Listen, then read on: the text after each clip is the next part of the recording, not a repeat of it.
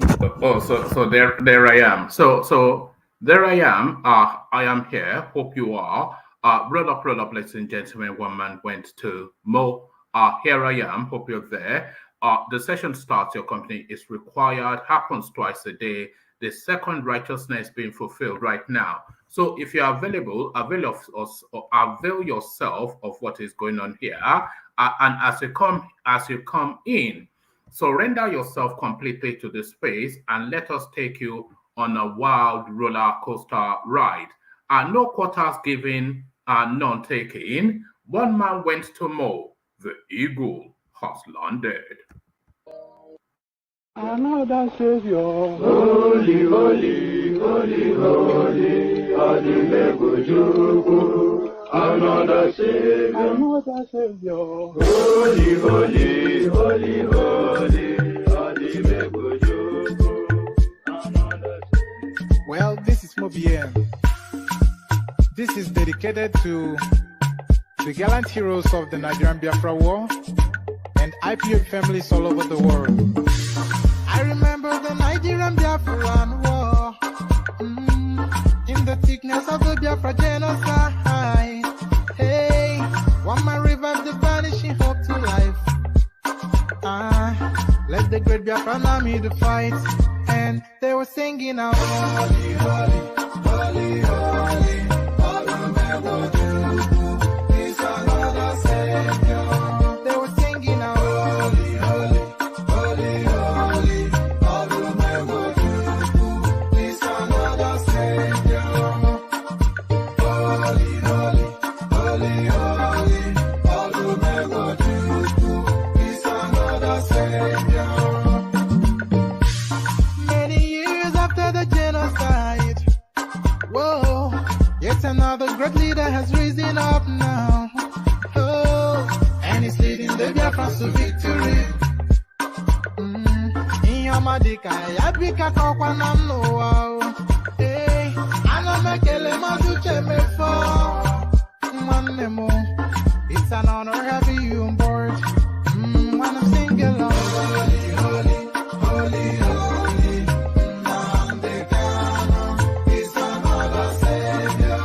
Just sing along, holy, holy, holy, holy, Nandekano is another Savior. When I sing along, holy, holy, holy, holy, holy, holy, holy, holy, is another Savior. Getting it right and getting it fast now. Holy, holy, holy, holy, is another Savior. Holy, holy, getting it right, holy, fast, never freedom. Is another Savior. Yeah, for freedom. Holy, holy, holy, holy, Nandekano is another Savior. Another Savior. Holy, holy, holy, holy, Adimebujuku.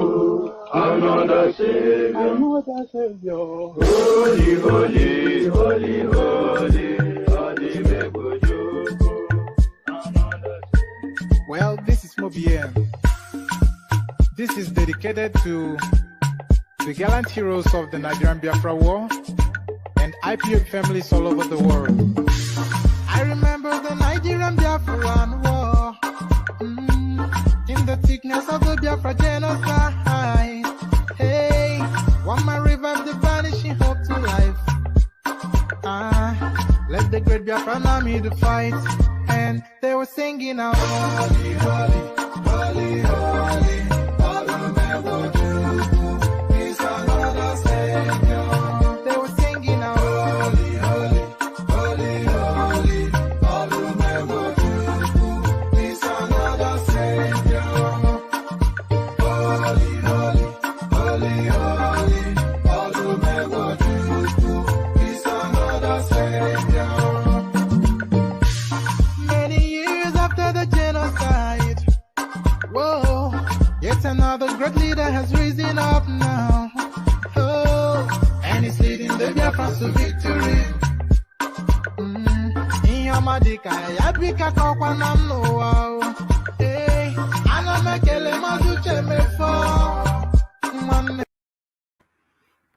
Oh, pardon me. Oh, that's a bit harsh. Let me see. Let me just tilt this to the side a little bit. Am I going a double chin? I hope not. So there it is. Holy Holy, the Holy Holy song from the farmyard singers from the eastern part of Nigeria. So Holy Holy, Holy Holy, us guys, I bring you this. Okukwe blames Nasarawa government for low turnout at presidential campaign rally. So there it is right there. And well spotted Kulata, one of our panelists, of course, eagle-eyedly noticed that the crowd, so called, that came to welcome Obi to Nasarawa was somewhat sparse, somewhat Spartan. So it looks as though that has resonated within that space, and they are going to try to excuse it away. Very quickly to the defense, he leaps Okukwe. Okukwe blames Nasarawa government for low turnout at presidential campaign rally. So let's see now how they try to justify that. Atiku's job is to unify Nigeria, not PDP campaign council member. So you wonder if some of these people are suffering from a brain fade. You wonder if you are suffering from a brain fade. So you ask a builder to build you a bungalow. He fails in that, but he's insisting that he wants to build you a skyscraper. So somebody that cannot build a bungalow insists that his skill sets are best suited to building a bungalow, a skyscraper. So that's a suited analogy for that space. Complete brain fade. Atiku's job is to unite Nigeria, not PDP campaign council member. So there it is right there. Peter Obi still in talks with Kwakwanso others for alliance. Donyi Okukwe now getting to grips with the reality of politics.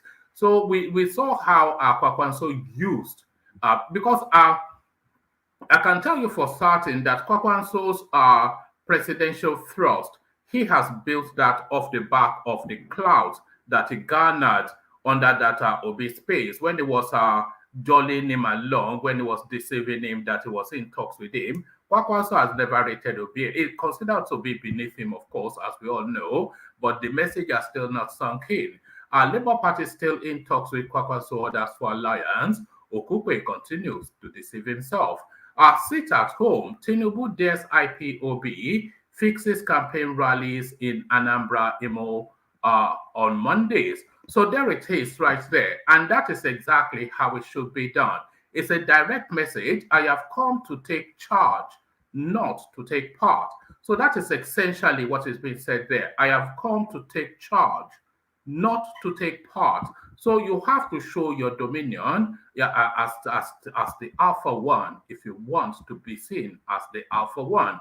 And an alpha one move here, sit at home, Tinubu dares IPOB, fixes campaign rallies in Anambra, Imo on Monday. So the IPOB, the ESN, the unknown gunmen, and all of the guys is that they wrap around. So all of them can make their presentation, but Tinubu will hold his rally in the East because as the president of the country, the Southeast comes under his dominion. If he becomes the president of a country, or when he becomes the president of the country, the Southeast becomes the part of the spaces that he has charge and oversight over. And you cannot have charge and oversight over a space that considers itself to be a no-go area. So there it is right there. Not our poorest Nigerians, despite producing more presidents. So this is Peter Obi, How to Make Friends and Influence People, page 1. A total nonsense, of course, but how does he justify that North has poorest Nigerians despite producing more presidents? The character, let's put it that way, from Anambra State. Rivers Governor Wike increases special assistance to 200,000 amidst pressure to pay workers' salary with stashed billions of naira before issuance of redesigned notes. So that is money laundering there, right there. There's absolutely no equivocation about it. As soon as Wike steps down as the, as soon as Wike steps out of the governor's lodge on his final day in Rivers State, he'll be stepping straight into a DSS facility. There's absolutely no equivocation about that. Rivers Governor Wike increases special assistance to 200,000 amidst pressure to pay workers' salaries with stashed billions of naira before issuance of renewed banknotes. So there it is right there. I often say it, and it remains the case. I have to say it, and it remains the case. There is no sophistry to the looting in Nigeria. They just steal in open glare. They steal in open glare. In the earlier session, of course, Ovie was talking you through how countless billions were found in Ganduje, no surprises. Wike, no surprises. Matawale, no surprises. But the surprise is that they've not gone to the rest of their mansions to see how much is stashed away. So they found countless loot stashed away in raw cash in the mansions of a lot of governors. So that's just the going on. Bills and bills. Somebody was even telling me just the other day that they intercepted a trailer packed filled with naira notes in the north. So that's just the way the Nigeria is like a cowboy country. It's like a bazaar, and it's quite bizarre. A bizarre bazaar. So let me not attempt to say that again. 2023 Tinubu constitutes security team appoints Burutai, ex-Lagos CPC, Guba candidate, Mumuni, others. So necessarily, of course, security has to be at the heartland of everything. I couldn't bring myself to do it. Wale Soyinka speaks on visiting Buhari. So I'm going to substitute one for the other in one of these two narratives. I might well read you to Tinubu, the Soyinka, and abandon the Tinubu narrative. So as ever, a rich and diverse menu. So lean back, kick back, take it easy, relax into it. The usual protocols: click on the like button as you're coming in. Click and unsubscribe if you haven't done that already. And make sure you've clicked on like as well, because that helps with the YouTube algorithm. And then the hyperlink that says buy your host cups of coffee. If you want to make donations towards the platform, click on that. So we're encouraging people to participate in that. So click on the hyperlink that says buy your host a coffee.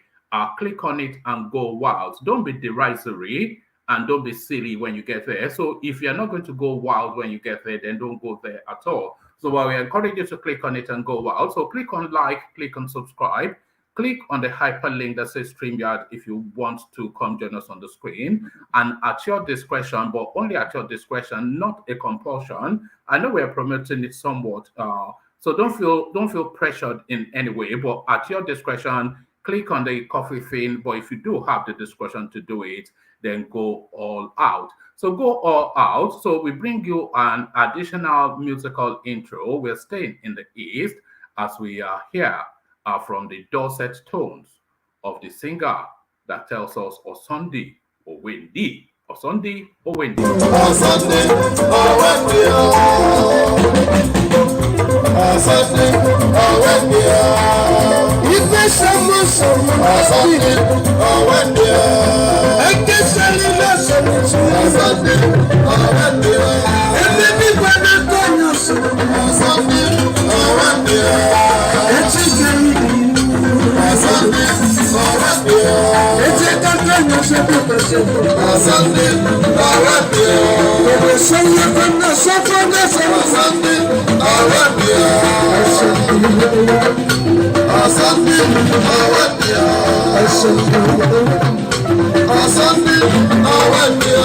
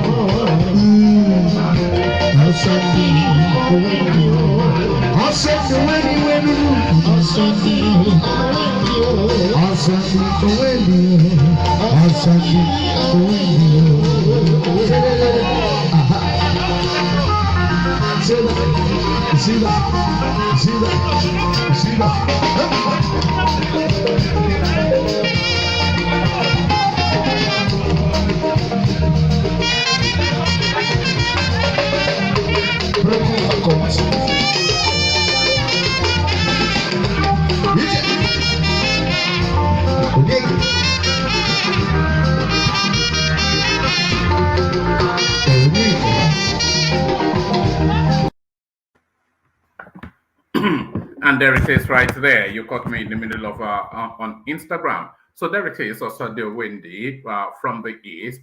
What will be. I suspect that what that means. So on Sunday windy, as guys, I bring you this. Okukwe blames Nasarawa government for low turnout at presidential campaign rally. The director of the Labour Party Presidential Campaign Council, Donyo Okukwe, on Friday, blamed the Nasarawa state government for the low turnout of the party supporters at the flag off of the presidential campaign in Lafia, Nasarawa, last Saturday. Many Nigerians, especially members of the ruling party and People's Democratic Party (PDP), berated the Labour Party for the low turnout of people at the event. Okukwe, who featured in a Channels Television's program Hard Copy, complained APC-led government in the state granted his party late approval for the campaign program. The Labour Party chieftain noted the large percentage of the people who were able to attend the event were mobilized by the party's support groups in the state. He, however, said the party was determined to win next year's election. Okukwe said, "You will not believe it that we didn't get the final permit for the landing of the helicopter of our principals for the event until Saturday morning. We sent a 22-member advance team to the venue, but for 48 hours we couldn't do anything because we couldn't even get the permit to use the 3 or 4 venues we have chosen. The government was not available to give us permission, but for the intervention of the very high-level royal people in Lafia, that rally would not have been held.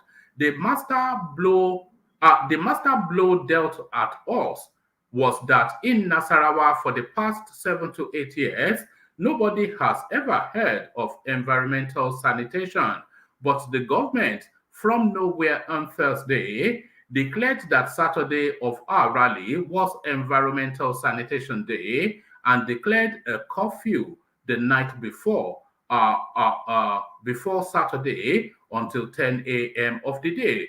The people seen at the venue were brought together by our supporters.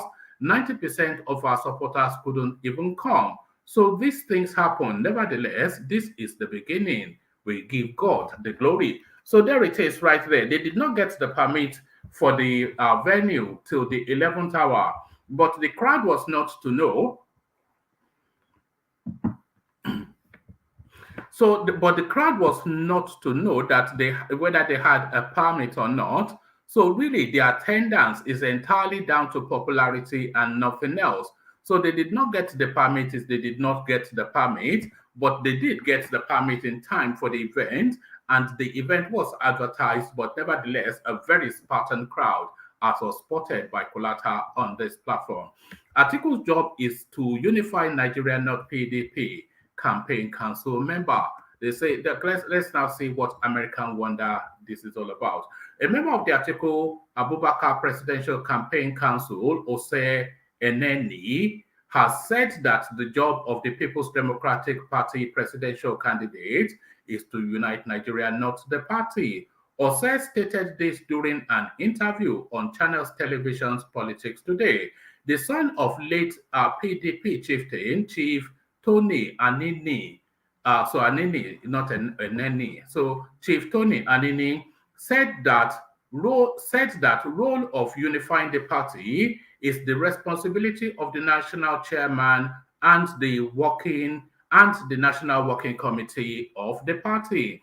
He was responding to vice presidential candidate of the APC, Kashim Shettima's recent comment on Atiku, when he said the PDP presidential candidate cannot unite Nigeria since he failed to unite the PDP. He said, "My candidate, Atiku, is the presidential candidate of the PDP. His role is to unify Nigeria. That is what he's running on.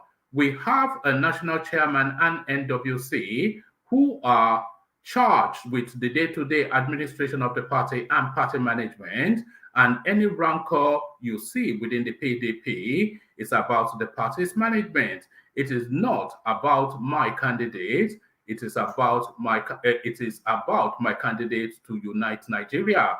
And Nini added that the All Progressive Congress APC had failed in delivering all its campaign promises. He said, "The APC is not new to the Nigerian space. They had a manifesto in 2015 but failed to deliver. They ran on the back of security, economy, anti-corruption, and on every indices between 2015 and 2019. So when you have a party for almost 8 years but has consistently failed to achieve or deliver on any single part of their promises, it is an exercise in futility. What exactly are we debating?" So there it is right there. It is not the job, but if it's not Atiku's job to unite the party, why has he been chasing Yemsen Wike all around the world? That's just the simple question that needs an answer. Labour Party still in talks with Kwakwanso others for alliance. Okupe still in dreamland.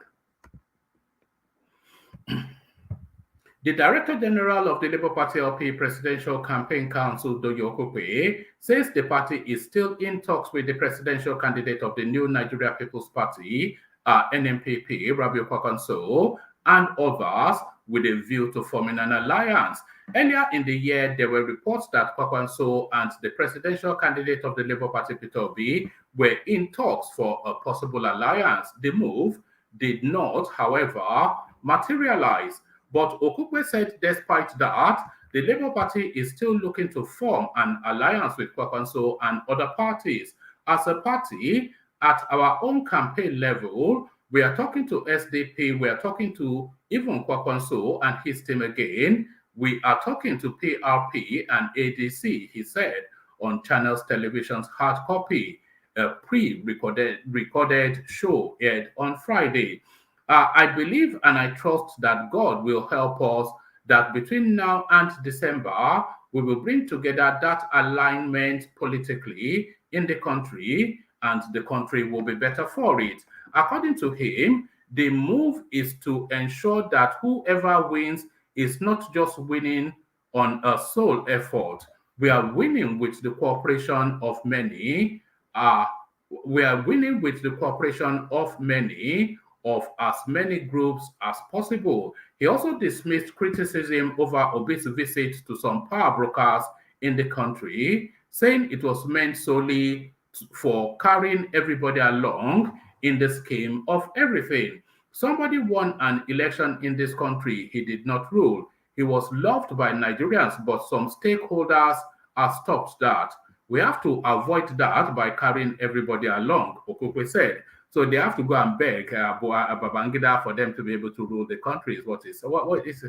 It just gets more and more ludicrous. Even if they don't agree with us initially, let them not oppose us. Let them not see us as enemies. We are not enemies of anybody, a group, or any part of the country. We're just a set of people who mean well for the country. So there it is right there. The totality of it, categorical nonsense. Categorical nonsense. They're still in talks with Kwakwanso, apparently. But Kwakwanso will use that again, of course, to milk that space. It will use them again for clout, just as it did the last time. You know, Mugun now, you know how you have to use Mugun. So from one Mugun to another, sit at home.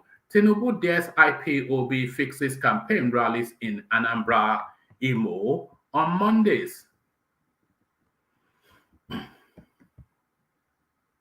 Amidst the ongoing Monday sit-at-home in the southeast by the proscribed indigenous people of Biafra IPOB, the presidential candidate of the All Progressives Congress APC, Asiwaju Bola Tinubu, has fixed his campaign rallies in Anambra and Imo states on Monday.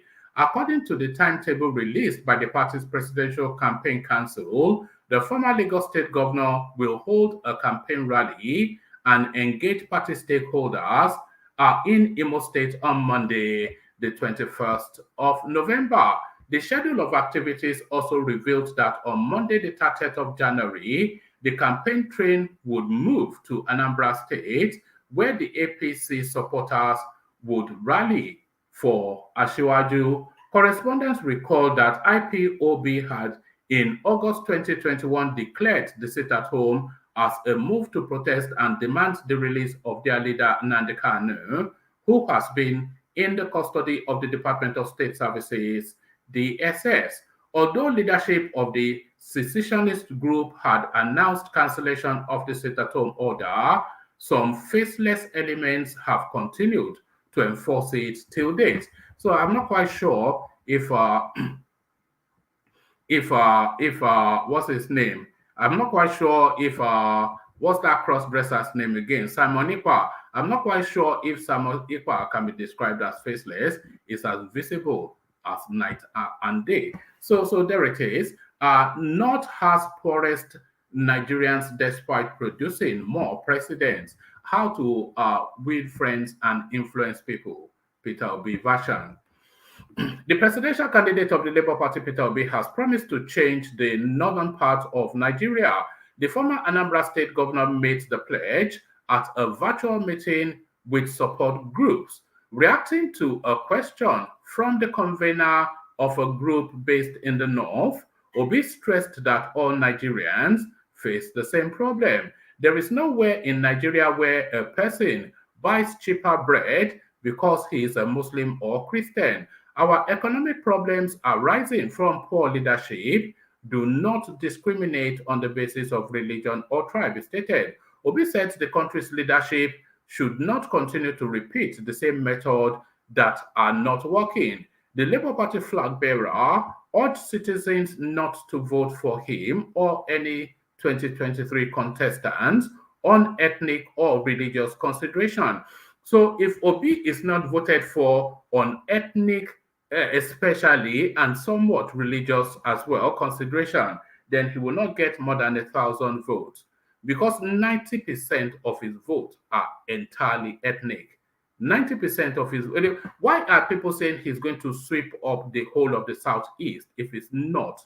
Are only the Southeasterners the only one able to identify the talent in him? No, it is essentially a tribesman's narrative. So a total nonsense, of course, a total nonsense. Peter Obi said the country's leadership should continue. Peter Obi said the country's leadership should not continue to repeat the same method that are not working. The Labour Party flag bearer urged citizens not to vote for him or any 2023 contestant on ethnic or religious considerations. Noting that he is the most qualified in the presidential race, he said his antecedents and qualifications are open for scrutiny. I wonder if this guy lives on a parallel universe or something. How do you weigh the antecedents of Peter Obi with somebody like Kwakwanso? Kwakwanso managed a larger, more complex space successfully, and the product of his management of that space, they continue to manifest right around the world. Peter Obi managed a tiny little mono-ethnic space, and it was derisory in his performance all the way through. And he's talking about qualifications. What are we? Let's not even go there. We all know what that is. It's the least qualified academically in the field. I am the only governor in Nigerian history to finish 8 years, left money, build infrastructures, owed no contractors, salary or pension, he said. That is an absolute lie, of course, because the litigations about his owings is still now just being settled by Soludo. We all heard it, the water works workers and all of them lamenting that so many of them had died in their battle with Peter Obi when he refused to pay them their emoluments. Obi hinted that he would focus on the North due to the region's enormous potential that needs to be tapped and harnessed. The candidate assured that with what he has in mind, so this is the ridiculous thing, and I think Oshomole was also mocking him just on our rights just the other day. He said, "With what I have, nobody wants to know. What is you? We want to know what your plan is. Don't tell us that you have it in your head because we don't live in your head. Tell us in articulate terms. Not that a verbalization has ever been a strong suit, but in whatever language that he can manage to master, it needs to explain what his plan is. What is it we have in mind? What does that even? It's just so amateurish. The candidate assured that with what he has in mind, the North will forever remain grateful. Contrast that with Tinubu, who went to have a chow chow with the Northerners in their central space, gathered all the Northern leaders together and unfurled a plan for the space. They interrogated the plan and they approved it. This guy is saying his plan is in his head. According to him, I am going to change the region. My God, man. My God, man. Sorry, apologies. I'll just read it through. According to him, I am going to change the region. We need to cultivate arable land. So we needed. Thank you for that. Thank you, Einstein. Thank you, Einstein. You know, without you saying it, we would never have known that we needed to cultivate the arable land. No, what a stroke of genius. According to him, we are going to change the region. We need to cultivate arable land there. Respected Nigerians from the north have ruled this country, but the 10 poorest states are from the region. Obi added that the region has the most unemployed youth, out of school children, and the worst school kidnapping record globally. This guy should be careful of quoting statistics, of course, because he doesn't have the head for figures. He just plucks. And anyway, the 2023 election must not be on entitlements. So Emilokon is what is referencing there. The 2023 elections must not be on entitlements based on religion or tribe, but on competence, character, and what you did before. He advised. So there it is, right there. There it is, right there. There it is, right there. Let's go on for that and dive even deeper into corruption. Rivers Governor Wike increases special assistance to 200,000 amidst pressure to pay workers' salaries with stashed billions of naira before issuance of redesigned banknotes. Yemsen Wike, Rivers State Governor, on Friday appointed 100,000 more special assistants to increase the number of his newly appointed special assistants on political units to 200,000. The governor, whilst inaugurating the last batch of the 100,000 appointees at the Adokiye Amasemaka, so Adokiye Amasemaka Stadium, Amagua in Ikwere local government area, said he took this decision to accommodate people who are willing to work with him. Wike went on to say that the gesture is a part of the stomach infrastructure he promised the state. So essentially, the loot now is just finding people to dash them to. So this is his own way of funneling that money back into the system. He asked local government chairmen to return to their jurisdictions and identify more people for appointments. Wike had earlier increased the numbers of his special assistants to 100,000 in October. This was done a few days after he appointed 28,000 special assistants for political units and hundreds of ward liaison officers. He may well also, well, I'm very quick to leap to, because he may well be killing two birds with one stone. So he may well now be recruiting foot soldiers for the upcoming. The governor explained that the appointees will play a pivotal role in his administration. So I'm not quite sure what administration he's talking about. He has about 3-4 months left in a two-term tenure. Our correspondents earlier exclusively reported that operatives of the Economic and Financial Crimes Commission, the FCC, discovered billions of naira in cash stashed in various houses of 3 Nigerian governors, including Wike. Other governors are Abdullahi Ganduje of Kano and Bello Matawale of Zamfara. Pardon me.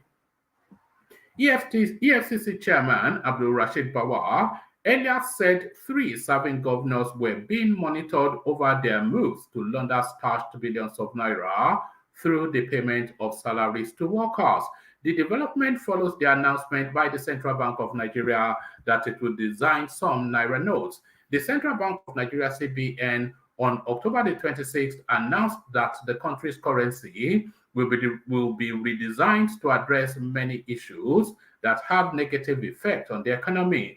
While the redesigned notes would be released on December the 15th, Nigeria have up to the 30th of January 2023 to deposit the old notes in banks. However, the mad rush by top politicians, traders, investors, and other members of the public to cut corners and convert stashed funds into dollars, properties, and others have created tension in the economy. However, Bauer, in an interview with Daily Trust, said some governors were devising means to launder the money they stashed in houses. He added that so far, the commission was closely monitoring 3 of them. He said intelligence at the disposal of the commission showed that the 3 governors had concluded plans to inject the money into the system through the payment of workers' salaries. Let me tell you something. The intel that I have yesterday, and I will want you to take this thing very seriously. Already some state governors that have some of this cash stashed in various houses and the rest are trying to pay salaries in cash in their states, he said. Whilst the EFCC boss refused to disclose the identities of the 3 governors, multiple sources in the anti-graft agency identified them as Governor Wike, Ganduje, and Matawale of Rivers, Kano, Zamfara State, respectively. The 3 governors we are monitoring are Governors Wike, Matawale, and Kano's Ganduje. Billions of naira stashed in their homes in Abuja, Port Harcourt, Kano have been discovered, a top EFCC official told correspondents. These 3 state governors were caught trying to move these huge sums of notes kept in their residence after the CBN announced its decision to redesign the naira notes. They are billions. That of Ganduje is purely kept in Kano, but he has used some parts to pay for a hotel he's building in Abuja. The hotel is at the back of the Nigerian Air Force Conference Center. Zamfara Governor Matawale kept his in some houses he owns in Abuja, while Wike has his own in Abuja and Port Harcourt.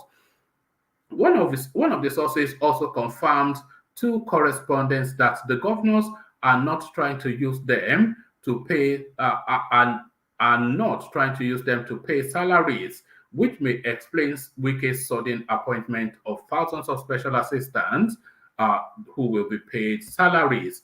Meanwhile, according to Bauer, the move by the governors to launder the stashed money through a cash payment of salary contravenes Section 2 of the Money Laundering Prohibition Act. I don't know how they want to achieve that, but we have to stop them from doing that. Well, we are working. They have not paid the salaries in cash yet, but it is a very serious thing, Bauer had said. So there it is right there. If there's one ingenuity that the Nigerian mind has, is for criminality. We are as criminal as is humanly possible, as criminal. We are as criminal as is humanly possible in Nigeria. So, as criminal as is humanly possible in Nigeria, IPOB threatens to resist highway patrol in Southeast, condemns new plans for new security. Let me reread that. Maybe I need some water. IPOB threatened to resist highway patrols in Southeast, condemns plans for new security outfit. Indigenous people of Biafra IPOB has condemned plans by the governors of the southeastern states to set up highway security patrols to fight insecurity. The group said the Ebubuagu security outfit introduced by governors has not been of any help, but rather they kill and maim citizens of localities where they operate. In a press release by its spokesperson, Ima Powerful, the group said it will work to scuttle such plans if the governor continued with it. Part of the statement reads, "We condemn the Southeast governor's plan to form another security outfit in the Southeast to patrol our highways. We declare such plans unacceptable because the murderous Ebubuagu they created has killed and destroyed many of our people's lives and properties. We have Eastern Security Network working day and night to secure our region. These gallant men and women are paying the ultimate price to keep our land safe from state-sponsored terrorists. If it is not for ESN, by now, state-sponsored Fulani militias would have overrun Biafra land. Therefore, we don't want another security outfit within our territory. Forming another security outfit means the governors have exhausted their powers with Ebubeagu and are again looking for another means of causing confusion in Biafra land." So it goes on and on, but you know the tonality. How many times have we read from these people? It's the same old SHIT. Tinubu constitutes security team, appoints Burutai, ex-Lagos CPC, Guba candidate, Momuni, others. So essentially, necessarily, he needs that security, especially if he's intending to campaign in the Southeast. Presidential candidate of the All Progressive Congress APC, Bola Ahmed Tinubu, has appointed the 2011 gubernatorial candidate of the defunct Congress for Progressive Change CPC in Lagos, Ambassador Abayomi Nurian Mumuni, as a member of his campaign intelligence and security team. The appointment was conveyed in a letter addressed to Mumuni and signed by the Secretary PCC, Honorable James Faleke. Correspondents gathered that the team, which has prominent security experts as members, is an arm of Tinubu Shetima Presidential Campaign Council for the 2023 general elections. Other members of the team include retired military chiefs General Jubrim Abdul Malik and General Abayomi Olorun Ni Saki, who are to co-head the team, and former Chief of Army Staff Lieutenant General Tukur Burutai and Mr. Sadiq Garba, both as deputy directors. The letter addressed to Momoni, a chieftain of the APC in Lagos, reads, "On behalf of the APC Presidential Campaign Council, I humbly wish to inform you of your nomination to serve as a member of Intelligence and Security. Your nomination to serve is a clarion call to national duty." I'm not quite sure if it's to national duty. Tinubu is a private citizen. Momoni, in a statement made available to correspondents on Friday through his media aide Rashid Abubakar, described his appointment as a call to service.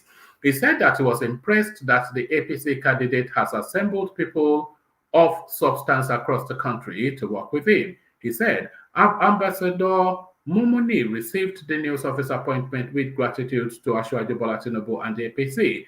Tinubu has carved a niche for himself as a leader who knows how to assemble people of substance across the country to work with him, assigning portfolios to them based on their competence. So there it is right there.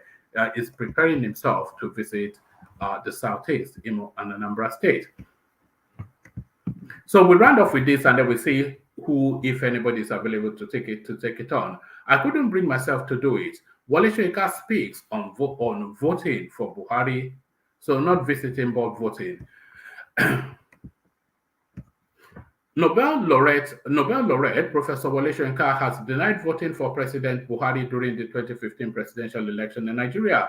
The popular playwright and author said people are just trying to guilt trip him with the accusation, adding that he didn't force anybody to vote for any candidate at any time. He revealed that on election day he didn't vote at all because he couldn't bring himself to vote for Buhari, but Nigerians voted for him and are now trying to put the blame on him now that things have turned out as expected. Soyinka gave the clarification during a chat with Chud, something or the other, where he spoke about the Nigerian political landscape, dealing with cancer and other issues. Speaking specifically on the accusation of voting for Buhari in 2015, Soyinka said, in this country, many people need to find a guilt party for a problem of which they are part. I read that somewhere. Somebody said I should apologize to the nation for backing Buhari. I never at any time called on people to vote for Buhari. When he did, I don't know why these grown-ups are lying. We need an apology from Soyinka, and we need an apology especially from Obasanjo, because they in a very strong way swayed a lot of people, not myself of course, because I know Buhari for what he is, but they swayed a lot of minds not as sophisticated as mine to go in the direction of the Mala from the Sahel. He added, on voting day, I refused to vote on that date because I could not bring myself to vote for Buhari. However, in the end, the people chose him, and when he was there, I said, give him a chance. He has met the nation at just slightly below ground zero. I called him and said to him that I believe that he's a born-again Democrat. In the previous efforts he made, I called him and said to him that I believe that he is a born-again Democrat. In the previous efforts he made, electioneering and all sorts, I believe he has learned sufficient lessons to be called a born-again Democrat. So, in an interview with BBC, when the lady was trying to ask me a question, I said, leave him alone. He's a born-again Democrat. Give him a chance. She asked, what happens if he disappoints? I said, then we go back to the barricades. That section was never quoted because people do not want to go back to the barricades. They feel this is what they are supposed to do. So this is, it's just the arrogance, isn't it? It's the arrogance. He clearly owes the nation an apology. Look at just how many people have been killed under Buhari, either indirectly, either by act or omission, just because a lot of people were led by the professor. So, Prof, you need to be saying sorry. Sorry, a very difficult word to say. Sorry seems to be and all that. So sorry, a very difficult word to say, but an apology necessarily needed from the professor. So an apology from the professor as we bring on the panelists. Solomon, I see you. Kulata, I see you. Soli, I see you. And Joel of Nashville joins us as well. So good to have you, gentlemen. Good to see you. So let's get straight into it and dive straight into it. We kick it off with Kulata if he's ready to go. Kulata, are you ready? Yes. Oh, all right, brilliant. Good to have you, Kulata. So I guess you must be feeling smug now because you came here then. You even sent in pictures via Instagram that look at how Peter Obi was embarrassed in Nasarawa. Donyo Kupe now saying that they did not get a permit till the 11th minute. Well, how does that affect the crowd? I've been saying that this guy is starting to falter. Are we now seeing it visually, Kulata? I mean, when I was saying it, people were saying, no, you're lying, you're this, you're that. Like, look, the jig is up. Peter Obi is not going to be president. We're how many months to election? We're 4 months to election. And if Nasarawa is not central that they're banking on, because he hasn't made his 25% in 24 states, is not going to be president. The only thing he can rely on is for Tinubu and Atiku not to make that mandatory requirement, and then he draws out massive numbers in the southeast and the south so he can go for second round. But as it stands right now, for sure, no way. There's nothing there. And I think that event is starting to rob his supporters. I mean, let me put it this way. I think they've had a rough 2 weeks or a rough 1 week. It started with the campaign kickoff, disappointment.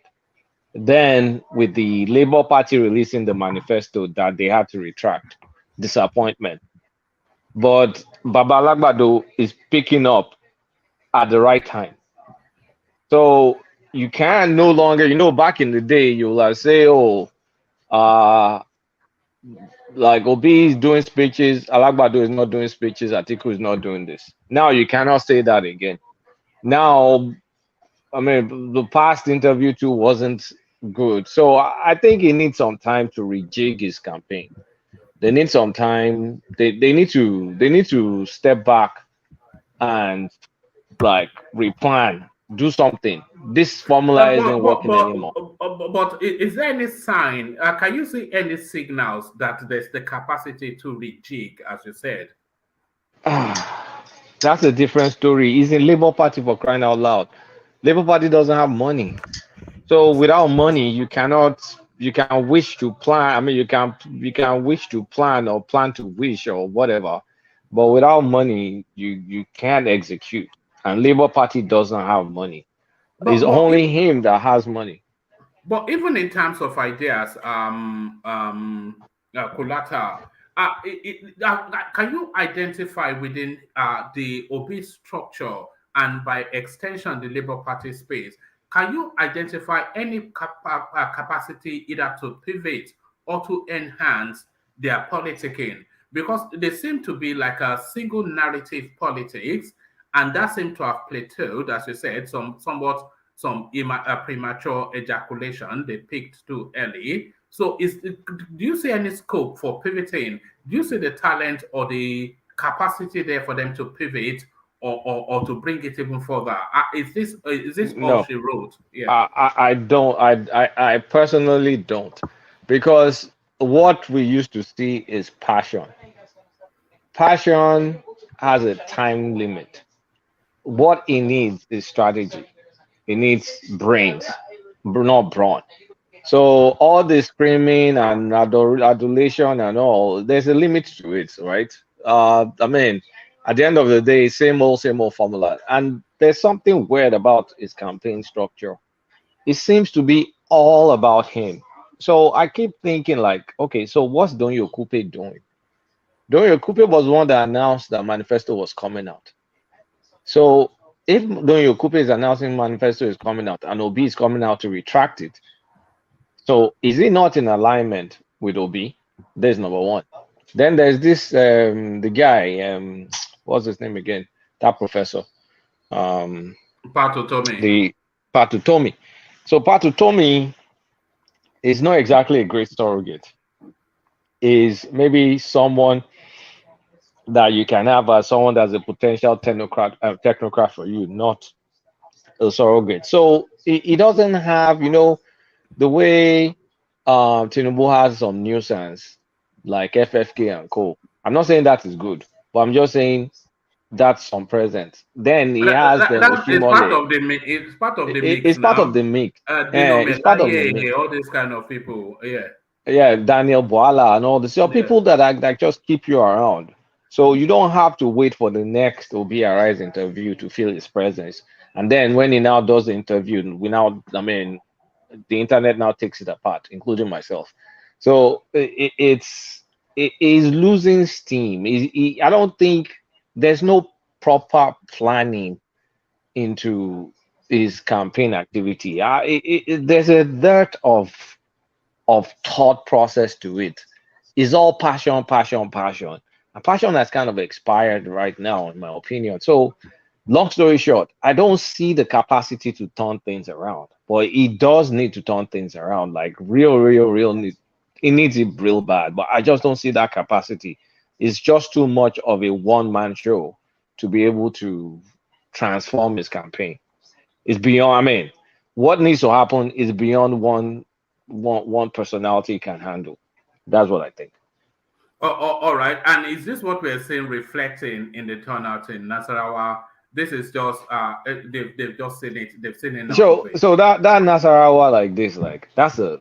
I mean, I mean, it's a disappointment. I think that translated to what you're seeing in Nasarawa. And one thing you also need to understand is the people that came to Nasarawa, a percentage of them were bossed to Nasarawa, bossed from Abuja. And then, of course, most of these core supporters, especially the Southeasterners around that area, will show up. And then when you look at that number, that's like 500. Is that it? That's it.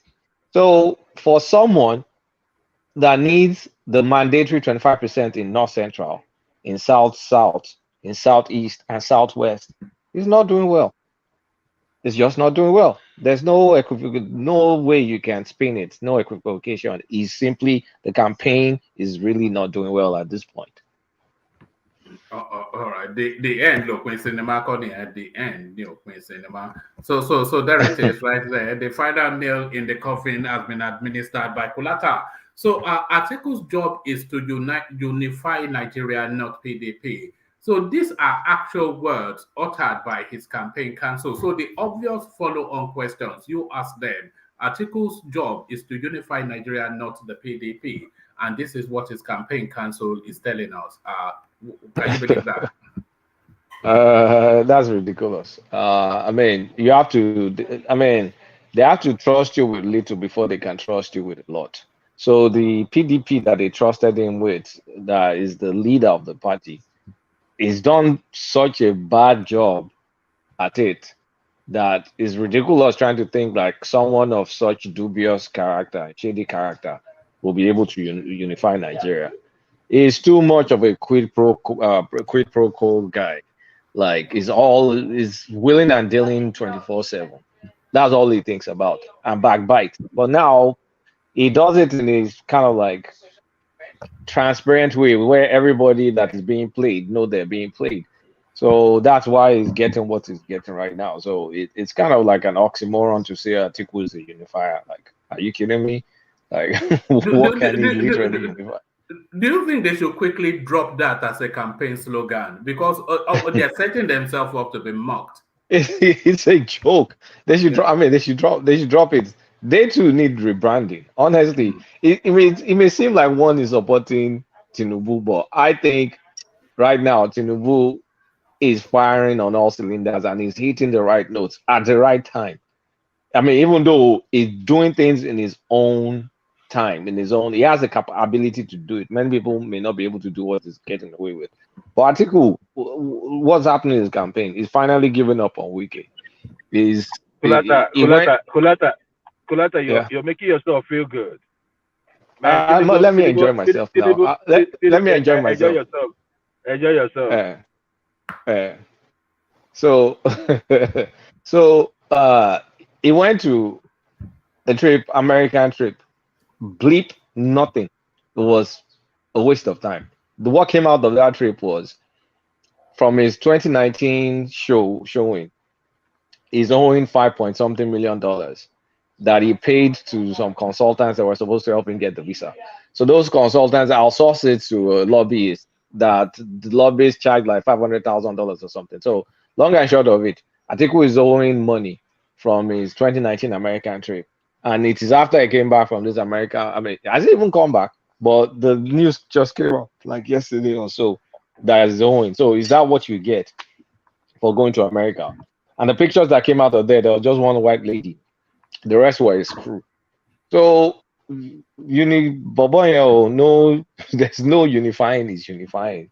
And there's no, I mean, and he's not really doing that well. Is there a sense somewhat that, and maybe it's not fully given up, but do you think his campaign needs a bit more energy? Is there energy missing in it, Atiku's campaign?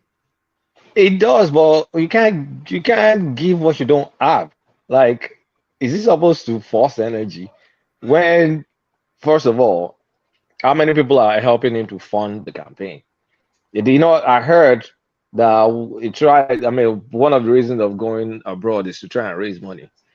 Um, the people he's supposed to rely on to raise money, some of the governors, from what I'm hearing, they're pulling back because maybe they can read the tea leaves. Wiki, should have been a reliable, cheerful giver, is not, and so it's left to him, and also left to his what's it called, his VP candidate. And I mean, I think you're the one that came here and said corporate donors backed out from him. So he doesn't really have money.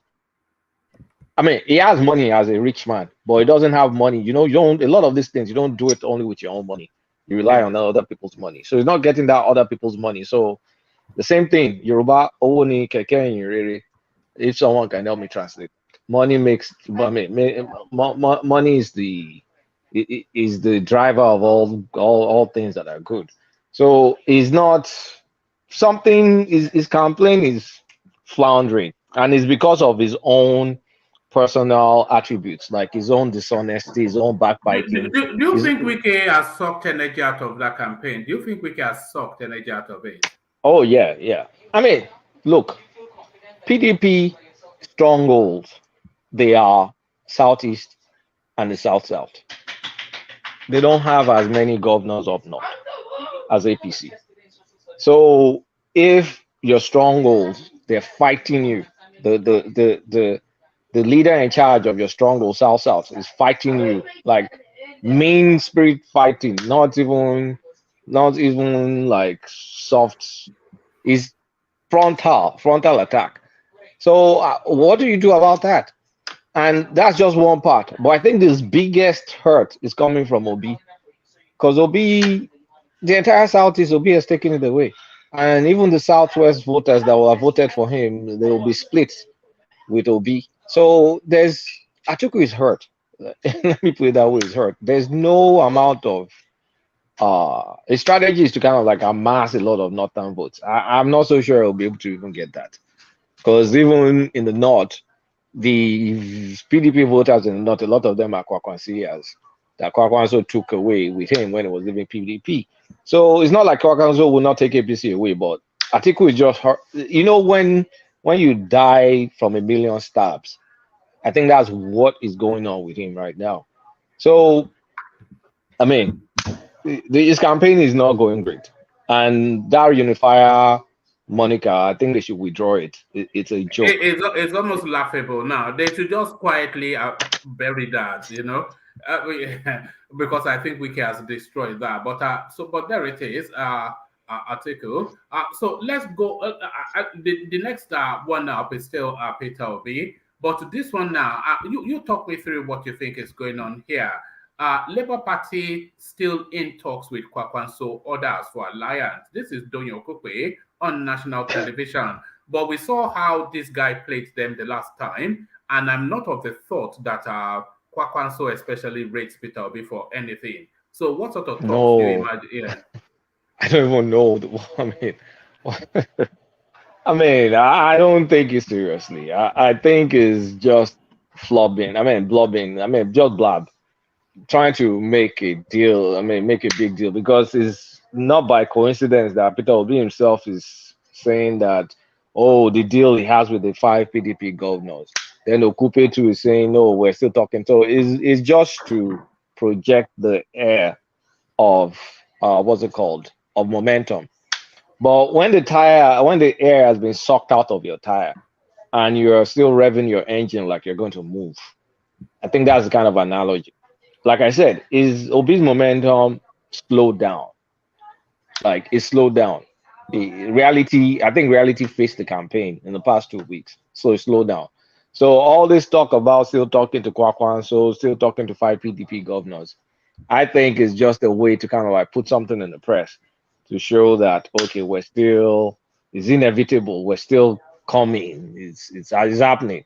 Well, nothing is really happening, in my opinion. It's just to try and make people to keep the buzz. I think it's just to keep the buzz. Because before Obi alone was sucking up the press before the other campaigns tried to rev up.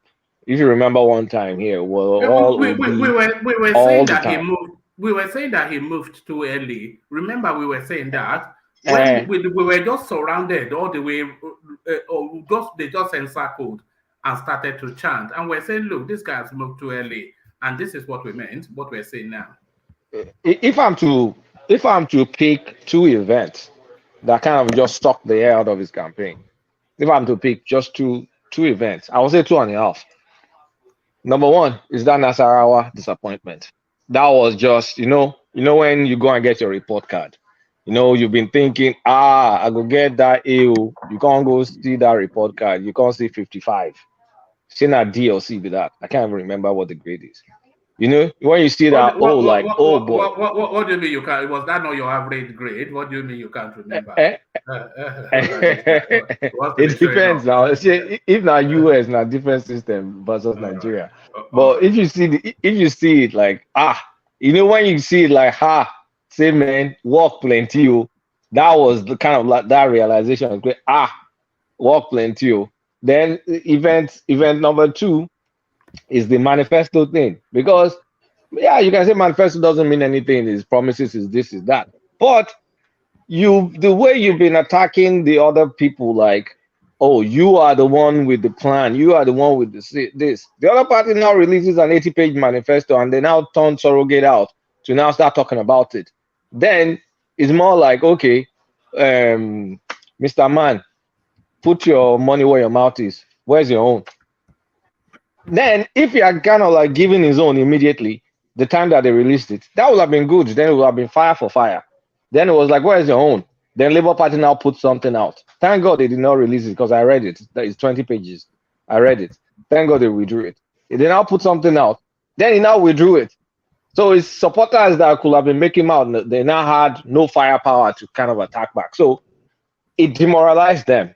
Then all the Arise video, the answering power question with Tractor, the environment, all those other things, that's the half. So those 2.5 events just kind of sucked the oxygen out of the room. In my opinion, I'm going to say that. In my opinion, I'm speaking for myself. So that's how I read why he's where he is right now. He can still come back, and all these things go up and down. But does it have the space? We're in November, Kulata. So once we enter a month, you have to cancel it out. So we're effectively 3 months away from the elections. Can he re-energize for the? Can he can re-energize now? Of course he can. Never say never. He can re-energize. You don't know. Events may change. It's politics. It goes up and down. I just think right now they're in a downward, or maybe not a downward, but the momentum is not that fast. It's not that. Is it fast that I'll use for momentum? Yeah, probably. It's slowed down. Things have slowed down. I think reality setting, a bit of reality setting. So I think for him to be able to rejig it, let's face facts. One man, if you get 25% in Southwest, South, Southeast, and North Central, you're still up to 24, right? Because that is the linear. Let me see. 6 times 3, 18 plus 5, 23. You're still not up to 24. And as we speak, it doesn't have the 25% in the South, in the North Central, nor does it have it in the Southwest, apart from Lagos. So what is he supposed to do then? That means he needs to win all those, he needs to get all those done, and then take another 25% from a core northern state. How is that going to happen? But tell me, why are you giving me 25% in Lagos? No, there's a good chance. There's a strong chance. There's a strong chance it's going to make 25%. The second largest population in Lagos are Igbos, so yeah, there's a stronger. If he doesn't, come on, he has to make 25% in Lagos, please. He has to. Let's not, come on. So you see where I'm talking, like, as of today, because who knows what's going to happen tomorrow? Nobody knows. But as of today, I've kind of written that campaign off. as of today. But now, if something else happens, if he has the capacity to turn things around, he has to. But strategy needs to change. It just can't be all about him. Kolata, you say if he's able to turn things around, but I feel that he's so far back. He needs at least a good 3, if not 5, big impact things to turn in his favor or to happen or to come out of him. Even a big, I don't even think that's enough. You see, let me tell you why it's not enough. What is needed now is voter canvassing. We're not even talking about 5 events will give him back the momentum, right? Momentum means it's going to be on everybody's lips. It's formidable, it's this, it's about to achieve it. So momentum is like in your support areas or support structure, there will be a lot of noise. Everybody will be happy. Your base will be, they'll be all fired up. But your base, we just said his base is not enough. The most optimistic case for his base is the entire South and the entire North Central, and it is still not cutting it. And that's the most optimistic case. So what exactly is he supposed to do? What exactly will 5 events do for him? Do you think his campaign was doomed from the onstart, Kolata? Because if you want to put, let me present you this. If you want to look at it colloquially, you might say that he has been politicking to the masses. He has been trying to politics to the masses. But if you look at people like Tinubu and somewhat with Atiku as well, they politic to the power blocks. So people like Peter Obi, Jure, etc., they try to go directly to the masses. To the masses, yeah. Yeah, but people like Tinubu, you can see him is always with the shakers, and that is where he's politicking. So do you think that strategy of trying to penetrate the masses was doomed from the start? But let's be frank, does a third party have any other choice but to go to the masses? You are right. Anyway. I don't think a third party can do more than that. I think he's done the best out of the hand he's been dealt with. I think the issue was the euphoria was too loud, too wild, too massive. But nobody just kind of like took a 30,000 foot view of, okay, this loud noise, is it spread out or is it concentrated? Apparently it was concentrated, but we just did not notice, right? But now that you're up in the air, you're looking down like, this guy is not cutting it though. How is he going to do all these numbers? It's going to take a miracle. You get what I'm saying? Like when the noise was loud, we were all on that, we were all on ground level. So we did not know how far the noise was. Like, was it just near us? Like, did everybody just have tunnel vision of this is what we're seeing? But not now that you're kind of like looking like from the top, like, this thing is just concentrated in one area. Like, it's not that mandatory 24 states. The thing no deal. That's when you're like, no, Obi is in deep trouble. He needs help. The biggest thing that he needs is voter canvassing, convincing people to enough to get 25% in the state. And I think that's not easy. Without money, it's not easy. It's not easy. Let's not lie. It's not easy, especially if the entire southern states plus North Central, you still need one more state. It's not easy. That's all I'm saying. It's not easy. All right. But as Peter Obi continues to contend with his woes, Tinubu is threatening to go and straddle the southeast like a colossus. Threatening to straddle the southeast like a colossus. Sit at home. Tinubu dares IPOB, fixes campaign rallies in Anambra, Imo on Mondays. So there it is, because the schedule of his campaigning has been published, and what has been identified as when it's going to the epicenter at the most fervent, at the height of the inferno. So Tinubu necessarily must campaign in the Southeast just to fulfill all righteousness.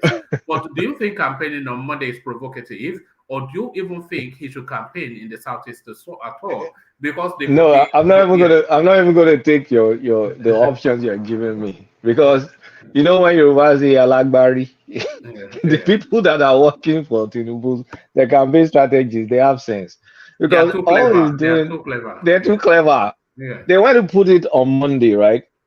So if he gets, if there's like, if they threaten him and he withdraws, he has an excuse, right? If he goes there and he succeeds, then everybody now start looking at Peter Obi and saying, you did not even put any campaign event on Monday. You're a Biafran. Do you understand what I'm saying? Like, if Tinubu tries to campaign there on a Monday and it doesn't pan out, then they can say, oh, it's because of Ipob agitation. If he goes there and he succeeds, they will now say, Peter Obi is pandering to Ipob. Why haven't you set your own campaign events in the Southeast on Mondays? Because it doesn't have any campaign event on Mondays. That's why I said is they just went to poke the bear. They're trying to take advantage of this situation to turn it to an advantage. It's a very devious strategy. Like there's no downside to it. There's no downside to it. It's taking a bad hand. If it doesn't pull a crowd, you'll say, well, what did you expect? What did you expect? Even if it pulls an averagely decent crowd, then they will milk it for everything they can. They'll milk it. And then I'll say, now, why are you other people not putting it on Monday? Are you respecting Ipob? Like, you must support Ipob if you didn't want to campaign in Southeast on Monday. That, look at me, Shebi, I did it. It's unbelievable, you know. It's unbelievable. You know when I bowed was how this guy just split up their very space and left them and he took the spoils and left them all daggers drawn at each other. He can't even, man. That guy, honestly, unbelievable.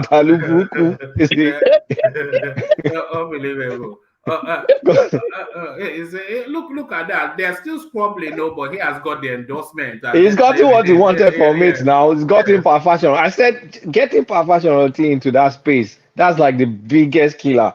Like, he's gotten perfection now. Everybody's now saying, oh, one is the leader, one is the acting leader. I hear it on TV all the time. Now everybody's now reinforcing that, oh, Fashion is the acting leader, but it's still the one that first very. But now Afenifere supports Tinubu, Afenifere supports Obi. So it just kind of washed out that principle, that stance that Adebanjo took. Is now she just kind of washed it out.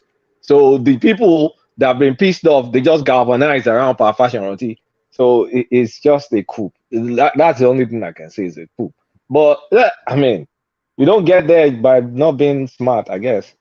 You want somebody like that fighting with you rather than against you. You don't want to. You want to have him fighting for you, not against you. Let me take you to this space. I think there's echoes of the change of Naira in this one, but this one I've never heard this sort of thing before. Rivers Governor Wike increases special assistance to 200,000 amidst pressure to pay workers' salaries with stashed billions of naira before issuance of new redesigned notes. So what are you making of that? And is asking the local government chairman to go and recruit more. He says his stomach infrastructure. Oh God! Is it even legal to pay salaries in cash? Like I'm wondering, is it legal? Like no, it's not. According to the FCC chairman, yeah, it's not.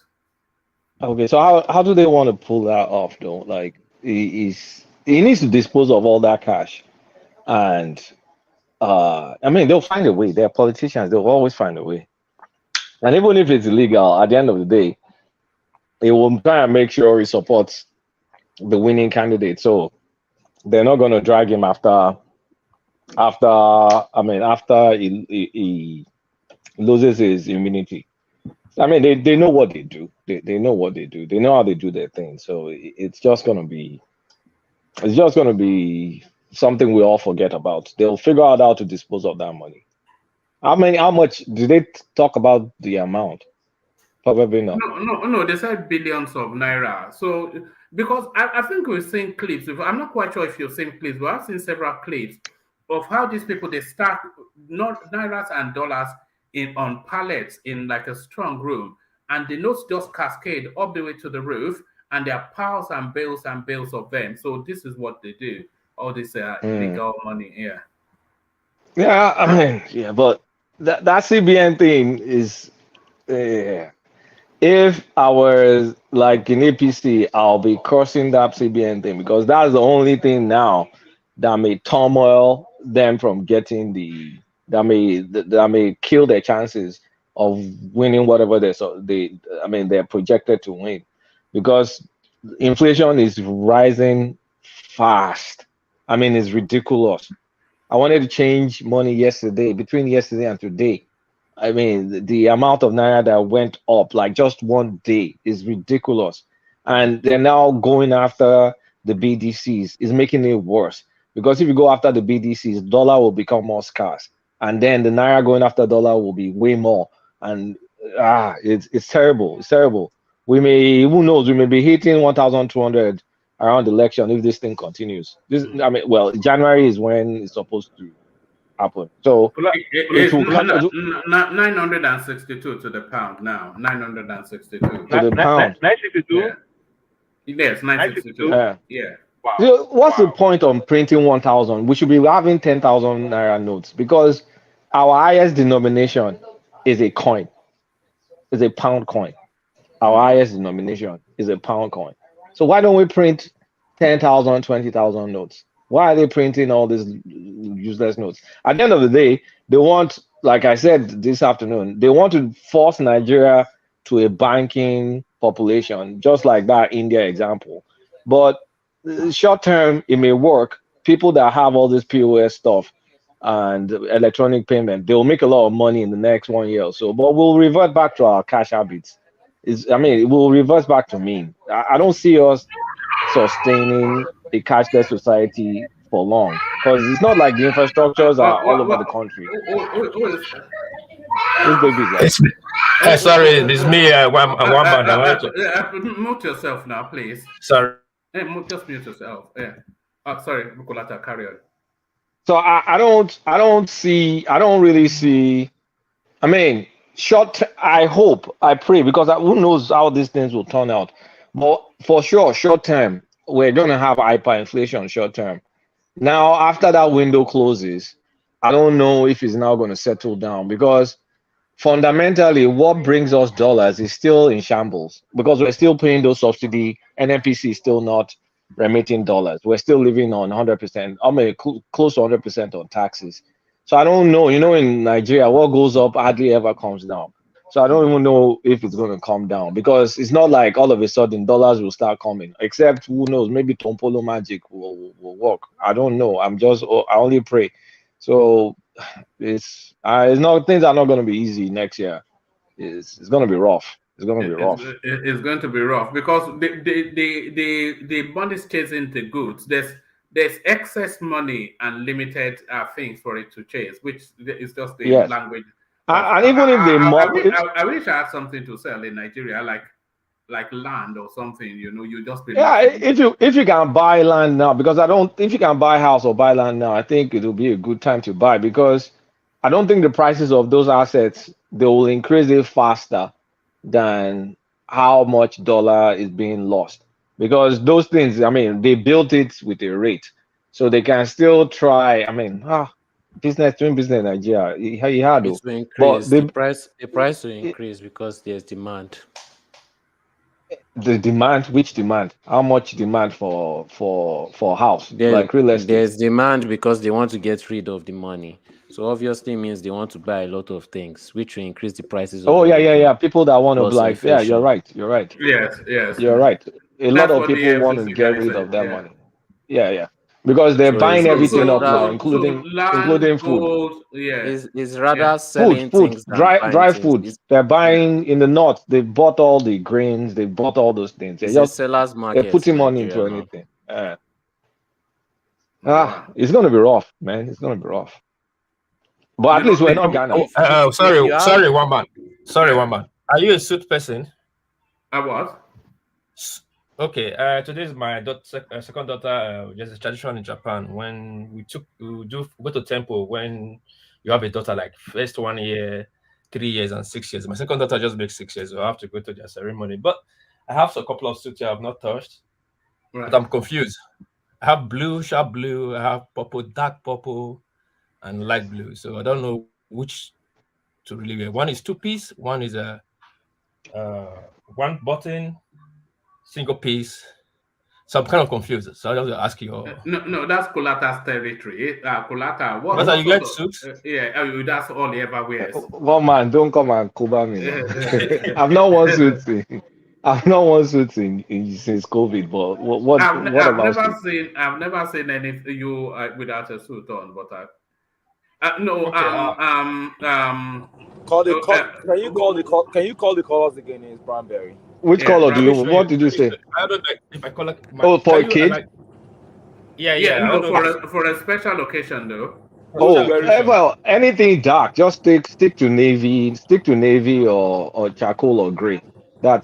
Stick to navy. No black. Navy, charcoal or gray. I have a very dark purple. Purple okay. No, I will wear that though. I will wear that. It's very dark purple, but it's like black. But it's 2-piece. No, do purple, I beg, please. No, purple. Not purple like that. It's very dark. It's like black. You think it's black, except. But it's still purple. No, but it's very except you get very close. It's very dark purple. I'm putting it on my screen, but my lights make. We can hardly see it like that. Okay. I think it's okay. This is a purple.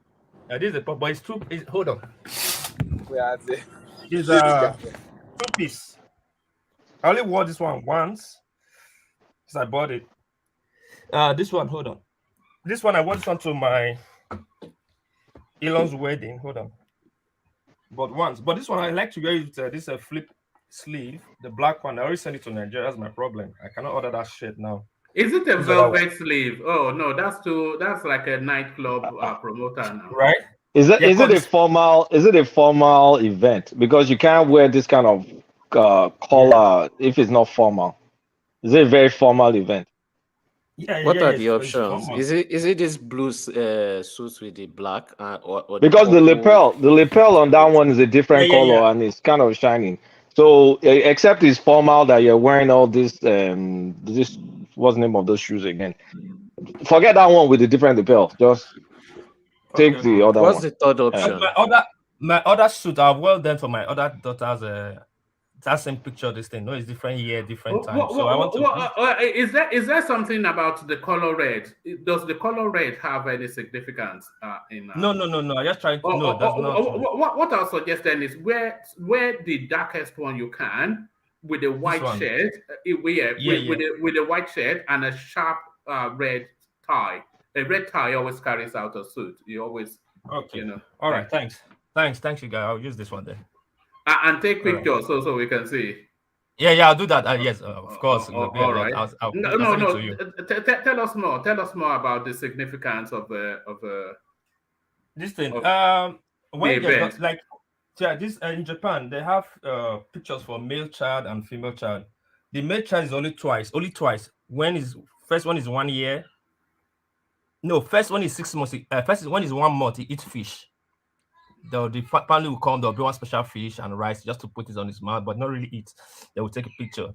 Then when he's 1 year, we'll go to temple to meet their priest. They will pray and do all those things for them to welcome them, whatever their spiritual stuff. Then we'll not go to a photo stand. The family, the grandpa, everybody will come, we'll take pictures, then the kid will take separate picture, or he or she. No, that I don't know, it's a Japanese tradition, but we must do it for male is 1 year and 5 years. For female is 1 year, 3 years, and 6 years. So this is the 6-year one now. Yes, 6 years on. So I've done it completely for my first daughter. Are there Christians in Japan? We say what they do. You say Christians. They don't go to church. Is that temple? That's what I'm saying. It's a tradition. It's Buddha now. Buddha. It's Buddha and I mean, Shinto. Okay, is it Buddha. Shinto? Okay, Is it Buddha. Shinto? Shinto, yeah. Everywhere you Shinto. see, everywhere you see statues with the tie red, like red cloth like Shango on the statues head or put right. It's Shinto. Oh, Yeah, wow. yeah. Oh, Yeah, they wow. give you. They go to like they do. They go to their priest and check now. We go and check. My wife check all the time. Yeah. Okay. So go and check another. Sorry, let me go give my wife a phone. They don't give you I'll give it to instruction. you guys. I hear. All right. There's only one guy in every house. I think we all know that, and it is not us. It is not us. The wife call and say ink and one. It's a I know that sound very well. When my wife calls me, there's a tone to the calling. You know if you are in trouble or you know if you are going to a battle zone or not. Just from the tone, it's just the one name, but the way it's called, then you know what you are going to contend with when you get there. Yeah. I they look my side. Maybe before there's someone me too. What have I done now? All right. So back to Wike and his money laundering ways. So I mean, Wike will figure it out. I know he will figure it out in sharing the money. He will also figure it out in not going to prison. There's nothing going to happen to any of those governors. Let's not lie. It's Nigeria. Regardless of who wins the election, nobody's gonna go after Wike. So we can all enjoy the news now, but at the end of the day, nothing is a moot point. But the only thing is it's just going to be interesting. I'm wondering where we're going to land economically. This Emefiele, Jesus will forgive him. That man, they'll be making a killing with all this thing going on. No, it's just. Kolata, can I ask you a question? You said nobody will go against Wike. Why did you say that? Okay, let me ask you one question. I'm going to use question for question. Your old governor in Ekiti State, because I know you're from Ekiti State, Fayose. When Fayose and that Lagos guy, when they were using money to do election, that everybody caught them. What has happened to both of them now? That doesn't answer my question. I'm asking you. Okay. I said I'm using question for question for you. Let me rephrase my question. What makes Wike so special for them not to go do anything against him? It's not like Wike is special. Nigeria is just effed up. So Wike is not special. It's just Nigeria for you. Okay. I mean, I don't see if Wike. Okay, let's say eventual winner. If eventual winner is Peter Obi, for example, and Wike kind of works for Peter Obi, do you think Peter Obi's EFCC is going to go after Wike? Or if Tinubu is the winner and Wike works for Tinubu, do you think Tinubu's EFCC is going to go after Wike? It's not going to happen. Because also Ganduje too is in the mix. Ganduje that was caught with $50,000. Now it's caught with this. Ganduje is palling around with Tinubu. If Tinubu wins, do you think anything is going to happen to Ganduje? I mean, it's Nigeria now. It's still Nigeria from what I remember. Nothing is going to happen. All right. All right. Thank you, Kolata. Stay with us. Let me take the conversation in the direction of Joel of Nashville, who we've not heard from in a good while. Joel, are you ready to go? Yeah, I'm ready. Joel of Nashville. Have you been avoiding us? What did we No. I had a seminar for like 2 weeks now, so it's been interfering with the time. I mean, I still listen, I still tune in, but I think it's calmed down right now, so I'm a bit free right now. So what's going on? It's been good. It's been good listening to you guys, from the outside and listening to the banter. All right, your voice was noticeably absent. So let's hear it now and speak to it in the direction of Nasarawa State, where only one man and his dog turned out for your principal's campaign, are starting to falter and starting to reverse. Peter Obi, he huffed and puffed, but did not blow the house down. What are you then making of this Anambra man's reversal in fortune? Well, the issue about the Nasarawa flag up, I guess that's what you're talking about, right? Yes, the Nasarawa fiasco. It wasn't a fiasco. I think it was a reasonable crowd. it was a good showing by any means, knowing full well that those people came in there organically. I mean, it's still a far cry from what we saw in Akwa Ibom. But again, in Akwa Ibom, we also understood that it was many school children. You know, if you look at the stand in the Akwa Ibom flag off for the PDP, you know, you have so many kids, you know, with a uniform coming there to dance and do marching, you know, just to fill up the place. And, you know, that was like a reality check for Atiku as well. This election, I don't want to put so much around it. I just know something is coming. I don't know how it's going to go. For now, I will just admit that Tinubu is fairly looking good. Considering that Atiku has been dismantled in the south and the southeast. I don't care what anyone thinks. He's not getting those two regions unless he plays ball. Tinubu seems to be the only one, I think, at least with the southwest base and trying to, you know, encroach into the north. Now, I don't know what is going to happen in northwest. I don't know if the northern people are going to stick to their own people, but I still think that Tinubu should be able, with the governor he has, should be able to get 25% from those states. It's only reasonable. So Tinubu for now is looking good, but one day in politics is a lot. What happened in Nasarawa was something that you know, that pleases my heart. It could have been more. It was a lot of security issues going on. It was a lot of venue changing, venue denial from the governor. So a lot of things went into those logistics that will really, you know, put off people. But I'm looking at it this way. People are really like, I think a lot of people right now have made up their mind on who to vote. I'm not sure we can say that. I'm not sure we can say that because if we use this platform as a barometer, I think you can probably say that, but not in entirety, because we've seen people gravitate in their political thoughts as the conversations continue to evolve and the politics continue to unfurl. So I think a lot of people will still ebb and flow in the except people that are already fixated for regions of tradition and tribe and all of that. So there's no moving those people ever. Like you know who I mean. But I think a lot of people they're still up for grabs. Like people like you, right? I know because see, the issue here is that I cannot use this forum as a yardstick because already I knew right from when I came into this forum that the people that were going in for Tinubu, I think we're going to go in for Tinubu, no matter how they want to run about it. Even Thomas is a low-key Tinubu supporter. Ajele Koko is a low-key Tinubu supporter. You are a low-key. What are you saying? I'm just telling you. I'm just telling you what I'm telling you. No, I'm just telling you. All the Yorubas.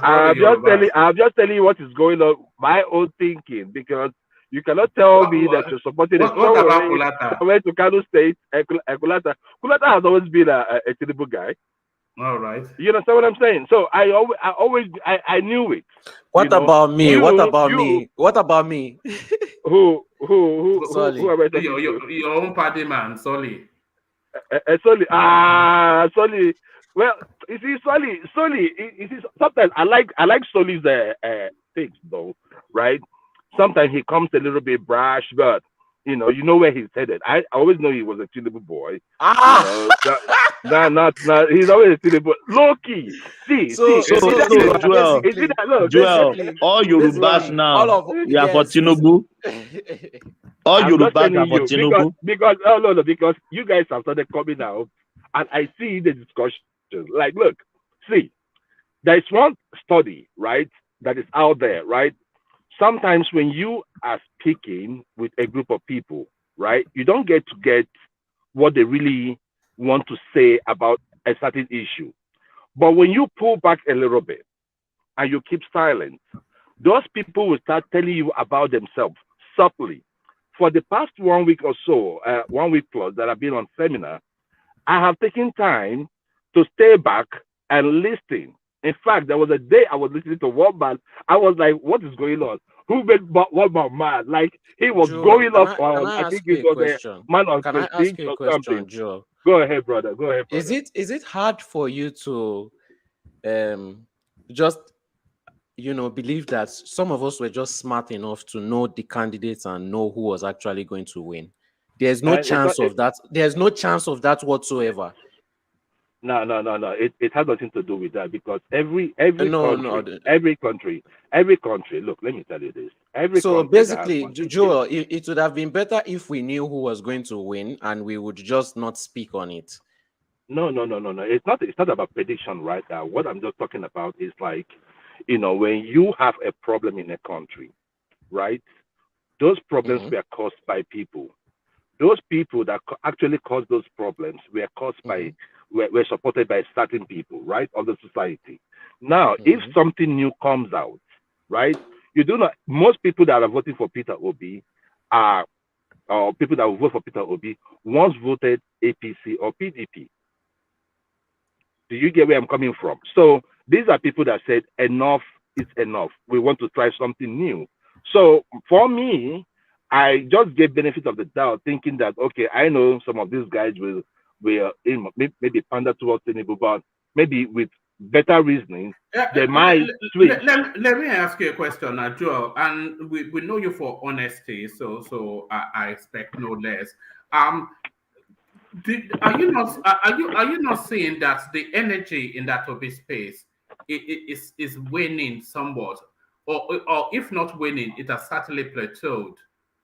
Is it the Uh, same pump and push that all the wildings that we were seeing at the birthings of it, it's just plateaued now when the I reality of think it. I think that the issue there is this woman. The issue there is this. Um, Everything that happens in an election period happens in stages. Hey, sweetie, how you doing? Yeah, anything that happens in an election period happens in stages. The what they call it, the matches that we saw earlier on was like a prelude, right? It's the first thing you have to do to really make sure that people, the awareness, you create that awareness promotion. Now, the second process that you have to go into is now going into those areas that you think that people have not heard about you. So I think that is what we are doing right now. That is what we are doing, not what I think. That is what we are doing right now. We are going to the doors and knocking and really selling this, selling our candidate one on one. So you might not necessarily see all the razzmatazz that we saw, earlier on, but that does not mean that the people have stopped working.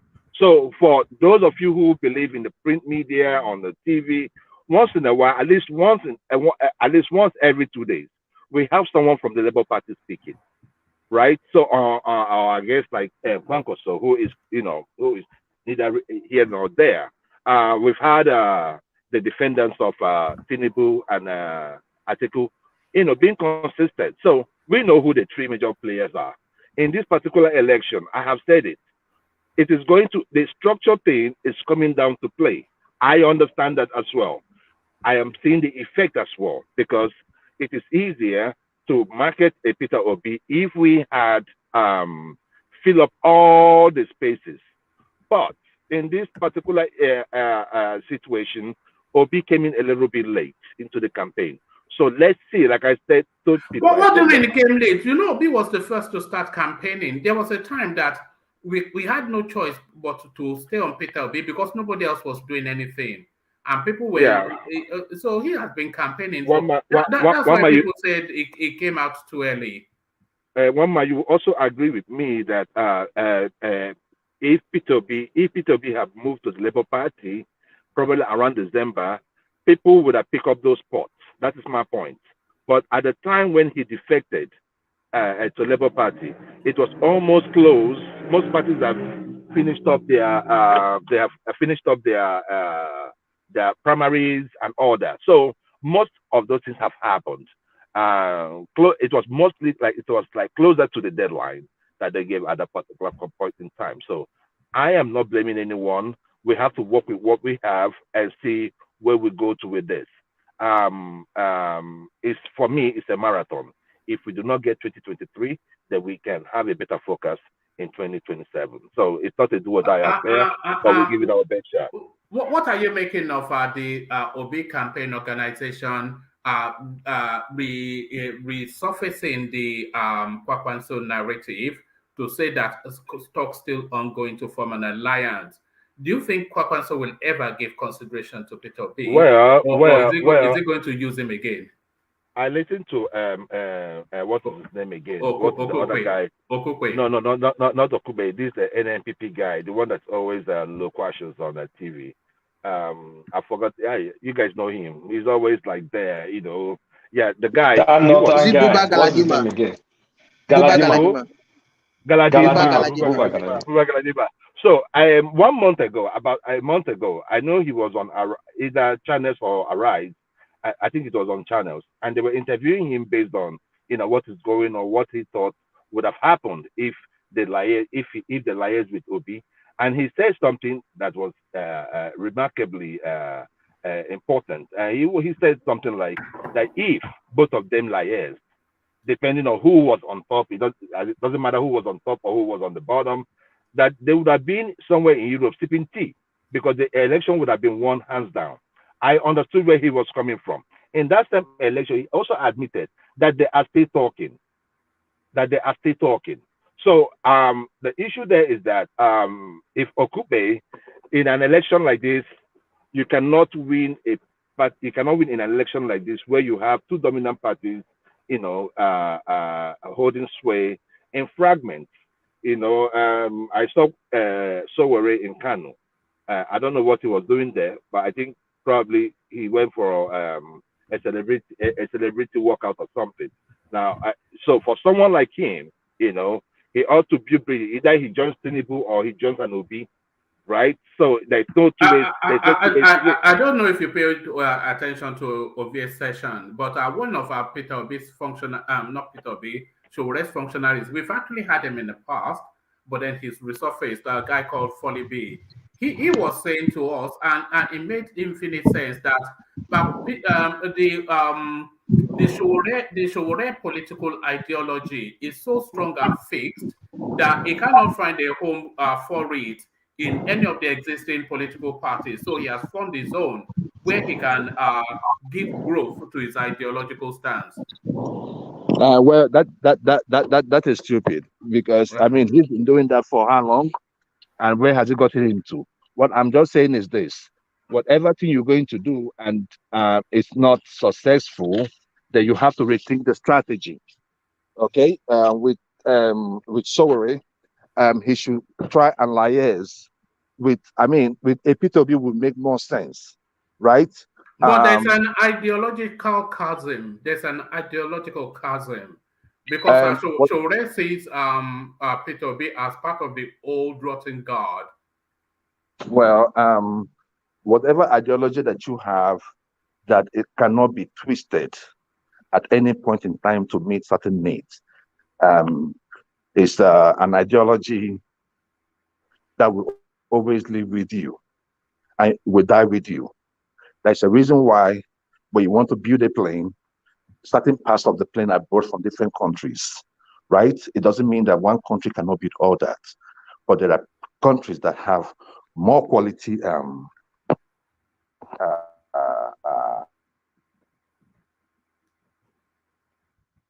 You there? You dipped out. Joe, can anyone hear me? We can hear you. All right, brilliant. All right, I think Joel has dipped out somewhat. His system probably failed. Well, there it is. Where you're making up stories. Are you back? I am not making up stories. I'm not making up stories, but I'm just telling you that's the thing. Okay. When you see Sowore talk, he talks brilliantly. But when you try to make yourself look like you are a one-man god that you are not issues, then you have shot yourself in the leg. That's my point. Sowore cannot move on like this. he should make some alliances. I mean, everyone in the election, in this election, is not bad. Even if with the SDP guy, is that one also a bad company? Liars, you cannot win PDP or APC in fragments. It has to be a collective. It has to be a force. Narrative. If you think you can you are breaking heavy. No, you are breaking heavily, Joe. Can you hear me? Sorry. Now you're gone. I can hear. No, it's that that kind of when the signal is not good. That's what we're hearing. Okay. One more. Move on to the next person. I think where I am, my signal is bad. Move on to the next person. All right, brilliant. You say all your fans will miss you again, but that's Joel of Nashville. He's still alive, very much so, and he still talks the same. It's still the yam that we know him for. So thank you, Joel of Nashville. Stay with us, or go back and come back in. So thank you, Joel of Nashville. Let's take the conversation in the direction of Saki Father, if he's ready to go. Saki Father. Yeah, good day, man. Can you hear me? Yeah, perfectly. Thank you, Saki. So Saki, to the lion's den he goes, and when the lion is at its most ravenous. So Tinubu now, he chests out launches into the southeastern space. I will be coming on Mondays for my rally in Anambra and Imo. IPOB, get your guns ready. So what are you making then of this rather bodacious, we will have to say it, bravado by the looter from Lagos? What are you making then, Tinubu threatening to storm the southeast? Yeah, of course. When I saw that, I thought in the direction of exactly the way Kulata reasoned. That was my thoughts. Immediately I saw that news. But I think I said something about it yesterday. They shouldn't gamble so much with people's life, no matter how they want to strategize. The point is the southeast zone is highly insecure now. The sit at home on Mondays are quiet. People are much afraid. So I know what Tinubu wants to do, just like Ulata said. If people don't come out, they will just have reasons to say that people didn't come out. That people were observing sit at home. If people finally come out, they will say they tried much enough to put up a very serious fight in that very. Yeah, of course, a lot of people are also going to take money, especially in Imo, because I know the Anambrians are more stubborn. When it comes to this kind of things. So in Imo, hope Uzodima will try as much as possible to dole out some cash to people that will come. But even in that very cash, two possibilities. People might be so much afraid to come out. People might try because of money to come out. But I'm just worried about the probable event of having casualties, mind you that I think it was either today or yesterday, the IPOB guys had the kind of protest in Abia State, and that very protest appeared to be very vigorous. A lot of people came out the streets, telling the federal government to release Nnamdi Kanu. And then today again, I think it is today, the Johannes Ndibo, through the Igbo Elders Consultative Forum, they issued statements calling on the federal government to use the opportunity of death of to respect this guy, Mbazulike, and honor him with that, grant him that honor of letting Nnamdi go. So with all these things in the minds of the people, I wouldn't advise Tinubu, whatever the strategy might be, life first before any other thing. He might have, like I said yesterday, he might be surrounded by security men You know, he might be protected on the day of the rally, but after the rally, he will leave. When he leaves, what will happen to people that came? You know, things are happening in the southeast right now. Every day I get news of kidnapping from Enugu State, Nsukka, in Anambra. Even Soludo himself has issued a statement that the insecurity in Anambra State now, it appears to be worsening. So I wouldn't encourage political parties to trade. So Saki Father, so your fear is that after Tinubu, when Tinubu came and after he left, some people that are not, the opposition party No. will go after APC member. Hold on, they will go after APC member in those states. Is that what you are saying? No. I'm not referring to position. I'm referring to unknown gunmen who have been parading themselves in the southeastern zone.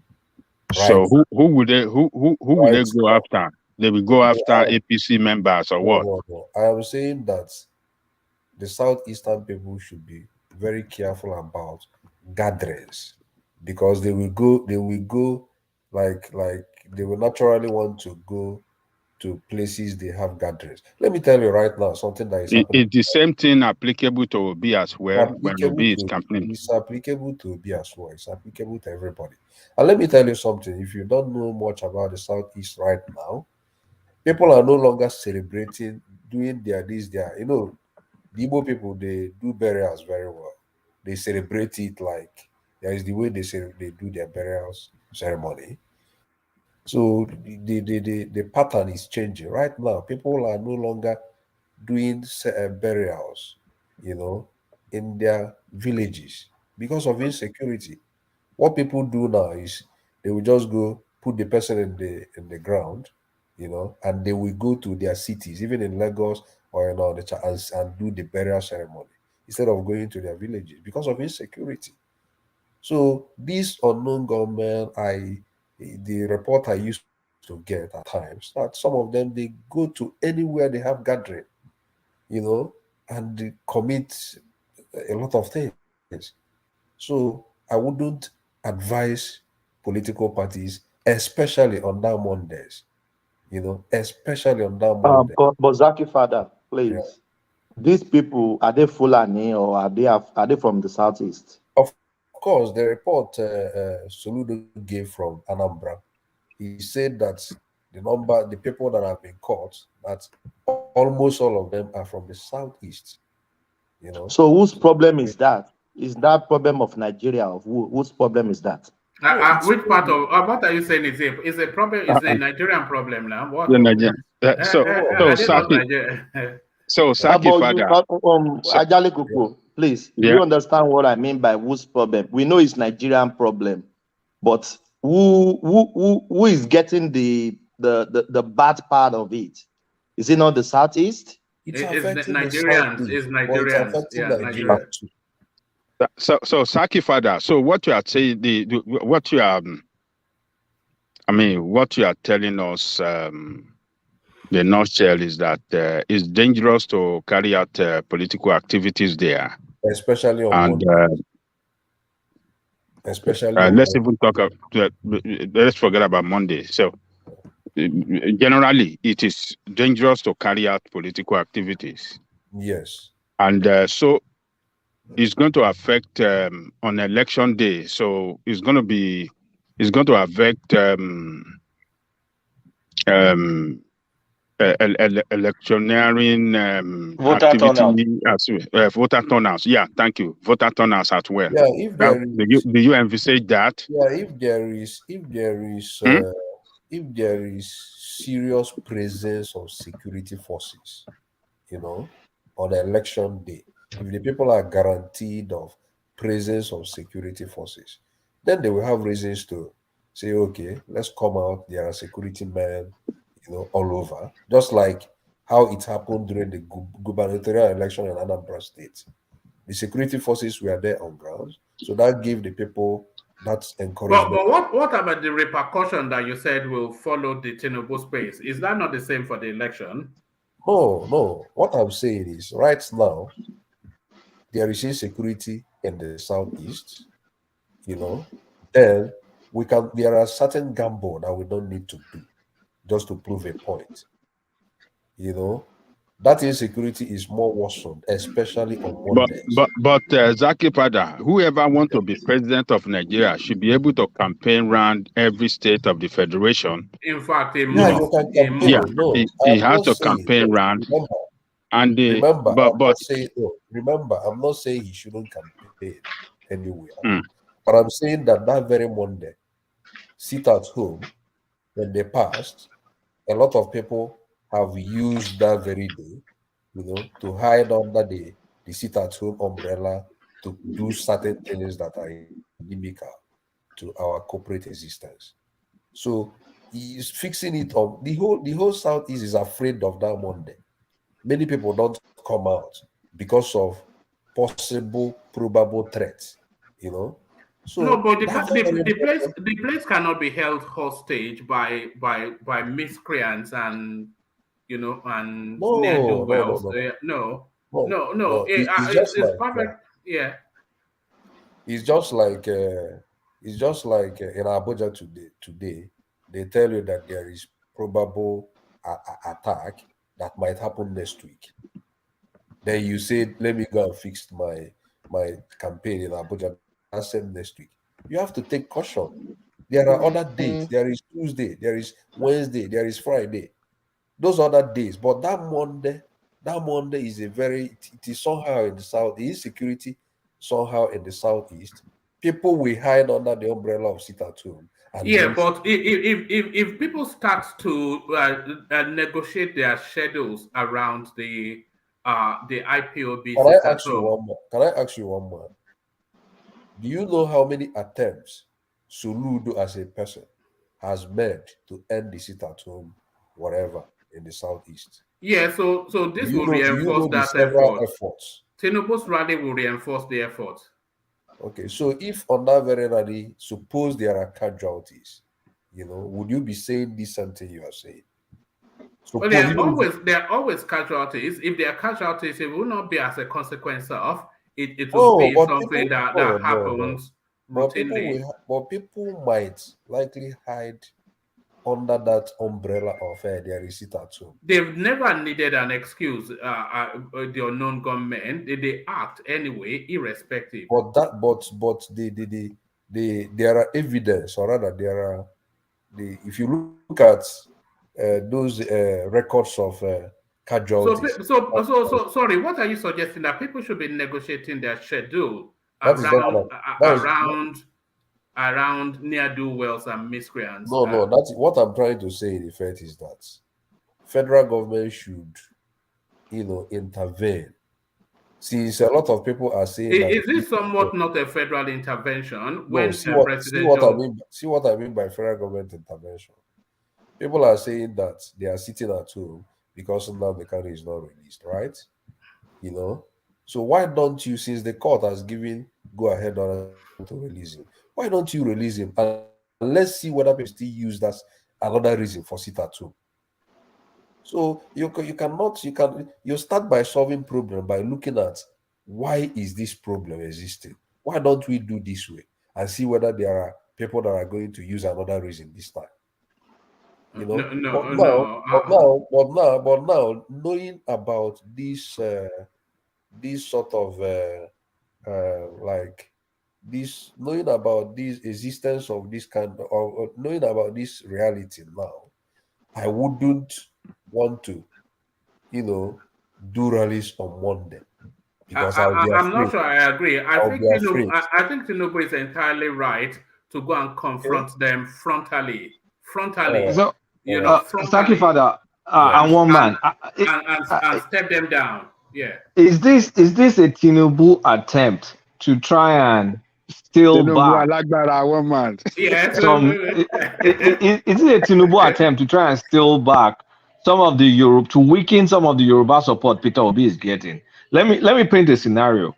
If they do a rally there and something unfortunate happens, how do you think sentiment in the Southwest? How do you guys, including Ajalo, what do you think the sentiment in the Southwest will be? Let's say some skirmish happened, some people got injured, there was shooting or something, and it's like the way they're going to paint the narrative is like the Ipob attacked Tinubu. It's going to kind of like get tribal. They will say the no, they will say Igbo. They will say obedient people. I didn't want to go there. I didn't want to go there frontally. I didn't want to go there frontally. I didn't want to go there frontally. But you know what I'm trying to say. Sorry, before Sake Father answers your question, Kulata, would it be too far-fetched to say even the Tinubu space can orchestrate some form of shooting to guarantee that headline? Yes. No, that's why I say it's a very I don't agree. It's a very, very deviant. It's a very, very deviant plan. I disagree. Tinubu is not. It doesn't sound that sophisticated. It sounds. What are you talking about? They did it in 2015 when they claimed that Buhari's motorcade was That's not Tinubu's style. Tinubu likes to use brain. Okay. Is this not what are you talking about? Is that no, not this kind of action. Let's ask that. You don't know. Okay. This movie now. It's not movie. It's real life. It's human lives that we're talking about. But Sake Father. Yes. Yeah. Kulata, like what you said might possibly be one way to look at it. I'm not saying that it is what it is. But it could be one way. Everybody has his opinion. It could be one way to look at it. But my own admonition, or rather, sort of advice, is that no one person is worth dying for any political rallies. So it will be, to me, if I were the presidential candidate, I wouldn't go there to prove a point. So what is the essence of proving a point?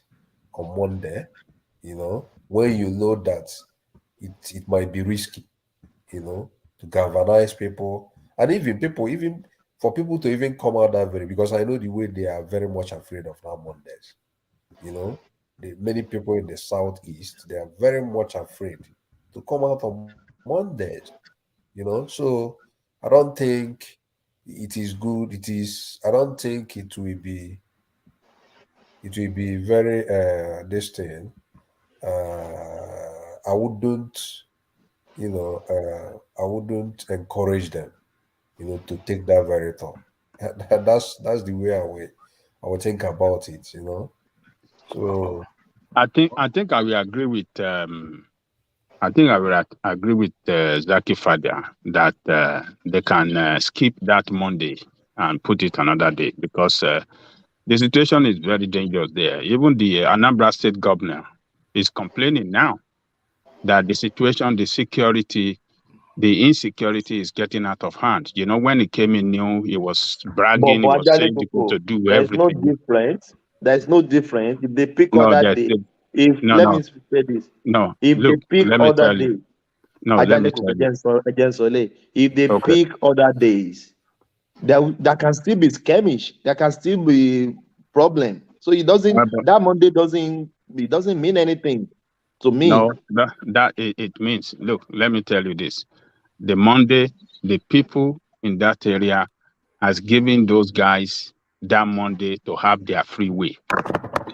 They've been complying with their order that nobody should come out on Monday, and the government in every state in the East have demonstrated incapability to do otherwise, to change the to go contrary to that order.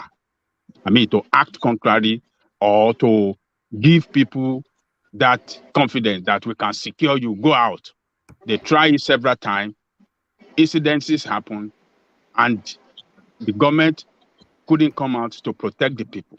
So People have yielded that Monday. Even police officer doesn't even go out on Monday. Police officers. But So as a campaign strategy though, is different. You're looking at it with noble intentions, like let me respect Monday. But a campaign strategy that wants to maximize or divide to be able to get votes, it's not thinking it the way you're thinking it. And It's it's thinking also it on. Sorry, go ahead. Go ahead. No, go ahead. Land there. No, I'm saying it's thinking it on the way to it's thinking on the way to divide and conquer. So you are looking at it while like, oh, just with purity, I'm going to campaign, win votes, shout hallelujah. No, that's not what they're thinking. It's also an alpha move. Kulata and Ajane, it's an alpha move. So going to the southeast is one thing, but going at the very epicenter of the narrative of the southeast and trying to straddle that space at the peak of it, it's an alpha. That's why I said it's going like a colossal. So let's assume one man. So that's your father. I don't think that is Tinubu that is behind this, though. Mama is the Tinubu cannot impose a particular day. Coming after Janekoko, yeah. Tinubu cannot impose a particular day on them. Yeah, I think it's the people of the Southwest, the organizer, and those political leaders there hold on. So it's the people, it's the leaders, those leaders over there, particularly your governor from Imo State, because that is the #1 leader of APC in the East. What's the name of that Imo State governor? Budozima. So if the people of the East doesn't want him on Monday, he cannot impose a particular day on them. So they want it, and Tinubu have no other choice but to go on that day. If that is the day they want, he have to go. I'm not sure that I agree, but let's hear from Osas. I think Osas, you wanted to come into this conversation. Osas. Oh, thank you, Mama, because I'll be on my way to work in 1 hour's time. So we can't hear you. I say 1 hour from now I'll be going to work. All right. So let me just say something and just run out. So on issue of Tinubu going to the Southeast is that what I observed there is we are not kids here. We don't have to start debating about the issue going to Southeast or whatever. Every presidential aspirant have the right to go whenever they would like to go to any region to campaign. Going there Monday, going there Tuesday, I'm not interested. But the major thing, what I think about this Tinubu issue is that 80% of the Igbos don't want Tinubu to come to Southeast, period. Let's stop about this beating around the bush, this guy, Monday, Tuesday, Wednesday. Even if you go there on Wednesday, they don't welcome you there. That is just plain truth. But if person like as Kwankwaso and Atiku went there, then all those issues of this debate Monday, Tuesday, Wednesday will come up. Generally, the Igbos don't want to see Tinubu in the Southeast. That is true. So the only Southeast state I believe Tinubu can have a minimal free ride is Imo State. The rest Southeast state like Anambra State, all those are just political speech. Come on Monday sit at all those are just stories, my brother. We are not babies. Igbos don't want Tinubu there, period. That is just go there on Monday, on Wednesday, they don't want him there. Let's talk about that issue. So instead of us debating, we are no longer baby. We are not. Yeah, but it's not down to Osas, but it's not down to the Igbos wanting it or not. The Southeast is part of the Nigerian sovereign soil. Yeah, but that's how we. Yes, we know that is part of Nigeria, but my own observation is that the Igbos don't want Tinubu in Southeast, period. I'm a Benin person. I come from a Well, so they have only one option. If Peter Obi should go to Southeast now, nothing will happen. All this issue of going there on Monday or Tuesday, Wednesday, all those stories. Even Peter Obi can walk in the street of all Eastern State. He can walk freely. I swear. Even Atiku, I think Atiku have 60% chance in the Southeast.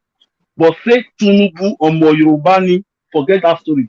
No Southeast person who is interested of Tinubu coming to Southeast. That is just it. Yeah, but Let's say the way it is. You would be very surprised. Hold on. If this hold on now, sir. If the Southeast don't want Tinubu in the Southeast, the only option they have is not to turn up and welcome him. That's the only option. I know. But for them to say, for them to say it's a no-go area, foul.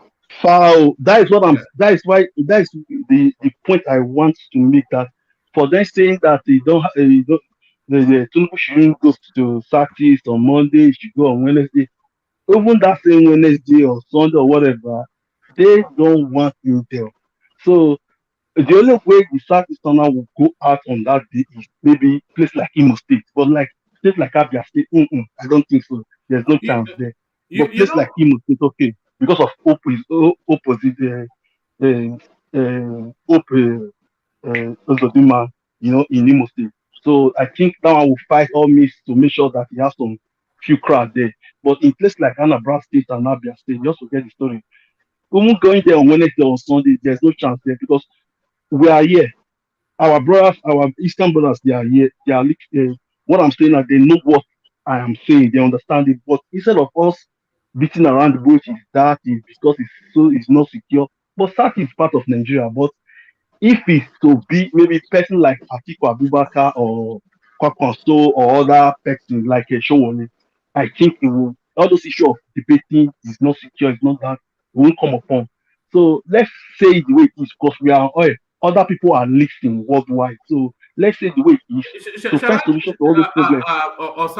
Shall I tell you what will happen? Yeah. Tinubu will turn up in the southeast to be welcomed. For sure, I know. Hold on, to be welcomed by a packed stadium full of adoring followers.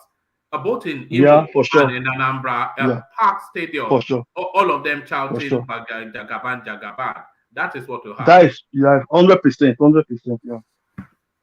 Yeah, Osas, I think your conclusion or premises is quite faulty.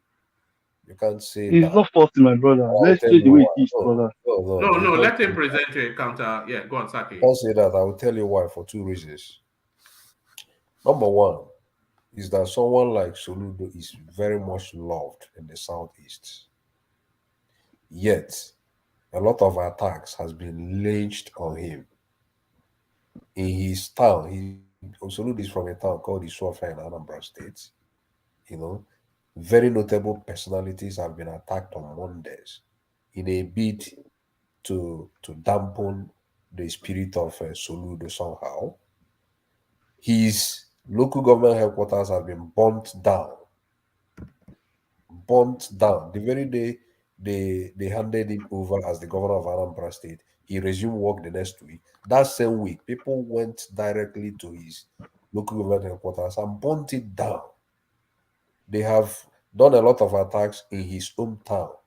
They have even attacked his policemen. I'm trying to tell you the level of thing that has been launched on Suludo, who the Igbos even loved very well. So for you to say they don't like Tinubu, that is why they are talking about sit at home on Monday. I think it is a very faulty conclusion. Okay. Should I give you part why another thing I want to say is that I will agree that APC is not a party that is loved in Igbo land. APC, not because of Tinubu, Let's look at the governors of APC. Wait. Let's look at the governors of the APC. Is it Uzodinma? The southeastern people, they don't like him. Is it Okorocha? The southeastern people, they don't. So those big wigs, those big Igbo politicians who are in the APC, they have even made people to be contemptuous, to have some kind of contempt towards that very party called APC. They even feel, the southeastern zone even feel that Uzodinma is the one that is behind Nnamdi Kanu not being released. People are even saying, I saw like where people are writing. They are even saying that those of them went to the federal government to tell federal government not to release Nnamdi Kanu. So I'm telling you the kind of content people have towards those kind of politicians. So if you are saying something about APC in the southeastern zone, people don't like the party. The southeastern people, they don't like the party APC. So I don't want you to Yeah, that's what I'm saying now. That is what I'm saying. We are on the same page. No, I don't That's want you what to that say, is what I'm I saying. don't want you to say that they don't like Tinubu. I don't want But you they to say don't that. like Tinubu, though. They No, don't like no, Tinubu. no. No, brother, I don't, brother, man. I no. don't want you Saki to say father, Saki father, do you believe that Tinubu will be able to get Colata, I beg. 25% Wait, of let me the just say votes something. Let me say in the something, I beg. southeast Please. region? You said what? Please. Do you think Tinubu Please. will be able to get up to 25% of the votes in the southeast region? 2%, Because that- 2%, 2%. because that's all he needs. No, APC has never got up to 2% in the past in the southeastern zone. Brother. Zaki father, that's not It's true. not because of Tinubu. Saki father, in 2019, they got it in 2 states. Which states? Abia and Ebonyi. How many percent did they get? They got Abia. I mean, let me bring it up from BBC. They got. I'm just going to bring it up. I can't recall from the top of my head, but I'll post it in the chat. I think in Anambra State they got. I don't think Anambra got 5%. I remember that for sure. Anambra can't stand APC. They got 5% Anambra, but they did okay. They did okay in Ebonyi, and they did okay in So did they get I up think to 20%? Imo. I think wait, maybe even 3 states. You know what? Let me just bring it up before I mess up. Let me bring it up. Okay. But the idea of the Southeast being a no-go area, let's just park that to one side. And I think, now I'm not sure that I'm 100% with Ajani Koko that Tinubu was advised. I'm not saying that people shouldn't campaign on in the southeast, but I'm telling you that that Mondays has brought a lot of fears into the people, you know, and all these unknown governments, all these criminals are using that platform to commit a lot of things. So I wouldn't want people, because of their political strategy, to trade with any possible event of casualty, even if it is one person. That's my worry, and nothing more.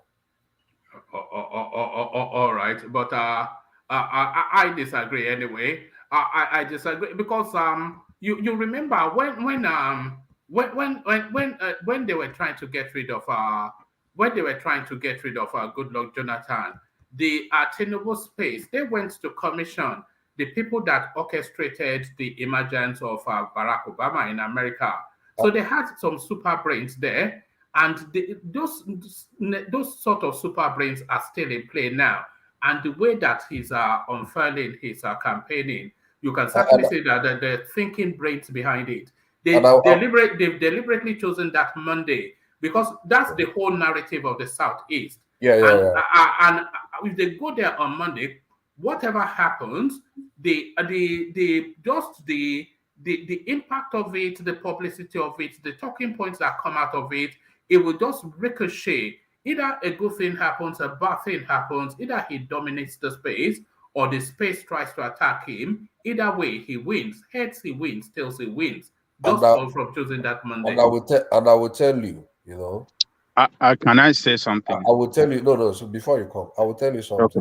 Even the governor of Anambra State, I would be somehow, it might be most likely that even the governor of Anambra State would even call Tinubu and even advise him for that Monday in Anambra State on security grounds.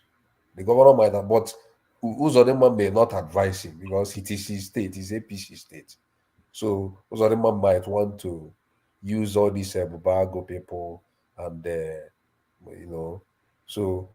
But that of Soludo, I'm very sure that Soludo might even advise him, you know, the possible security issues. But if he insists on doing it, he will still go ahead. But I know that someone like Soludo will still advise him, you know, not to have that rally on Monday. Oh, all right, let's hear from Ajani Koko. Let's hear from Ajani Koko. Well, I think if Tinubu did not listen to the leaders, particularly the governor, for him not to come on Monday. If he didn't listen and he come and carry out his campaign, and maybe after then, these people, eliminated some people, carry out some attack and eliminated. It's going to cause a very serious setback for Tinubu popularity in the East, because a lot of their people who want to hold him responsible. They want to say is very insensitive to the insecurity situation there. And you will see the governor will come out and say, because politics will now come to play. They will say, okay, we advise him, but he didn't want to. So it's not, I think, as Zaki Father is saying, is people should be able to advise him to skip that Monday, do it another. We cannot play. Everything must not be politics. It mustn't be politics. Sometimes we don't play politics, but do the right thing. So doing the right thing for him in order to prevent attack from those criminals. They are criminals. Yeah, but they don't care. They're not going to... Let me finish 1 minute. Let me finish. Go on. Look, woman, let me finish. Yeah, look, carry on. Tinubu will have thousands.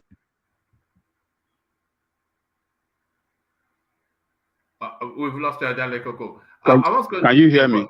Yeah, we can now. Carry on. Yeah, Tinubu will have thousands of security personnel around him and his team. But the ordinary people who are APC members, they are going to travel in convoy of vehicles from different local governments to that venue, could be attacked. And those people, they are brutal, man. They can even show it on the video. They can even put them on the video and say, oh, you guys are APC, you are doing politics. We told you that not to do politics. You know what we are doing for, we are Biafra and this thing. And they will just exterminate them and post it on that will cause a lot of anger on the people.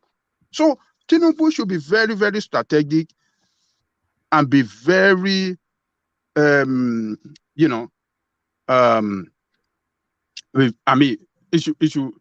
it shouldn't go on that Monday. That Monday is dangerous. The governor, I've listened to Soludo said this thing is becoming more dangerous than before. That those people are gaining more strength. And Nigerian state, the security forces are not able to put this thing into total control. It's still very bad. So you shouldn't play politics. You don't play politics with security of life and people because you want to achieve what? I mean, will you even win? Will you even win any state in the East? Can I ask? Let me just. Sorry, let's only put in that question. I think it's been wanting to come in. Sorry, yeah. Yeah, so Ajane Koko, which one do you think would be more favorable for Tinubu? If he does it on that Monday and something eventually happens, I'm not saying, oh, it's good or it's bad. Which one do you think would be more favorable for Tinubu? Between going on Monday for something to an attack will be carried out and not go. I mean, by not going, I think it's good for him. He just wants to go and campaign for people to vote for him. How is it going to be good for him? I mean, he have to campaign anyway in all the states of the federation. He still want their vote, but on that very day, that is earmarked as a day of respect to those people. He should just leave it like that. What I asked you is which one is going to be more favorable for him based on his political campaign. What do you mean by favorable? What is he trying to achieve? Sorry, where are you going? Take Ajale Koko to where I don't understand. I'm trying to take him to where you want him to be so he can. Yeah. What I'm trying to say is that you may see it as morality. If something happens, this and that, but Tinubu is not going to play it like that. He's going to play his best trump card. Go on that Monday. If he gets a lot of crowd, good for him. If something bad happens later, he will look for how to capitalize on that even more. press the Capitalize. So you on have the to campaign play because politics with human life. Is that what you're saying? Because we want to that's it. achieve. That's the reality. That's the It's not reality. reality. It is Can I stupidity. interject? It is stupidity and nonsensical. Well, that's Can your I opinion. interject? That's your opinion. Who's interjecting? This is Kolata. Right, Ajale Koko, I don't think your position is tenable, because if you're going to look at insecurity, you have to look at insecurity in a whole. Because if I'm going to take your position to its logical conclusion, that means Tinubu doesn't have any single day that they can go on campaign in Zamfara, for example, because it's full of there's a lot of bandits. There's insecurity going on every time. He cannot go to Southern Kaduna to go on campaign, for example. Neither can he go to Katsina. So at some point in time, if you're supposed to govern or you intend to govern this country, you have to like reach out to all regions, and you do not have to respect a timetable that is not a Nigerian timetable. Is based on a group that the government considers.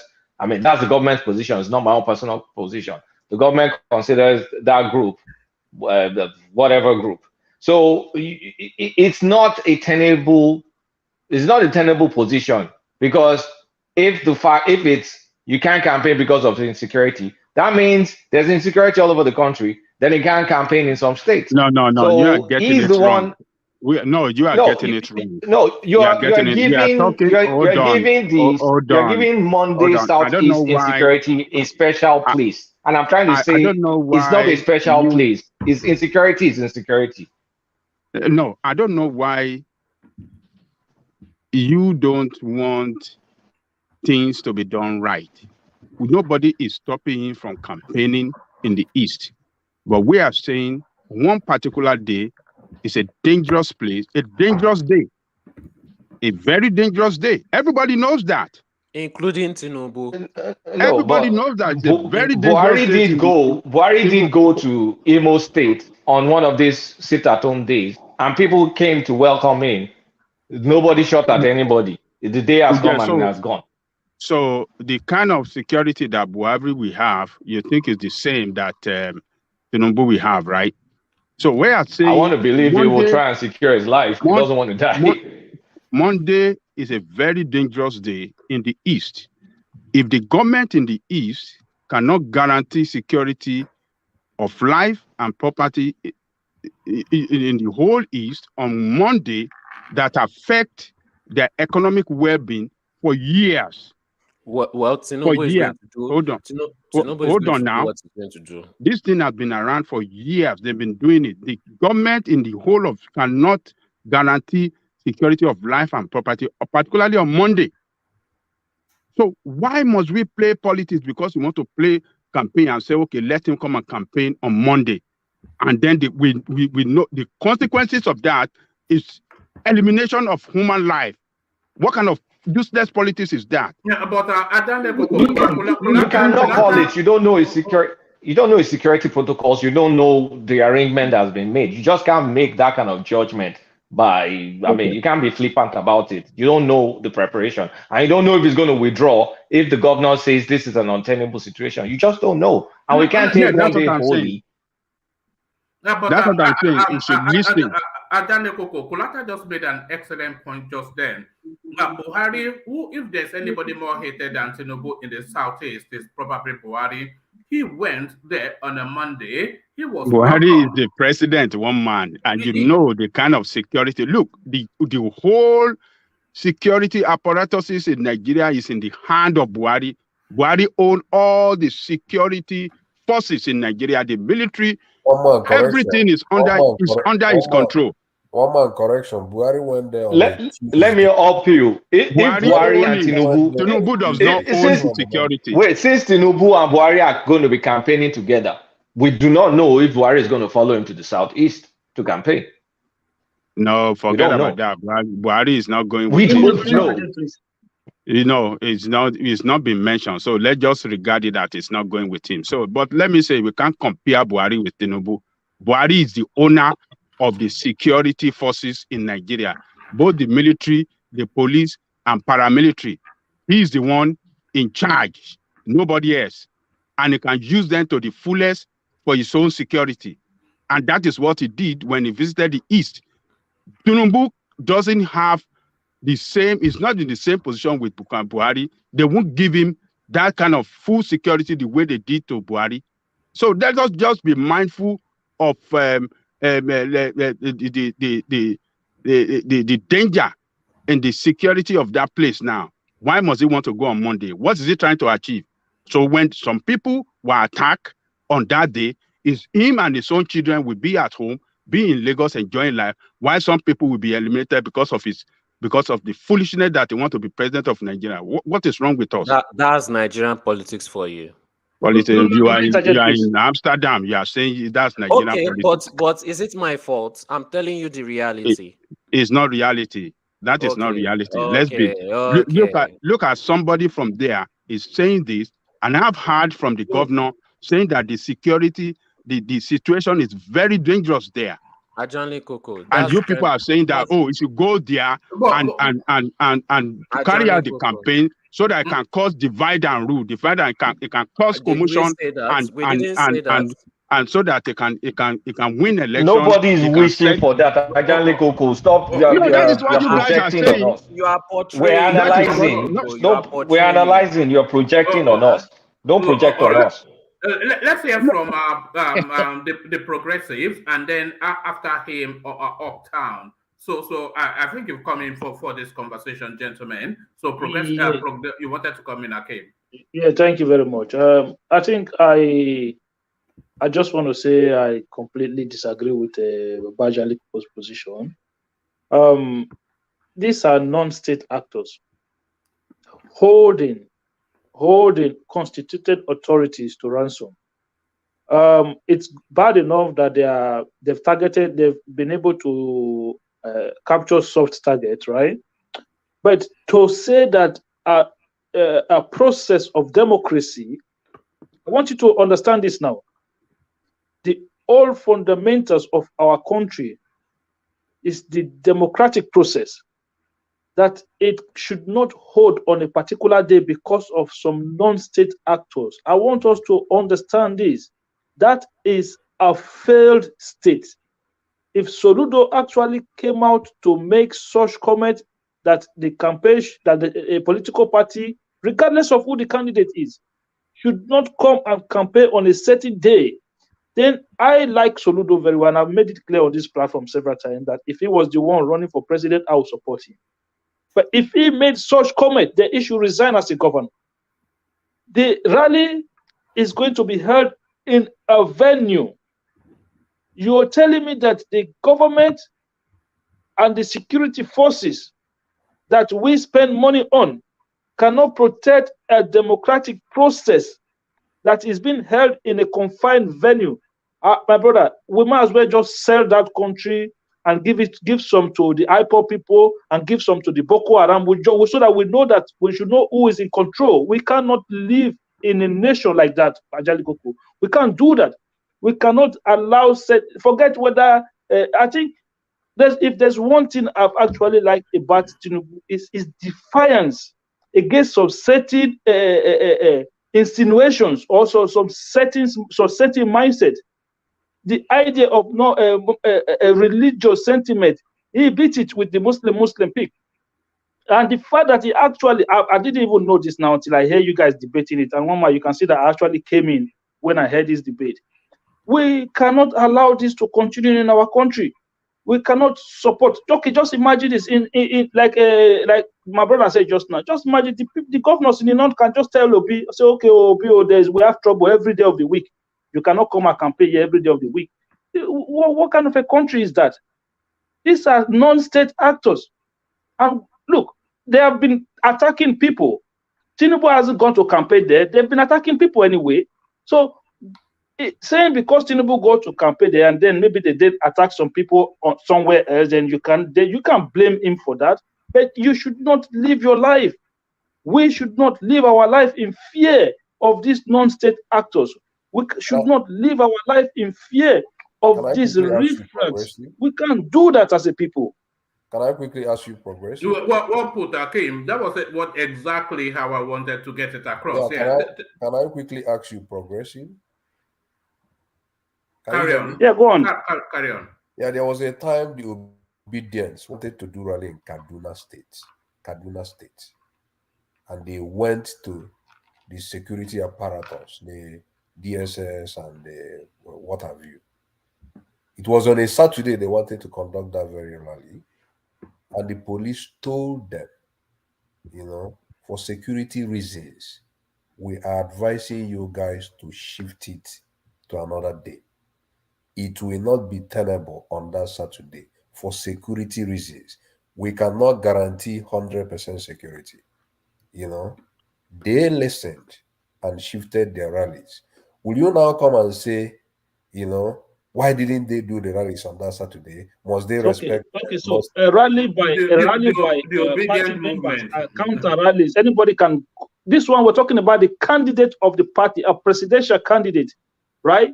Look. You have to move everything. The security forces in Anambra State will have to move everything to protect every democratic rally that is going to be held in Anambra State from now up to the election day. That is their number. Look, that country, Nigeria, if we say our country is built, if we want to build it on top of democracy, we cannot allow non-state actors to dictate for us how we run that democratic process. It should not. It shouldn't work that way. That should be a no by everybody. No by everybody.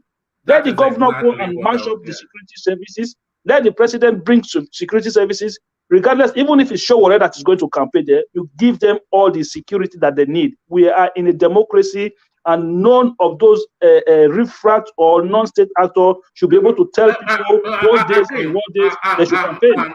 Akim, just to be clear, the conversation that we're having a conversation that a presidential candidate of the leading of the ruling party, one of the leading parties in the country, should not go and campaign in one of the federating states of the countries, in some of the federating states of the countries, because a bunch of miscreants are saying they are doing it at home. This is the conversation we're having. Non-state actors, like you said. So what is even the meaning of that? Of course, Tinubu should exactly go on Monday and step them down. Step them down. Yeah, we can't look. Look, if it was other event now, like some, you say, okay, what? But this is our democracy, for goodness sake. We can't allow people to dictate for us how this thing is going to function. Okay, this is a democratic process. This election campaign is, but look, everybody have criticized the Lagos state government on the billboard issue, how they banned other parties from pasting billboard. This is not different. This is not different. It is, whichever way you look at it, it's suppression of people's rights, democratic rights. We can't do that. And Soludo, this is a man I respect so much. I like him a lot. But he should, if he made that statement, he should go and retract that statement and mobilize security forces. Nobody said Soludo said no campaign. What Soludo said was, like, he was reporting the increasing insecurity now in Anambra State. He's just telling people that the trend tends to be increasing, So he's just giving security reports of what is happening in Anambra State. So all right, let's hear from Uptown. Who wanted to come in. So Uptown, good to see you. Yeah, woman. Good evening. Good morning, good afternoon, everybody. I'm glad to be here. All right. Straight to the space here. There are a couple of questions I'll need to ask, and it's progressive. I'd like to ask you as well. But for me, what you are lamenting about is actually the unfortunate situation we have found ourselves in this country. Where non-state actors have been allowed, to get very powerful over our country. And I think it's really very unfortunate, and it's a huge indictment on Buhari and the APC government for the lack of leadership, for the lack of consensus leadership, for the nepotism and everything combined together that gave rise to this thing we are discussing right now. This Southeast has not always been like this. Southeast has always been a peaceful place till the man came. lack of governance, lack of leadership, lack of administrative skill. He gave rise to the non-state actors. Now they are going around with so much power. So if your leadership empower non-state actors so much so that they're able to hold citizenry of your country in ransom, and then you also go in there and then force this and bring the citizens out, whereas you know that you've empowered the boogeyman. And then if something happens to the citizen, what is called the civil, what you're doing is blackmail. What you're doing is civil blackmail, because it's the APC government that enabled this thing to start with. And now you're going to go in there and then blackmail people, come out, and if something happens to them, and then you start pointing fingers at the same people. You get what I'm saying? So when you're talking about security, the last time I checked, security of lives and property ends on the table of one man in Nigeria, and that is General Muhammad Buhari. And if at all that we are having this conversation in this platform today, it's an indictment on that man in Asura. I don't know how me, Kulata, Ajali Koko, one man, we are all Nigerians, and we are here having the shameful discussion that a part of Nigeria cannot be entered or could be entered on a particular day within our territory.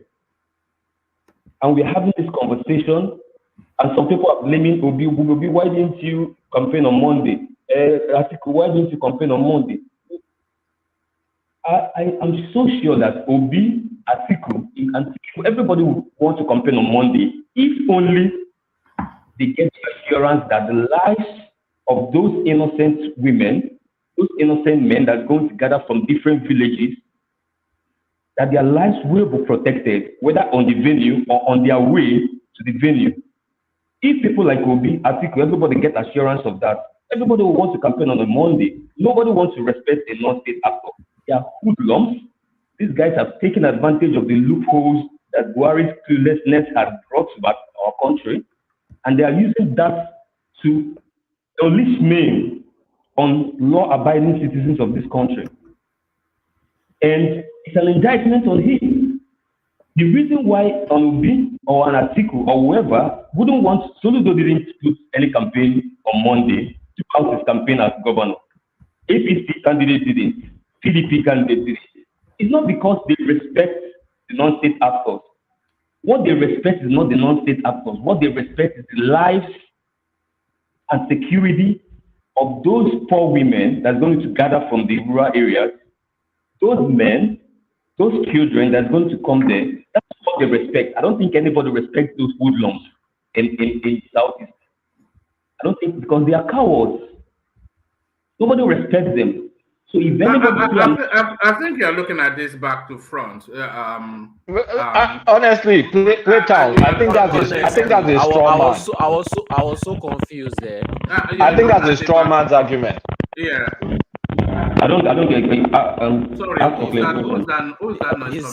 it seems you were trying to connect the dots, but the dots were not connecting. You know, you said a lot of from what to what.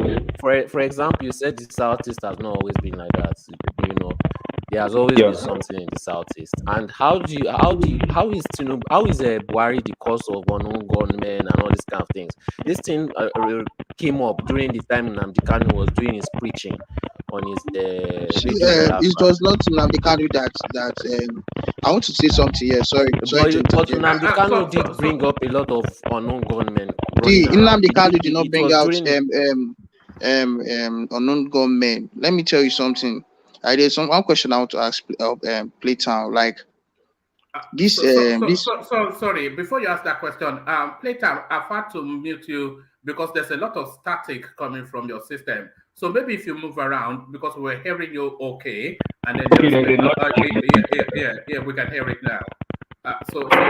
Am I clearer now? No, if you listen back, then you hear it. There's a lot of like a thundering. Okay, I think I'm going to move to another direction. All right. Sorry, back to you, Solomon.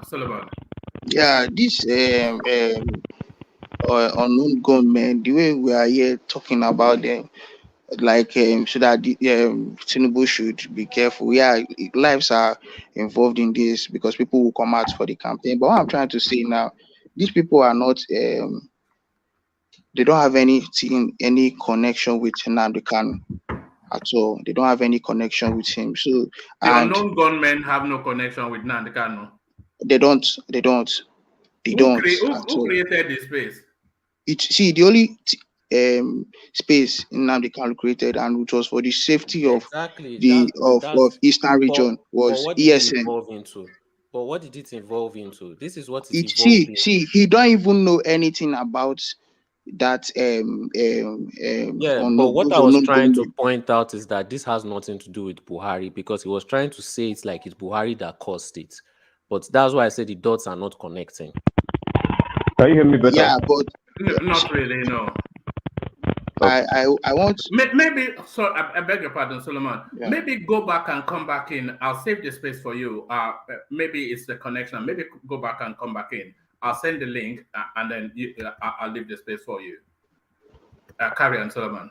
Yeah, I want to clear that narrative of people, because the way people are talking is not. These people they're just like, to me, I just feel like they are not to me. In reality, they are just like bandits. Yeah, they're just like the way the bandits are attacking the in the north here. That is how they are attacking. That is how those people. They are just like they are those like just like those bandits. So because these people they kill they like the other day last week, the people that went on Onitsha to purchase goods so that they would take back to the southeast and sell. On their way back, they attacked them, even burnt their vehicle, the vehicles that they use using going back, they're using carrying those goods back to the east, and those goods were worth millions. So these people, they are not in connection with Nnamdi Kanu, and they are not for. I don't think they are. Let me ask you a question. Which space did the unknown gunmen come out of? Which space? From the southeast. No, not which region. Which space? How did they come out? What do they claim they are doing?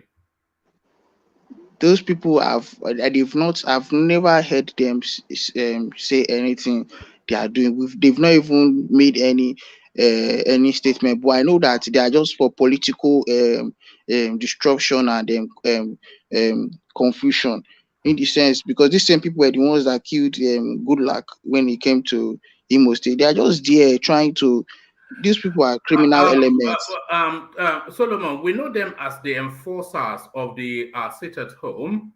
I don't think they are. And we know them as their political stance is the freedom of Nnamdi Kanu. So they've said that severally, and we know they are an offshoot of the sit at home.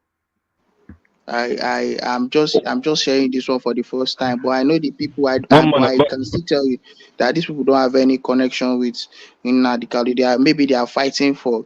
They will just, that is their own way of covering, because people can lie and camouflage to be going fighting for something, and meanwhile they have other interior motive. This thing people are saying, this thing is just Solomon. We are saying that they came out of the space. They came out of that space. We didn't say Nnamdi Kanu created them and gave them instructions. We are saying that space allowed for them to evolve out of it. Do you understand? They are part of the IPOB ESN narrative. That's where they came out of. You don't put them in ESN. ESN is different. We are not putting them. I don't think you understand. Call them who they are now. Call them who they are. They are criminals that took advantage of a loophole. Simple. They are criminals. Yeah. I don't know why we're painting. But which space did they come out of? Hold on. Sorry. Which loophole did they take advantage of? The loophole that this government's lack of capacity to man their territorial integrity as a nation. That is the loophole they took. It's just like the guy that asked me a question. It's just like, bro, if you have your house, yeah, and you employ a security man to take charge of the house, and you travel, and then criminals invade the house, and then you come back and you leave your security man, and you are going to blame the criminals. The criminals are doing their job. Their job is to take advantage of any house they can break into. So if you come back, the person you're going to hold responsible is the security man, the man in charge of protecting your property. You understand what I'm saying? You can't be blaming the criminal. Criminals are criminals. You deal with them the way you deal with criminals. But if I come back to my house and my house is being broken into, I will hold my security man or the security apparatus. So that is why, as a citizen of Nigeria, if I feel I am not safe in my state or in my country, if I feel that non-state actors are taking over, there is only one man I can blame. That is the commander-in-chief. Your primary duty is to man the territorial integrity of your country, and that is Nigeria, my country. But I'm sorry to interject, but that is why it's a straw man argument you're making. Blaming Buhari is different from Tinubu going to campaign in an area of insecurity, especially on a Monday. Because by logical extension of your argument, anywhere there's insecurity in the country, you should blame Buhari, then you shouldn't campaign. So it's not adding up. That's why I'm calling it a straw man. Yeah, Woman, can I interject? Sorry. Yeah, come in. Yeah, I'm in full support for Tinubu to carry out his campaign. It shows that Tinubu is already making a statement in Nigeria that he's going to be the next president of Nigeria. He's already making a statement with this thing he's doing, because it's not everybody in this race that have the balls to say they would go and campaign on Monday. And because right now in our constitution in this country, they did not allocate any day for. I'm a supporter of Nnamdi Kanu, but the way people are driving this talk is not making sense at all. But just the only reasonable point people have made is the life that will be lost, the innocent people that will come. Are those lives not lost anyway? Because these people they kill just for the sport of it. So whether they hinge it on Tinubu coming or they hinge it that Rebecca did not say hello when she walked by, they will still find a reason to kill. Solomon, can I ask a question? Would this not say something to the Southeast if Tinubu goes there, campaigns, and leaves, and nothing happens? Would that not show that they are not as strong as people portray them to be? Yes. See, let me tell you.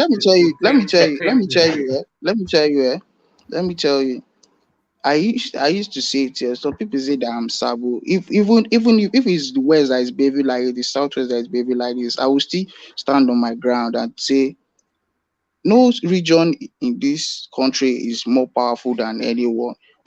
I'm telling you the truth. No region is more powerful than anyone. No one is above the law. Him going there, he will go there and he will come out. That is all the truth. Tinubu is going to go there. Buhari goes to the Southeast he has gone there one Monday sit at home, I think. He has gone there. And in this is election, he's going to be backed. Buhari is the chairman of the campaign. So definitely. Let me ask you another question, Solomon. If he goes there and he comes out, and there's no reason why he would not, but he has a successful rally, what sort of cachet do you think he'll get out of that? How do you think that enhances him, or does it diminish him?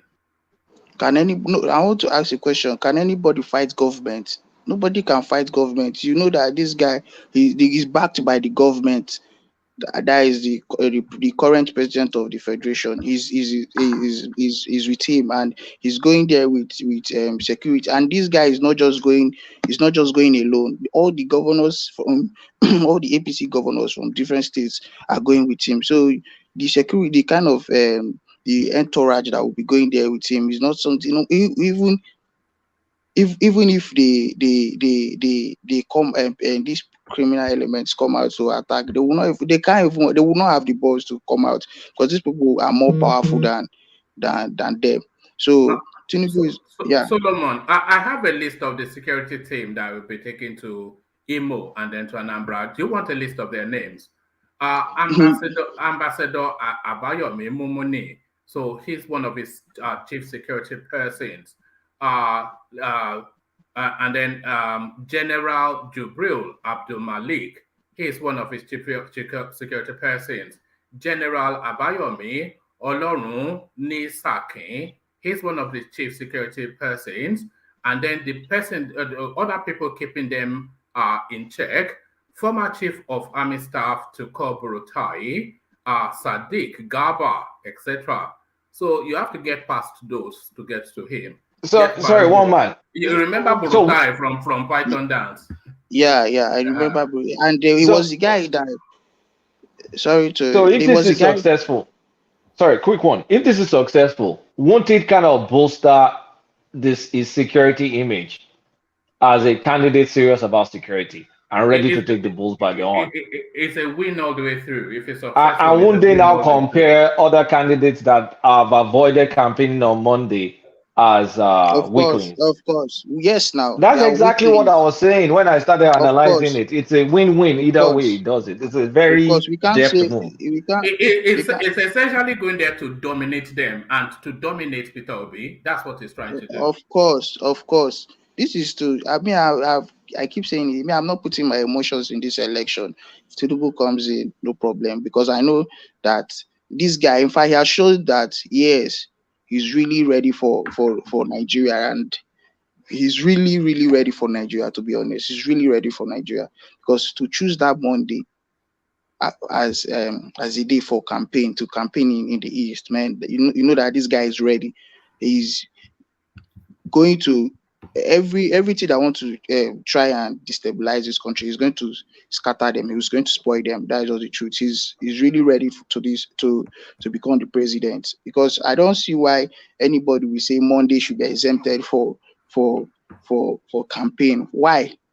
Is Monday public holiday? Is it the public holiday that the country? I mean, what are we even entertaining? That some rascals are saying. It's just one thing. That is the problem of Nigeria is just hypocrisy, and I don't want to include fear, but hypocrisy. Some people are just giving different some narratives that are not even really worth it in the concerning about in this space of in this topic of in this headline of Monday campaigning in the East. He should go there and do his thing and leave. And I know he's going to go there and do it.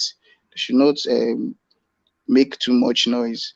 And one thing people should understand: you can't fight the government no matter anything. And the backings this guy is going to go with there is not just it's not vigilante group. Sorry. You see, the way I see this here, one man. Let's just take Tinubu out of it, okay? It doesn't matter whether it's Showore, whether it's Obi, whether any. This is how we have to see it.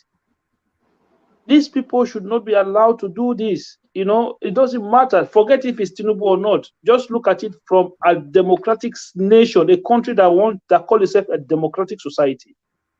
A non-state actor should not be allowed to do this, to dictate which they look. If they want to hold themselves ransom for on a Monday sit at home, but when it comes to this period, we should just say no. You can't do it. You can't do it. You can't do it. They should not be allowed to do it. That is my own way. They should not be allowed to dictate, even to the fact that these are even people that come out from the backyard to attack INEC staff. You know, they just they don't even. I don't see them like as people that have the capacity to do what we are even thinking they're going to do anyway. You're talking about a presidential campaign. Who are these guys? Who are they? These are non-state actors. These are some miscreant people who have been opportune. And I've said this before. This whole problem was as a result of President Muhammadu Buhari and his team giving credence to Nnamdi Kanu. Look, I saw a video way back of Nnamdi Kanu with one shirt and tie in front of Nigeria embassy. Look at what they've turned the man into. Some people are now calling him Lord. They are Lord. That is Buhari. That is what Buhari has turned Nnamdi Kanu to the point that some people are now worshiping him. A nobody. All right. This is why people like I can't stay in Nigeria, man, because I'll just get hungry every day. I'll be upset every day. I'm telling you. All right. Ajanle Koko, come in, and then we go back to Sacripada to round out that space. Ajanle Koko, you wanted to come in? Yes. All I was saying, and what I will continue to say, is that your political leadership should be very sensitive of the situation the people are going through. Southeast has been going through insecurity in that space for going to about 2 years now or 3 years. Lots of life have been exterminated. Businesses, are not running well as expected. So loss of income, loss of revenue, loss on income on the side of businesses, loss of revenue on the side of government, and still they haven't put the situation under control. Why is Tinubu want to go on Monday? What is he trying to achieve? Is he trying to achieve that, yes, he is tough or tougher than the authorities on the ground there? What is he trying to achieve? But we know what could be the outcome of it. And the outcome possibly are going to be elimination of life, which we have to prevent. Every reasonable leader must prevent whatever that could result to loss of life. So if he is heading on that, okay, Monday I want to be there, knowing fully well that the security is not palatable there on Monday, it shows he is highly insensitive to the problem of the people. Can I ask a question? Insensitive. So that is just the way I see it. Because he can still campaign, he's not going to lose anything, and he's not going to gain anything special going on Monday. But he can still campaign. It stands to gain, no? It stands to gain, but it's not going to gain anything on that Monday, and it's not going to lose anything campaigning another day when it is known as peaceful, where people run businesses, people go about.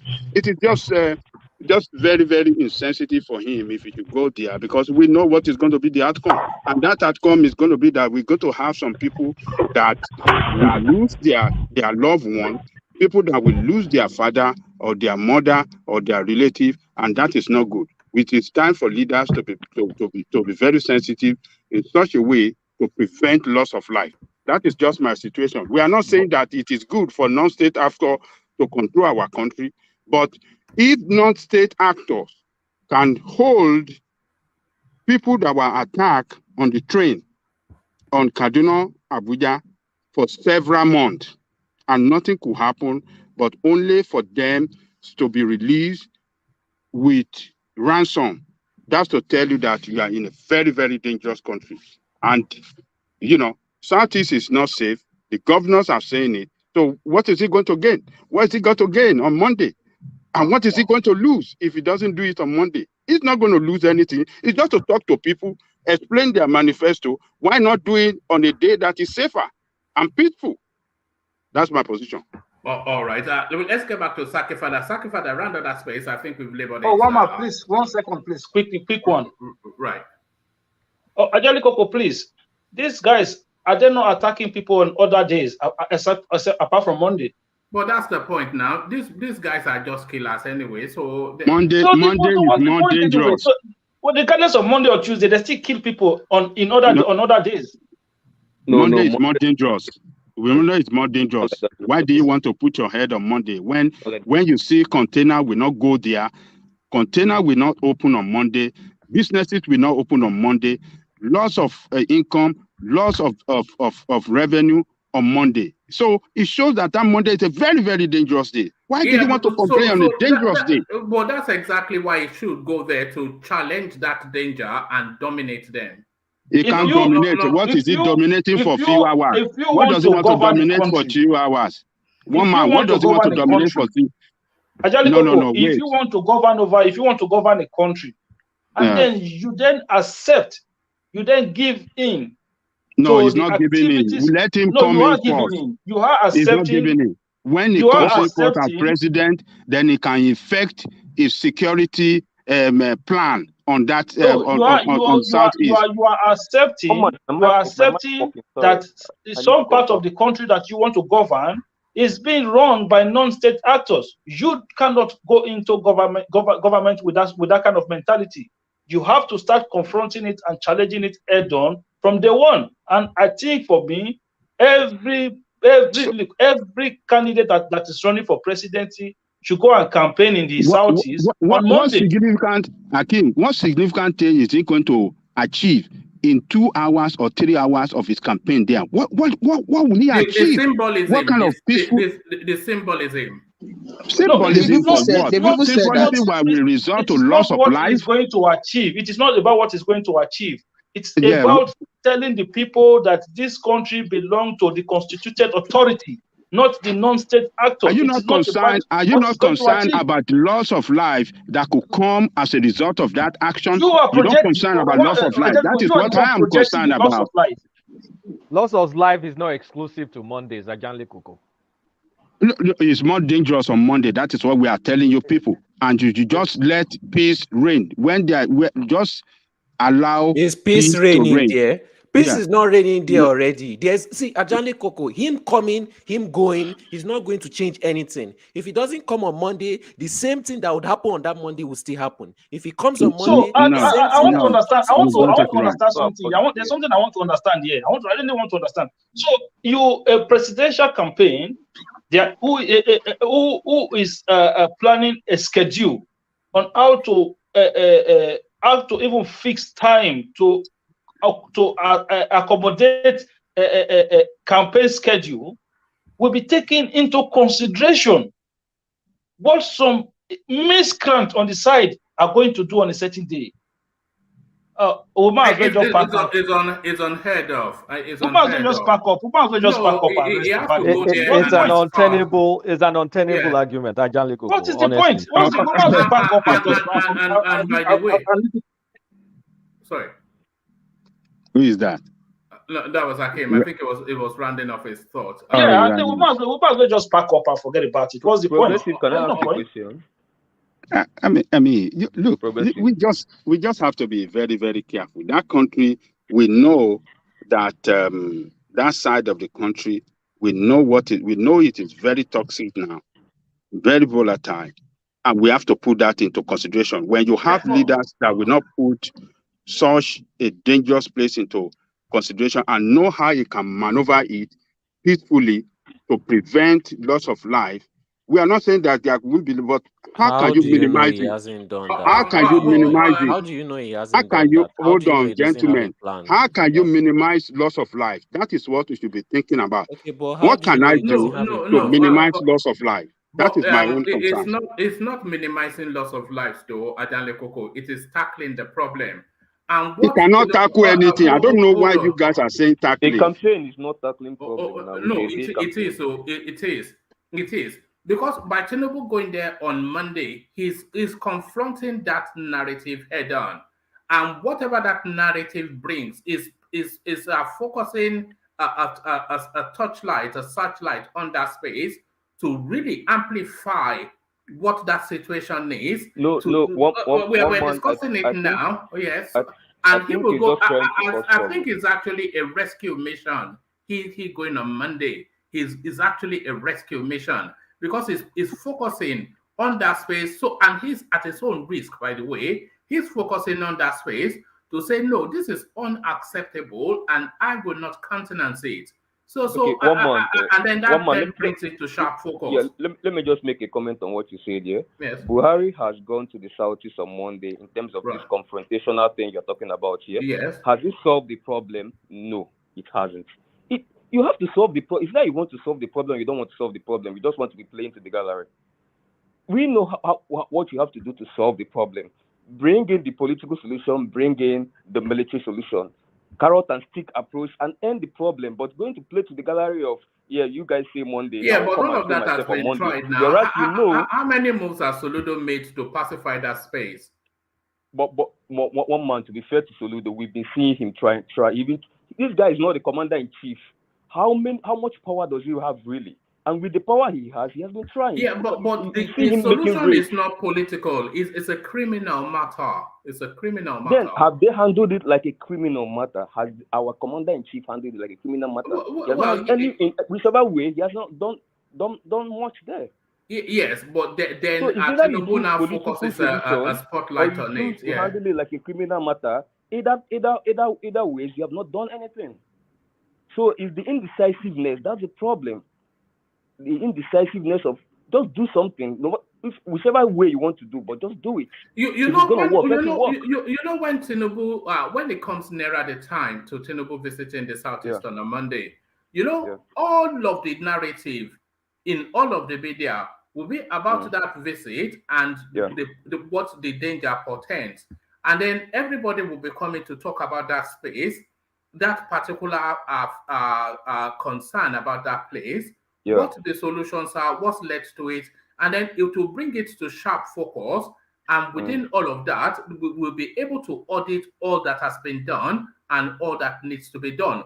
All off the back of this man visiting just for a couple of hours, as has been described. Okay, a rescue mission is actually on a rescue mission. Can I ask you a question? I'm coming first. Hold Let on, me finish what I sorry. want to say. The commander-in-chief has made that move. Commander-in-chief and Tinubu, who is going to shed more light on the problem? Well, if it's not been solved, then we'll continue to push at it. Because Buhari went and it didn't stop, then we give up. So we continue to push at it. So Tinubu goes again and pushes it. And actually, it's the incoming candidate. Where you can assure your own security is not the solution to the problem. Even if Tinubu puts all his campaigns on Monday, it will still solve the problem. Hold on. The country cannot step down at Uptown. It is the unknown gunmen that will step down. The country will not step down. By asking Tinubu to reschedule. By asking Tinubu to reschedule, you are asking the country to step down. But the country must not step down. When I'm asking it is the unknown gunmen that I'm must not step considering down. the unknown. Can I ask you a question now? Government. I am considering the possible loss of life. Important. One life. Don't worry, the loss of life is endless. No, you cannot hinge loss of life around just Tinubu's one sole visit. They've been hemorrhaging lives for what? Since all the way through the IPOB space, through ESN, through unknown, it's been endless slaughtering in that space. You cannot compare. So Tinubu's visit neither moves nor diminishes. One man. You cannot. What you are trying to do is you cannot compare an avoidable death with a non-avoidable death. They are two different things. Yes, but it's you cannot. You cannot compare. Yes, okay, let's if stay somebody is where going to shoot somebody, I'm coming here. Yeah, one man. Go on. If a robbery is going on in the junction, but someone already was in the junction before the robbers came and then shot at the person, it's an unavoidable death. The person didn't know. But then if I hear that people are shooting at the junction and then I dressed up and wear my canvas and I go at the middle of there and stand, that's an avoidable death. All right, let's stay with your analogy, Uptown. Any death that follows or does, and hopefully no death follows, any death that follows Tinubu's visit to the Southeast is an avoidable death. It's an avoidable death, but the reason why that death would occur is because elements within the Southeast have chosen to take lives. And if they are using Tinubu as the excuse to take that life, then they would have still found another excuse to take that life. So it's nothing to do with the visit, because the death is avoidable, because it's a conscious decision by that unknown government space to leverage Tinubu's visit to go on a killing spree. So that's the decision that they have made, and it's avoidable. It can be avoided if they choose not to. But then the fact that they may well do that should not deviate anybody's intention to act at will in a country that they call their own. So the intentions of miscreants should never be countenanced. They should be contained. The problem is that you are bringing in people who I consider as non-living things into the talks of living things, because those unknown gunmen should not be even part of the discussion. The discussion is what we as the law-abiding citizens of Nigeria are doing or what we are not doing, what we can avoid and what we can't avoid. It's not about them. Those guys, they kill. That's what they want to do. So I'm not. You can't play moral just for them because so they if don't even stand Tinubu on did not morality turn at up, all. if Tinubu did not turn up, will the unknown gunmen not find other reasons to kill? No.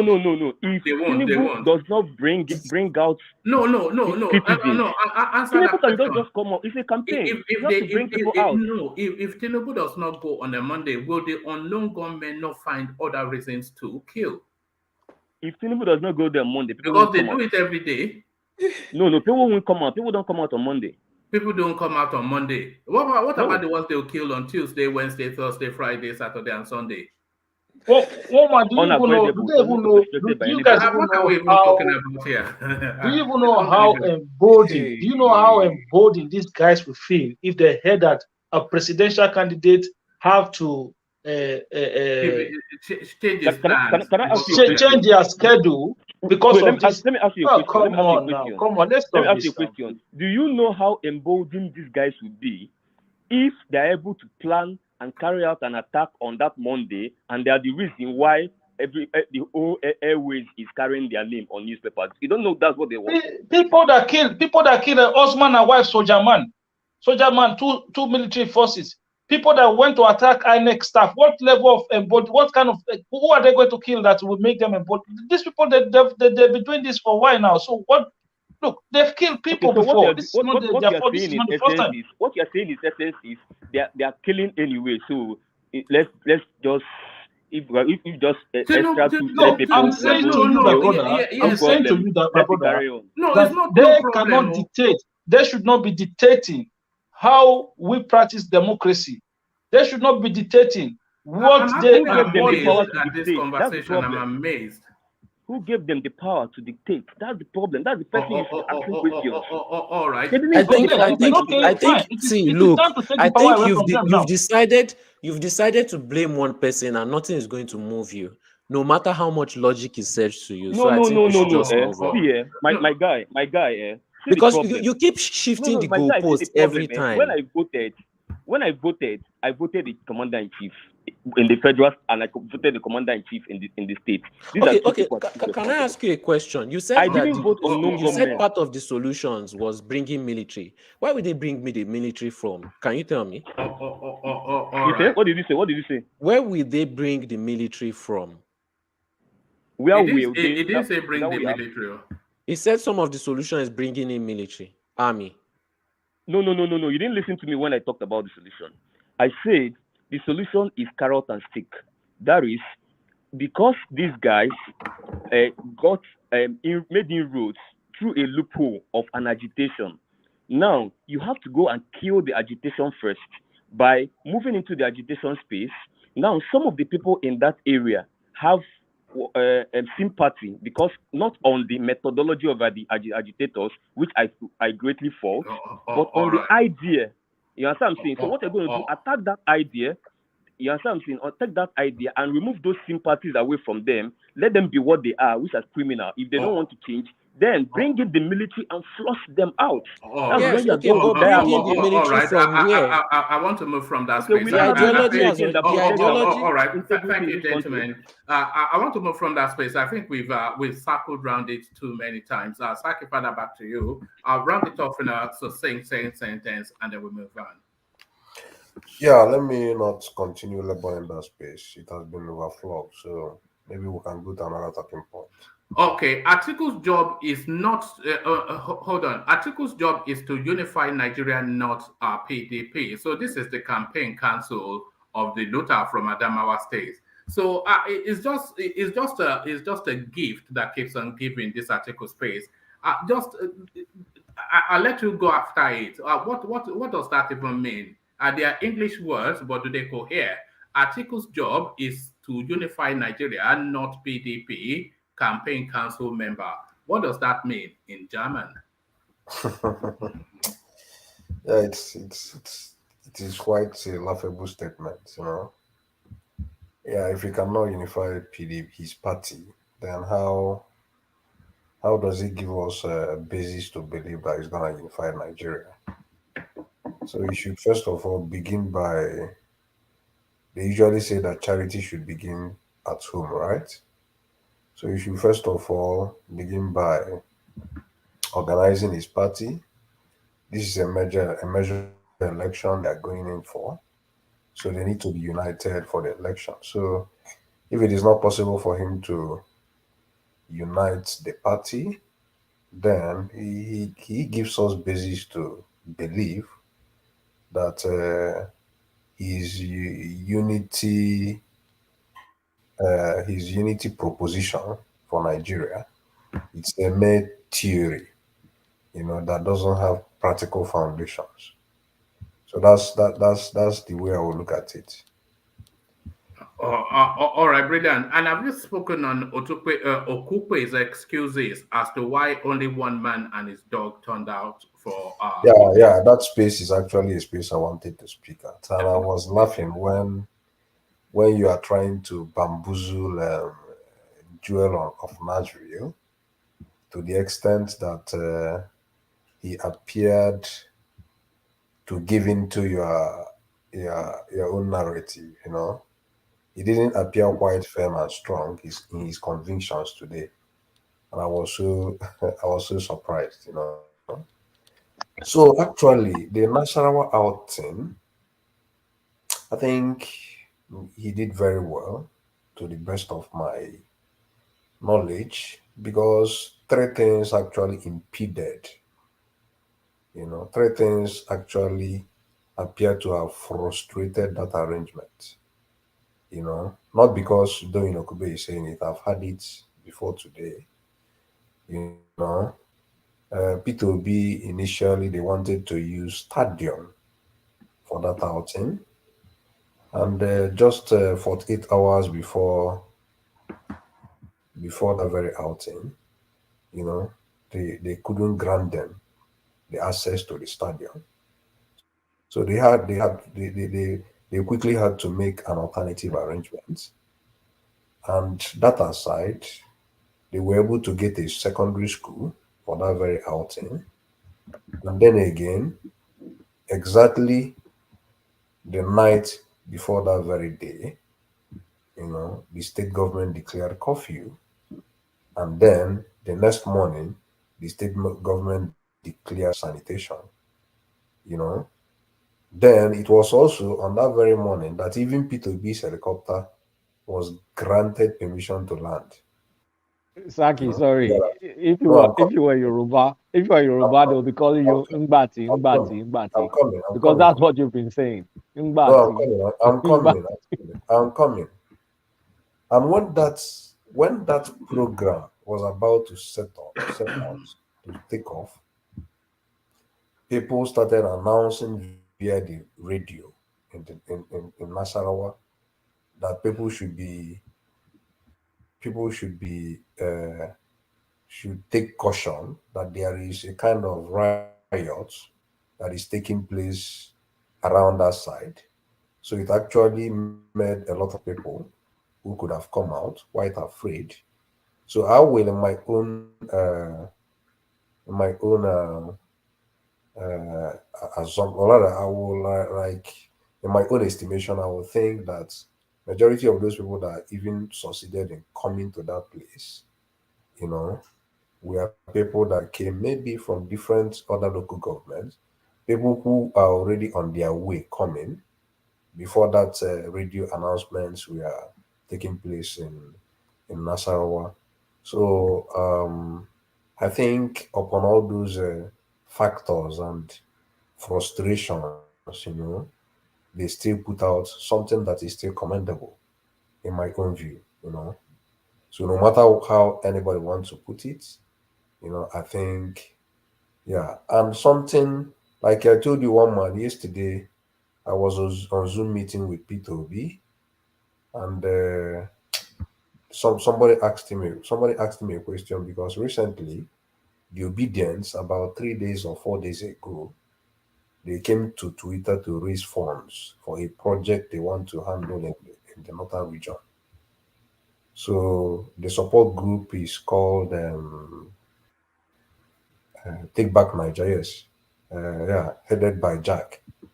So they started raising that funds, and Festus Keyamo was like cajoling them on that platform. Let's see whether you guys can raise up to that amount. So it was like he was cajoling them, and the obedience did everything possible to raise that money that very night. Then the guy went to withdraw this money the next day to pay for a lot of printings and t-shirts and those projects they want to pay for. He went to Keystone Bank only to be told that the CBN, asked them to restrict their accounts. So till today, Keystone Bank has not been able to even give the guy reasons why that happened. But then obedience began to say this is a political move. Why would they prevent the guy from withdrawing money that Nigerians contributed in Nigeria? You know. So yesterday during the Zoom meeting, the guy tried complaining to Peter Obi that this is the challenge the support group is actually facing. And he was like telling Peter Obi, since you know all these bankers, maybe you could reach out to Keystone Bank and let's know why they actually froze his accounts. So Peter B answered by saying he was like he said, "My brother Jack, I understand these challenges. I understand what you guys are passing through as support group. So he now said, imagine what I, Peter B, have been passing through, even in the hands of the opponents, you know. So I really felt for him yesterday when he made that statement. So what I'm trying to say in effect No, is, did he tell you what he has been passing through? no, we didn't. We didn't. So it's just like his policies is in his head, Abi. No, we didn't go for that. But it is over. He said that even now that some people are not even picking their call, his calls because they might be like sanctioned for even identifying with him publicly, something like that. So maybe you can watch that. Is on YouTube. That very question was put out on him. So, but what we are trying to say in effect is that some of the opponents, I feel, they feel threatened by the rate the obedient movement has actually been progressing, because that very night, even Festus Keyamo didn't believe that obedience could raise that amount of money that very night, on Twitter. So I don't know why his account was frozen. I think I learned that as of today, that because they tried to trend it on Twitter, they started doing something like boycott Keystone Bank, telling obedience just to trend it on Twitter so that Keystone Bank will act in accordance to rules. So, but till now, I think that the guy said that I But think are you sure the guy doesn't pocket the money and fully you guys? It's just a suspicion. Oh, forget it. no. Yeah, The letter, I don't hear you. no, the letter he got from. He even wrote a letter to Keystone to explain to him why they froze his account. The only thing they told him when he went to Keystone, according to him, is that the order came from CBN to freeze his account, sort of. But obedience are now seeing it as persecution, and some of them are trying to connect it to the fact that they argued with maybe someone like Festus Keyamo. Some of them I'm not saying is the truth, but some of them are saying that possibly maybe Festus Keyamo, as somebody that is in government, must have used some connections and call one or two persons that call one or two persons just to prevent them from executing that project, because the project was meant to be in the north, So Yeah, Saki. yeah, As at now, they have refunded all the contribution to the yes, that contributors. is what I want to say. That is what I want to say. I heard that all the contributions have been refunded back to the accounts they came from. So this is pure persecution from the way they see it. So this is pure persecution. Okay, yesterday again, I heard the flag boy was lamenting in Lagos that even police now, one policeman, No. All this victim playing is getting somewhat tedious. That was how the space came in. Victim playing, and no, and no, no, the red mix to that space was thrown when Peter Obi read that is fake WhatsApp message no, that the no, no, Yorubas. no. One man, don't say it is victim play. The question No, you is should it not victim playing? no, the question you should ask is what they are saying. Did it happen? Did they freeze anybody's account? So I think No, that you is have where to, you you should have to, look you at. have to. If they did freeze anybody's account, which is Yeah. because Thomas has already painted one scenario, but if they did freeze somebody's account, then the next logical question is why. So if they're saying all these Yahoo boys donating to, then of course, then the authorities must act. What do you mean by it? Do you know that very night the donation they were making? You see people donating 500 naira, 1,000 naira, 3,000 naira. It's just that they were many, but the target, the amount they wanted to generate, they generated to that night. And when they generated it, they immediately wrote on Twitter, they think we are steaming down. Like they were like trying to talk to what Festus Keyamo, they challenge Festus Keyamo tree at them, you know, only to I'm not sure that Festus Keyamo is chasing around some satellite group that is raising money it's obvious that you are not on Twitter to do space. t-shirt, No, it is obvious you are not on Twitter space. Festus Keyamo talks to them on Twitter space, he writes and they argue. Even the governor of Kaduna State, he will make some comments on Twitter space, and the evidence we argue about all those challenges. So it happens. So even FFK, they talk to billions on Twitter space. So if you're on Twitter, you will quite well understand, you know, those circumstances, what happens on those spaces. So I don't know. But what I'm trying to talk about is that. The federal government, the party in power, or I don't know, whoever is involved, let them give everybody fair playing ground to campaign freely and do what they want to do freely, as long as they are not breaking the laws of the land, you know. But and the brand new car using that the guy bought is just a coincidence. The guy and that was using collecting the money. and using I don't know the guy you're talking about, and using state apparatus to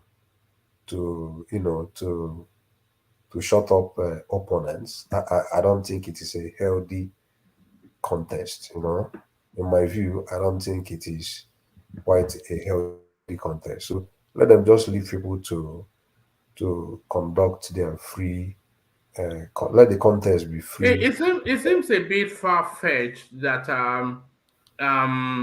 Festus Keyamo will spend his time and influence to shut down the account of some I am satellite not station. saying I am not saying that he is the one that shut down the account of this person, but I'm telling you that because of that altercation that happened, you know, some people are trying to, explain possible reasons or what led to it, whether they are correct or not, I don't know.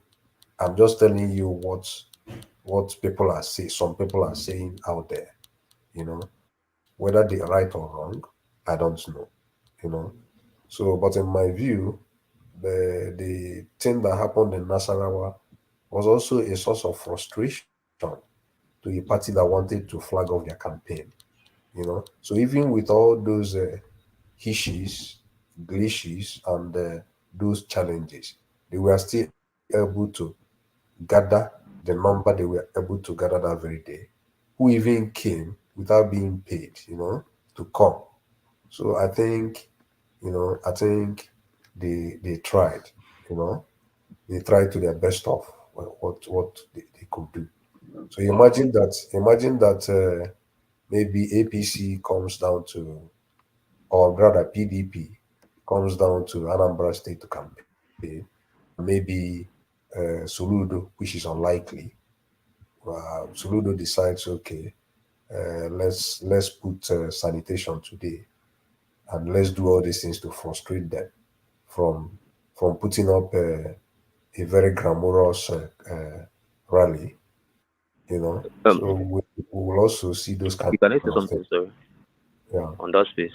Yeah. Okay. Thank you. Actually, on Monday, we confirmed the issue of the signage in the signage company in Lagos. We've been hearing all this news online, so we tried to call the number, and actually, this stuff that's saying online is true. And I think I have the number. One man, I think I'm going to send it probably on a private chat so that maybe any of us can also try to call them. I don't know if they're going to answer international call though. But these guys actually will tell you to your face that they have been ordered not to accept any signage from Labour Party. They're not masking it. They say it's pump and plain. Where did you get the number? No, like the signage company now. Yeah, where did you get their number? Where did I get their number? Hmm. I don't know. My manager got it. I don't know how. Playtown. You say, is a fake number being circulated by the obedience? No. It's very accessible. Playtown. If you're in Lagos, you can call. You can. Playtown. Yeah. We used to see. I'm coming. I work with a media outlet here, so we do shows. We host shows. So we are in the business of signposts. We are in the business of media and all of this. So it's not a far-fetched thing for us. Just that when they ask you and you talk and you want to put a political something there, they ask you the party. And if it's Labour Party, you are done. And any of you can confirm this if you can call them. And for me, I don't know why in a democratic system, and then there's so many things that can happen in Nigeria that cannot happen anywhere else in the world. And I don't understand. Like, this country just needs a reset button. This is not a democracy. We're not pressing a democracy. All right. Uptown, take a question from Solomon, and then after that, I want to move on to Thomas, who's about. No, what I want to tell him is that he used to have first-hand information. Like he used to have first-hand information, but it's very important that you just keep these things to yourself because I feel like it's kind of implicating. Yeah. I just feel like it's implicating. It's just better you just keep than proving a point. You always first-hand information. No, this is a fora, and no, it's not just about this one. Like the other day, you said you spoke with with Dele. Yeah. And is a public figure now. Dele is a public figure now. After that day, those things I said that night, Dele later tweeted it the next day. So of course, I saw it, but it still came out the next day. Keep these things to yourself. Okay, but if I don't keep anything to yourself, so you have to share information on the platform. One man will carry it and go and give to Tinubu camp. There is an attack. One man. Yeah. One man. Yes. Can you see me? Oh, hold on. I have. Okay. Oh, yeah, very nice. Look at that. The right on my way. I don't have the right hand. No, I think that tie actually does it. This looks good. All the girls are in trouble. Are you sure you are not after a second wife? Look at this guy. Mother is there. They'll be sleeping telephone numbers in your pocket. No, it's Tempo now. From Tempo, pray. Actually, I forgot to tell you. Today, the priest will dip in the sapling water and put it in my daughter's mouth again. Now so we save the do now. Now so we save the do. And then do you go for dinner afterwards, or do you prepare? Is there a meal afterwards? No. The family will go eat. I'll take the fact. Since the grandma is coming, the parents are coming. So my wife's parents are coming. So after that, we'll go eat somewhere around then. just like sign off. Thank you for coming. Is that a Then I'll come back transition home. to adulthood, like a bar mitzvah or something? Is that? Yeah, something like that. Yeah, Yeah. they do it. They do it like for 1 year, for the males a year, and what is first 1 year, then 5 years. For the female, it's like 1, 3, and 6. 6 is the last for the female. And that's our They have final to- passage. Does that Yeah, that's a final passage. Okay. So does that make her pretty much an adult then? Not, of course, she's still No, a the child. last one that make her adult when she's 19. They will celebrate that one. They do that one every January, I think February 12 or January 12. It's a holiday to confirm all the girls from 19 years to 20. Then they can start drinking. They can go to club. They'll come out and wear their kimono.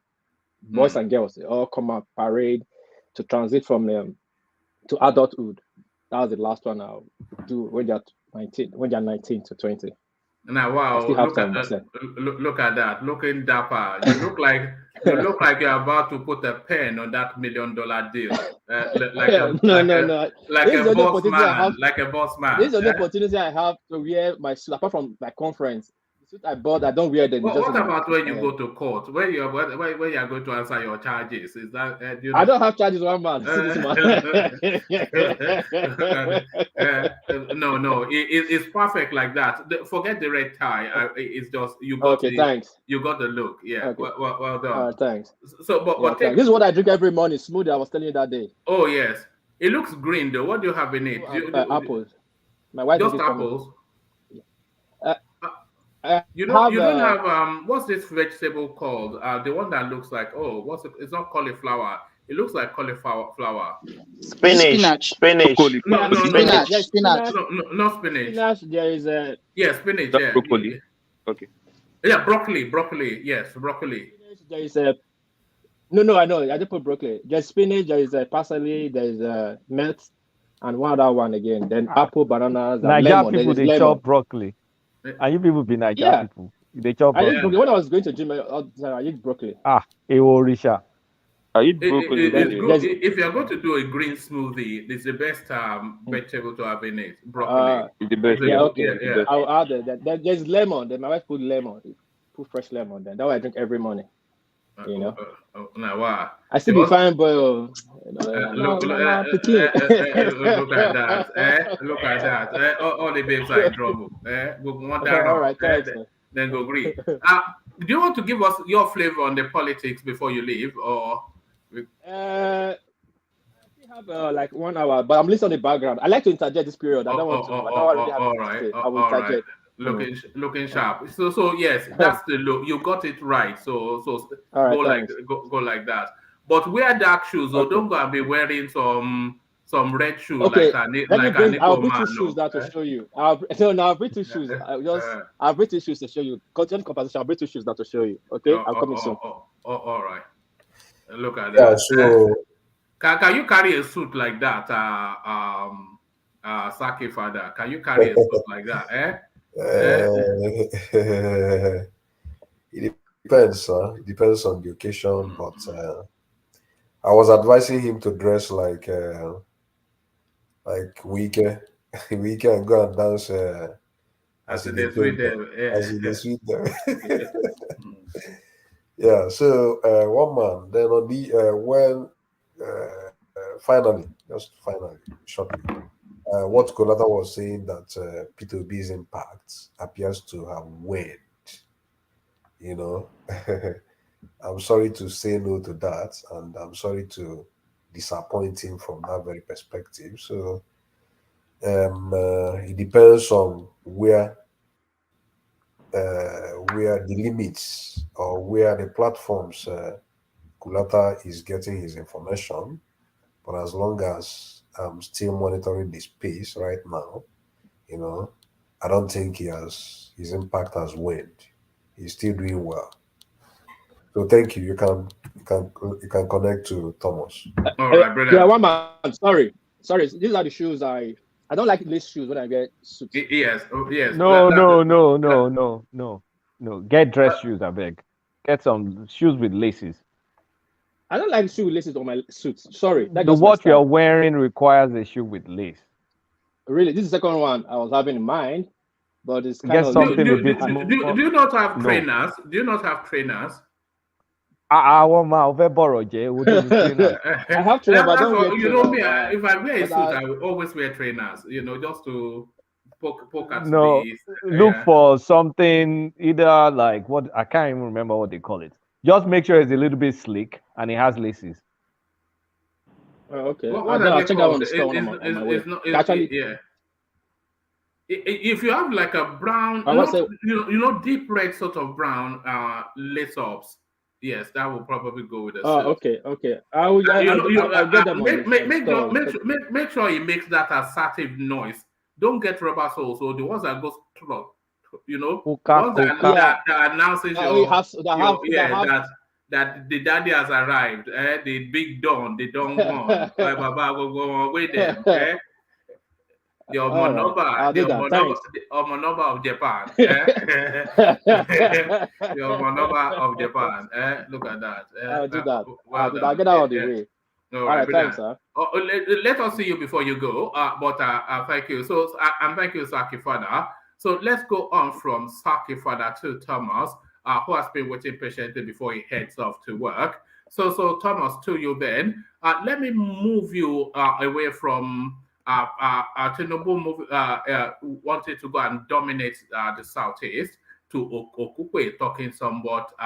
I'm not going to say gibberish. I'll let you reach your own conclusions. Okupe blames Nasarawa government for low turnout at presidential campaign rally. So all the other parties have been mocking him, of course, that well done. We did only say that this was a Southeastern narrative. And as soon as you stepped out of the Southeast, you get exposed.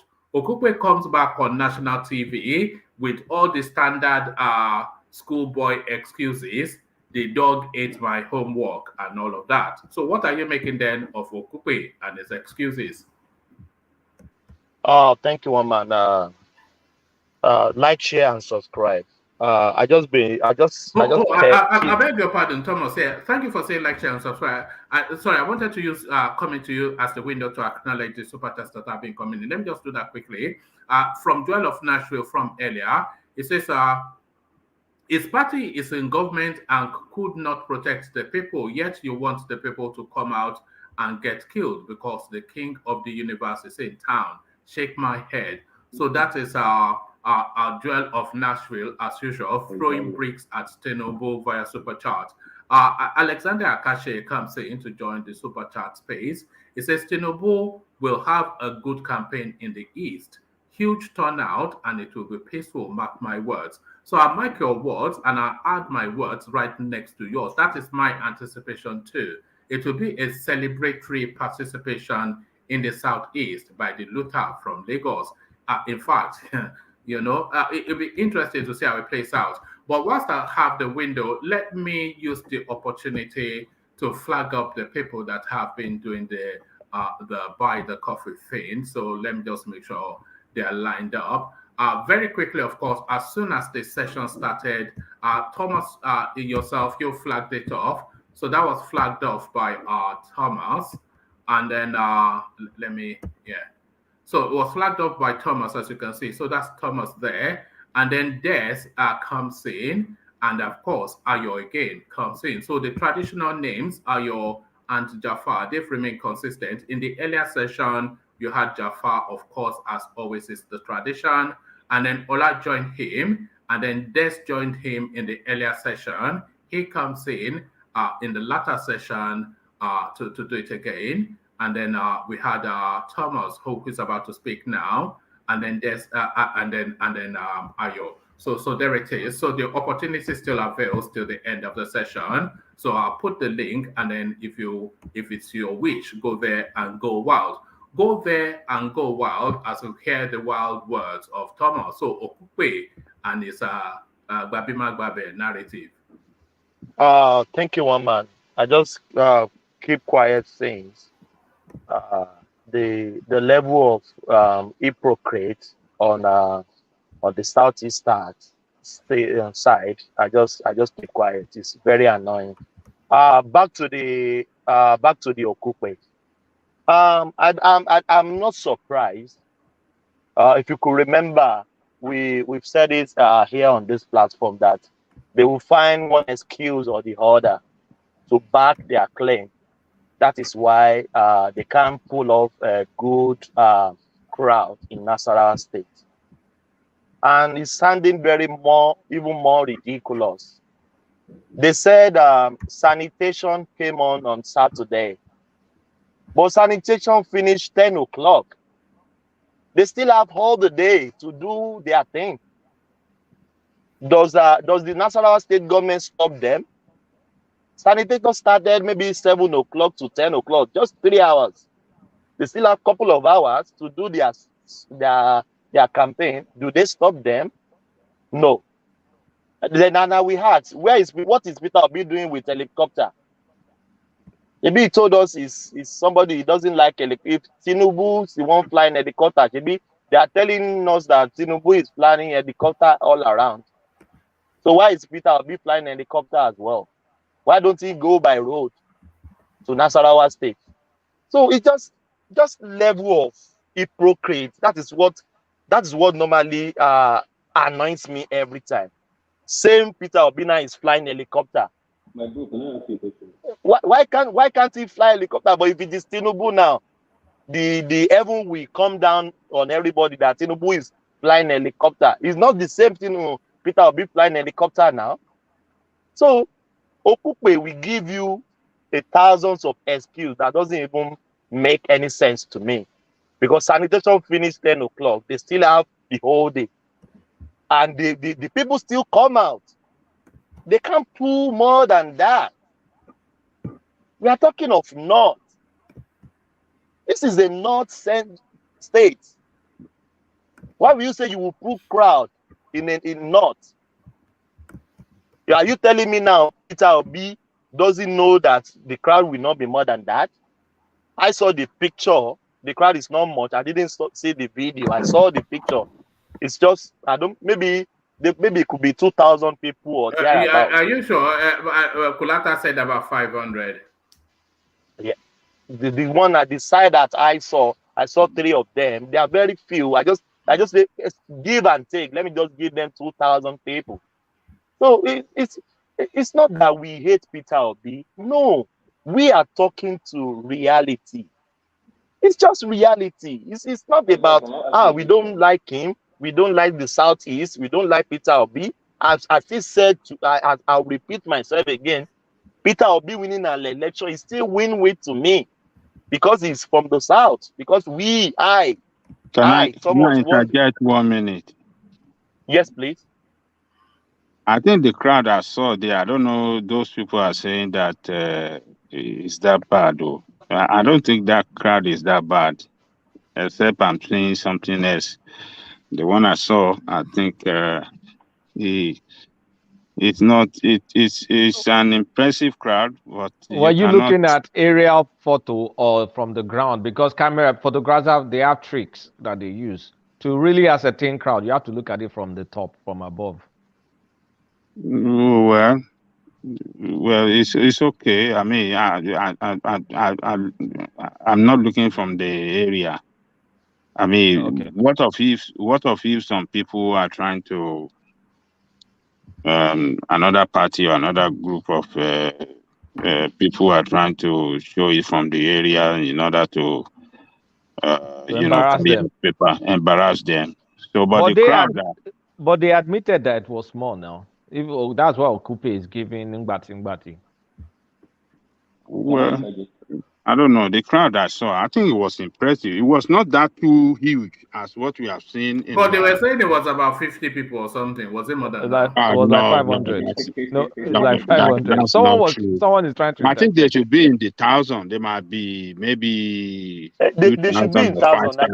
Maybe 2,000 thereabouts. Or 5,000. They should be in 1,000. Could you 500, Lose? Ajale Koko. Even in 2,000.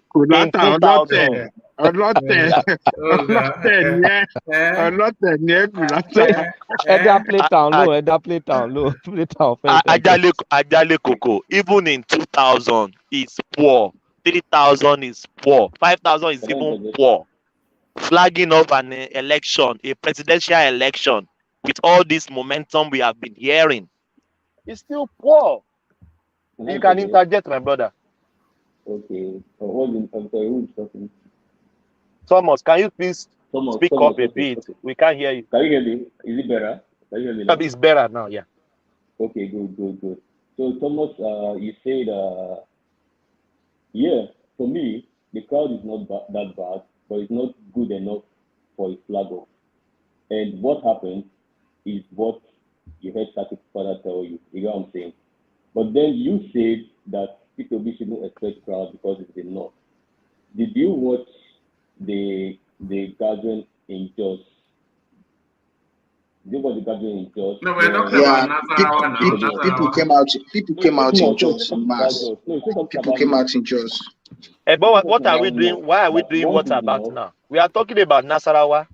Why are you taking it to Jos? No, I'm following what you said. You said that these people can only do this in South.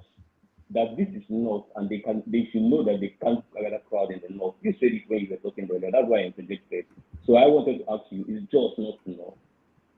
So why is Jos the case of Jos different? Because that's also North. So this is not a case of North.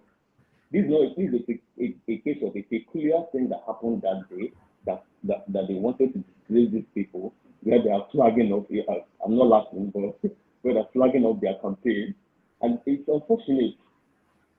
If you follow what happened on ground that day, you find out that this was a clear master plan to just disgrace them. And it didn't work too much because I expected it to have more effect, at least let you have some empty ground and all that, probably what they targeted, but still, people still showed Play up. town. Like Don't in a let us normal way. dance.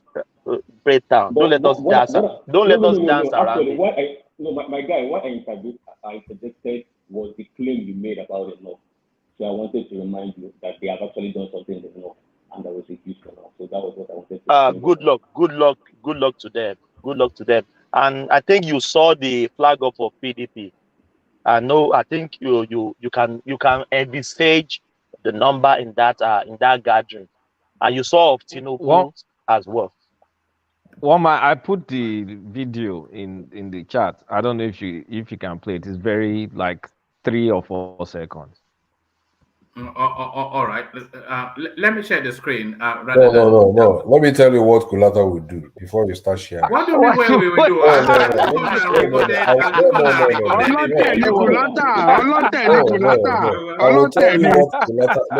think gonna record the video. No, I will tell you what Kulata will do.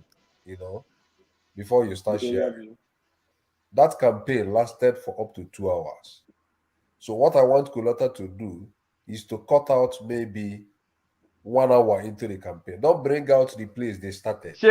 Saki Father, will you be satisfied when Dati was speaking, Abi? Will you be satisfied when Dati was speaking? So that you know that everybody was there. No. So it's not beginning of the campaign. Wait. Don't bring the campaign when they started. That is what I want you to do. No, but Dati was speaking in this video, so it's not the beginning. If you can start from scratch, you'll see it.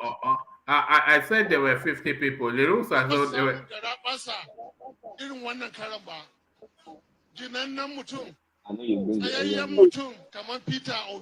This is not a bad crowd, man. I don't know what you guys are talking about. For a flag off, that's like 500.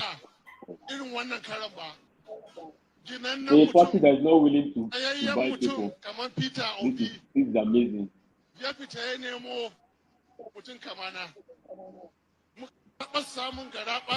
All right. The one thing with spaces like that, you have to discount at least 40% are people that just there out of the curiosity of the spectacle. Mugbamoya. So that makes it 300. That makes it 300. So I was right. There were only 50 people. Only 50. So let's the problem the Peter Obi's space they are not getting to is that somebody is echoing. Can you please mute yourself, please? Hold on. I think it's play town. Yeah, go on. Yes. The what Peter Obi and his code they are not getting into is that the Labour Party is their problem. Have we forgotten so soon? Labour Party pulled only 5,000 votes 2019. Labour Party don't have the spread. That's the problem Peter Obi is having. It's not about Peter Obi. Peter Obi is a good candidate on his own. He did what he can do in Anambra. We can still give him we can give him some kudos, but it's the party. But for now, today, we don't have any party in Nigeria. We have only 2 parties. The rest 16, they are just joking. They are joking. Go to 2019. The third person on the ballot on 2019, he got $110,000, 110,000 votes. 110,000 votes. The third person is Felix Nicholas. I don't even know him. Go and check. The record is there. PDP put a 12 up close to 12 million. APC put 15 million. Can I ask you a question? Yes, please. Yeah, 2019, you said PDP pulled 12 million, right? Yeah, close to 12 million, 11 million plus. Atiku pulled 12 million, right? 2019. Yeah. I think Atiku had contested before. Do you know how much he pulled before this 2019? I don't know. Okay, what are you trying to incinerate? Carry on. No, what's the wider point you are making? What's the wider point you are making? Yeah. So what I'm trying to insinuate is that P2B on that ticket as his vice, helped him to garner a lot of votes, especially from the southern parts. Mm-hmm. So another thing I'm trying to say again is you keep talking about 5,000 votes by Labour Party. Is that not true? You keep talking about it in the last election as if the dynamics of the last election is still the dynamics we have today. So you keep. So what is the dynamics now? What is the dynamics now? So are you trying to tell us that because they garnered we have to use the known to project the unknown now? Oh, yeah. So are you trying to say that they will now get 10,000 votes this time?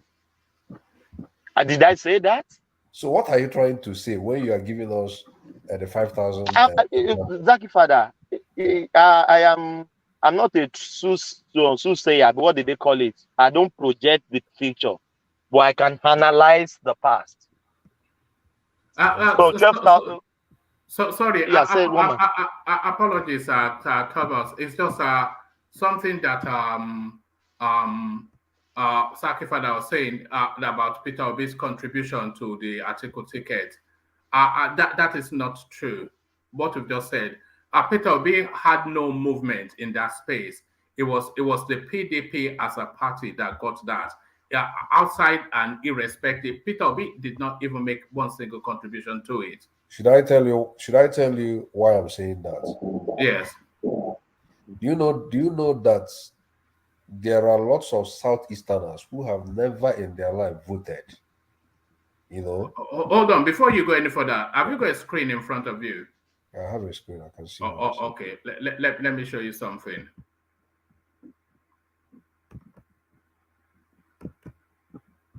Hold on. Okay, so these are the figures from 2015, which you say, Peter, you can see this is from the BBC. So Nigerian presidential election 2019. So these are the figures, and we go straight to the counter. So that's APC to the furthest left and PDP right next to it. So we go to the bottom. PDP scored 11 million 262,000 approximately. 11,262,000. So Peter Obi Atiku and APC scored 15,100,000. Let's round it off to 200,000. So 15,200,000. Buhari. What's his name? The short man from Ikene. So that's 2019. So now stay with that screen and let me then show you this. Let me show you this. Let's just stay there. So this is from Reuters, so an equal status news outlet. So this is from Reuters, a table of Nigerian presidential election in full. So this is the 2015 election, Jonathan versus Buhari. You can see it there. So that's Jonathan PDP, Buhari APC. So PDP scored 12,853,000. So you can see that are consistently roundabout even better in 2015 than 2011. So Peter Obi had no bearing in that election result. It's consistently how it has always been. Remember my argument. I said that Atiku had contested election before under a platform, right? Right. Before The party has consistently shown those figures. No. See, one man, if you remember, if Atiku camp came out that Peter Obi didn't contribute anything to the vote. If you remember, we covered it here. So what are you saying? What are you insinuating? Peter Obi is not a factor at all in that election. In fact, it was the party. It was a baggage that they carried. Wait. So one man, if you are saying that Peter Obi was not a factor, no, the figures are saying it. The figures are saying it. Okay, the figures are saying it. Yes. But are you now saying that with Peter Obi's exit, that PDP will still maintain the figures they have always had? No, because of the momentum that Peter Obi has gathered around him, he's going to seize some states from the party. But he did not have those that momentum in 2019 because it was just an appendage to an Atiku narrative. I was talking about the person Atiku. Right. How much vote? Because he was claiming that he already have 12 million votes in the bag. He already have 12 million votes in the bag. Yes, that's the party. He has the flag bearer of the party. Yes. I was now saying, how many votes did he have when he contested election before? Versus because maybe you are selectively understanding what he meant. But when he's saying he has 12 million, he's saying he as the standard bearer of the PDP. And the figures say that he has that 12,853,000. So the figures are there. He as the flag bearer of APC. Yeah, PDP rather. PDP. Of PDP, yes. Well, and one man, even Atiku contested before, not on PDP platform. It was on ACM platform, Tinubu platform, isn't it? So, Zaki Father. I think Zaki is trying to isolate Atiku away from the party and then asking what amount of votes he commands. But Atiku is not isolated from the party. He is the flag bearer of the party. Saki, I think what Saki is trying to explain is that Atiku coming to say that he has 12 million in the bag. Yes. You shouldn't forget that now he cannot keep saying that right now because that 12 million he does not have it in the bag again following the exit of Obi. That's what he's saying. But he has it.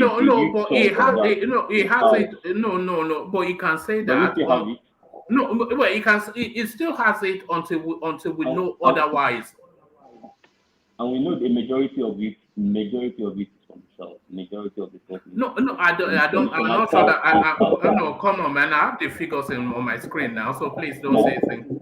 Look, but just to answer your question, he has those votes until events tell us otherwise. We can only go with what is known because all we are palpitating is that what will happen, and there's a very good likelihood that it will, but it has not. So until it does happen, he has those votes. Because that's the data we have. One man, I don't know, maybe one day when we have a little bit time. Let us even gather all the registered votes from the five states of the Southeast. Let's add everything together. How much are they? Let's give him 25% in Lagos. How much are they? The number is not adding.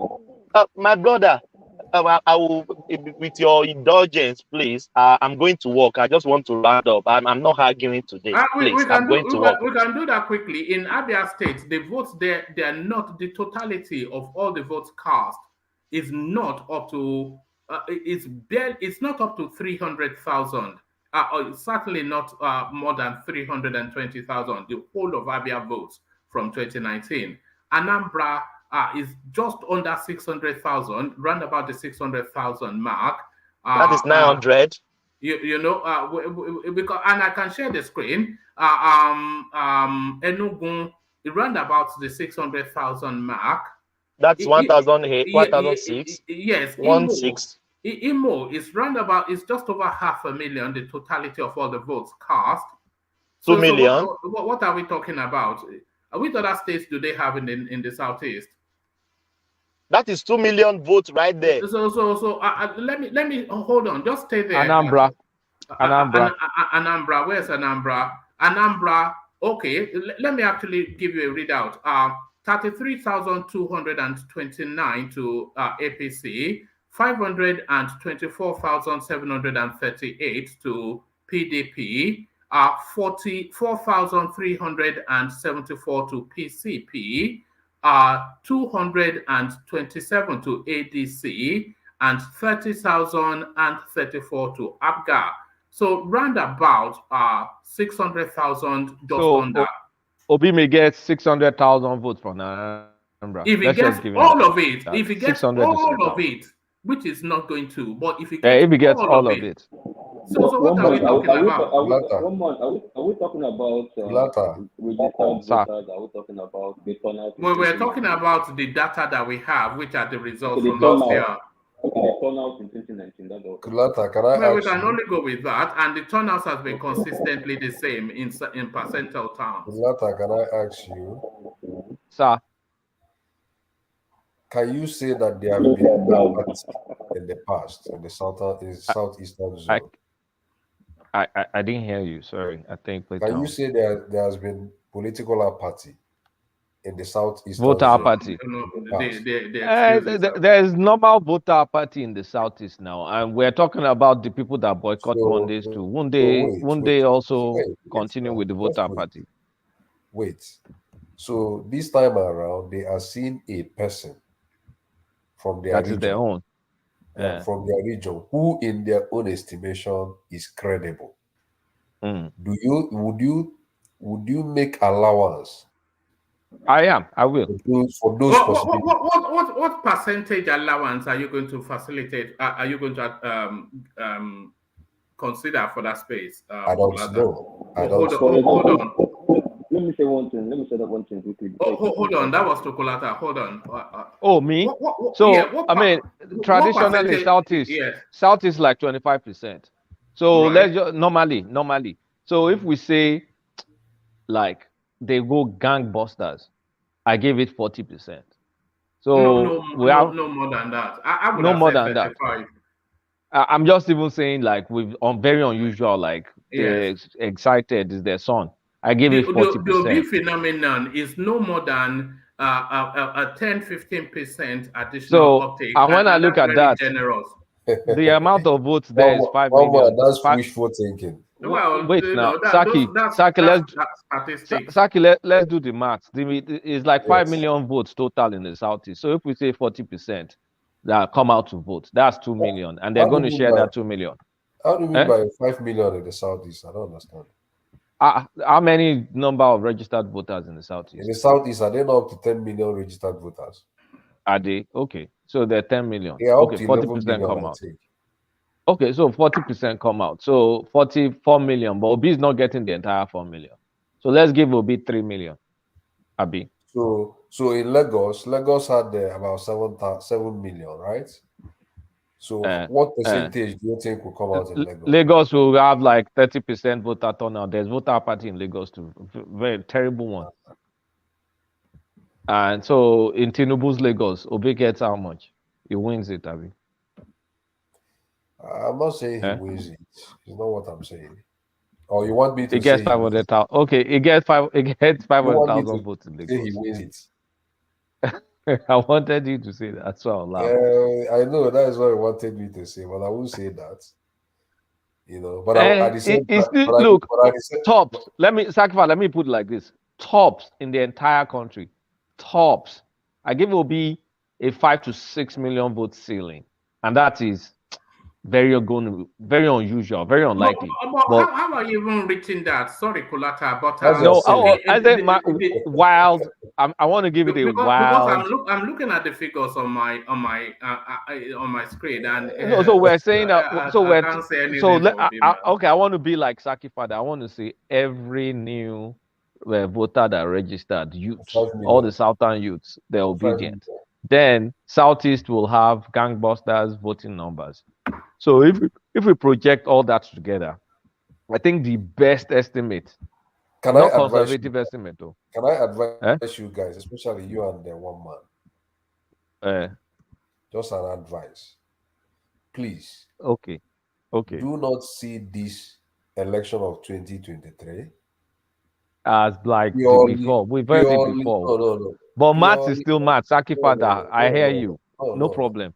Purely on traditional characteristics.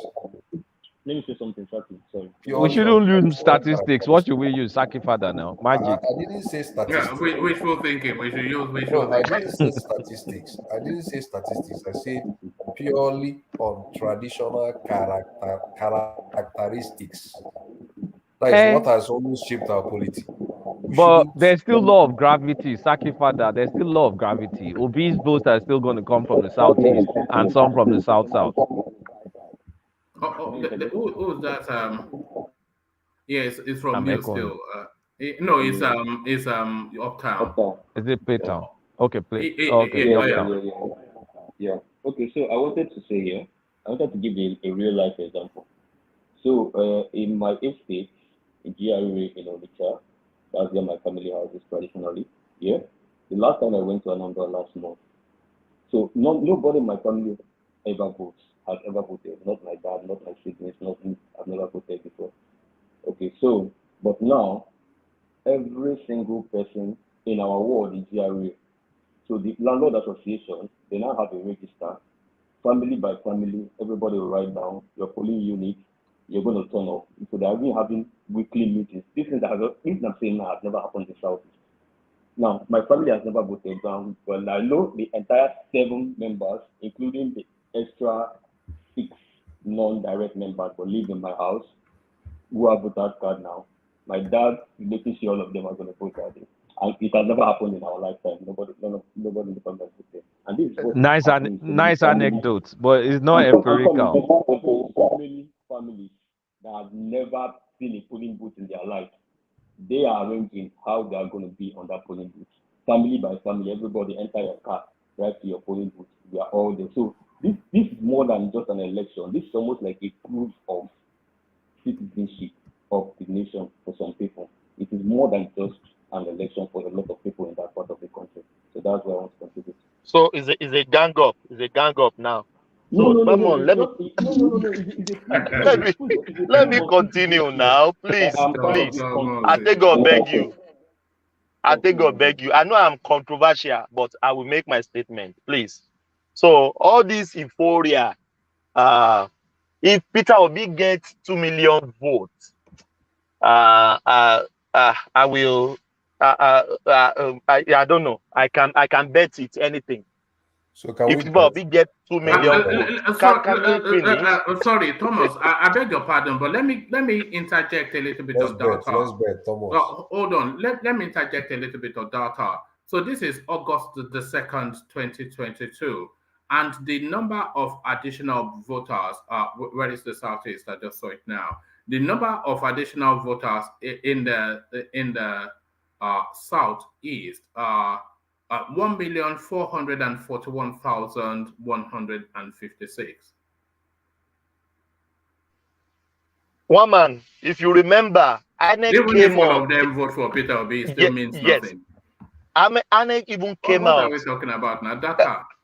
Yeah, INEC came out that there are millions of people that make mistakes on their register, on the registration, on their voter card online. Are we putting that into consideration? No, So that's 2 million people. It's already out. There's no more consideration. To me, if Peter Obi gets 2 million votes, is the kind. People are still forgetting PDP. PDP is still in the southeast. You know all the permutations people are making. They are almost permutating 100% of the votes to Peter Obi, which is of course. But it's not statistically possible now. I mean, it's not possible. And even with that, it still means nothing. It still means nothing. But the what's funny is everybody forgets about the spread. In the past, Anambra has shown that they can give somebody 98%. Yes, Anambra gave Atiku 95% last time. So they've shown capacity of giving block votes before the past. But how much is Anambra? And 600,000 under 600,000. Under 600,000. Yeah, that was the turnout in 2019. I just painted a scenario in just my household, just one household now, for you to know what's going on. One man, something people don't know. No. So hold on. Just to address your household, we have. Let me share the screen actually, so you don't accuse me of making up stuff. Let me share the screen because even with your household, we know the number of additional voters that's been added on to the traditional voters in the southeast. So so I'm not quite sure. So you see the headline. South Northwest take lion's share as INEC records 12 million new voters. And then if we go all the way down, where is the southeast? So you can see I'll highlight it so you can see. It says that whilst the southeast had the least completed registration with 1,441,156. So there it is. I mean, even the total registered voters across the country, Southeast recorded the lowest. So what are we talking registered about? voters? It's just wishful thinking. Southeast recorded the lowest, registered with voters. all of this enthusiasm that they are telling us, all this euphoria. So one more, let me tell you something. With 2023 election, there is something I said clearly when I was talking to Kobe. I said that the people. Playtime, could you please, if you don't mind, let me finish. I'm going to work. Please, you have your time, please. I'm very sorry. Will the monkeys and the baboons, as Buhari likes to say, would they be voting too? Will they be voting too? Because we have the number of people, though. So unless we'll be adding the birds on the skies and whatnot. We don't have the magic power of the north to bring in the Republicans. The figures don't support your enthusiasm. It's just a plain fact. But sorry, Thomas, back to you. Yeah. So it's there. It's just try digest all this thing we are saying. I don't know where the number is coming from. I don't know. Maybe from the flag that they go and put in the Kilimanjaro. Maybe that is where the vote is coming from. And all this middle belt that you are saying, we've seen the response from Nasarawa State to one man and his dog turned off. Yeah, so it's not adding up, and even if Peter will be like himself, he should just go and support Atiku. Why I said that is that it's not going to win the election. It's just going to give Tinubu. Run back home to daddy. Run back home to daddy. Yes, it's just going to give Tinubu this election. It's gift to Tinubu now. It's a gift to Tinubu. This 11 million vote PDP pool, 12 million vote thereabout PDP pool in the previous election. Pata. He diluted. He took maybe 3 million out of it. That is 9 million or 8 million thereabout. Atiku is not winning. Peter Obi is not winning. We know Jagaban. You need maybe 2 or 3 states in the southeast. Southwest is there. It's just like a gift to this Jagaban of Lagos. And I will say this, yeah. Sorry, yeah, Thomas. Say what you want to say, yeah. if you look at the figures, both in 2015 and 2019, the margin of victory is roughly approximately 3 million. And 3 million votes, yeah. And that is the Peter Obi takeaway from the PDP. So that magic 3 million that swings the presidency is what Peter Obi takes away from the PDP. That is it. I normally emphasize it all the time here on those platforms. 2019, Buhari got 400,000 votes in the 5 states of the Southeast. Does it stop him not to become president in Nigeria? They gave all their votes, almost all their votes, to Atiku. Does it stop him? Buhari now is campaigning for Jagaba. He's the head of the campaign. Can we still say Buhari will still campaign for Jagaba in the north? So he just gifted this presidency to.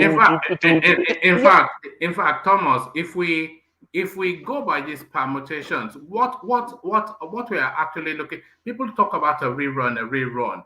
What not only are we not looking at a rerun, what we are looking at is a landslide victory.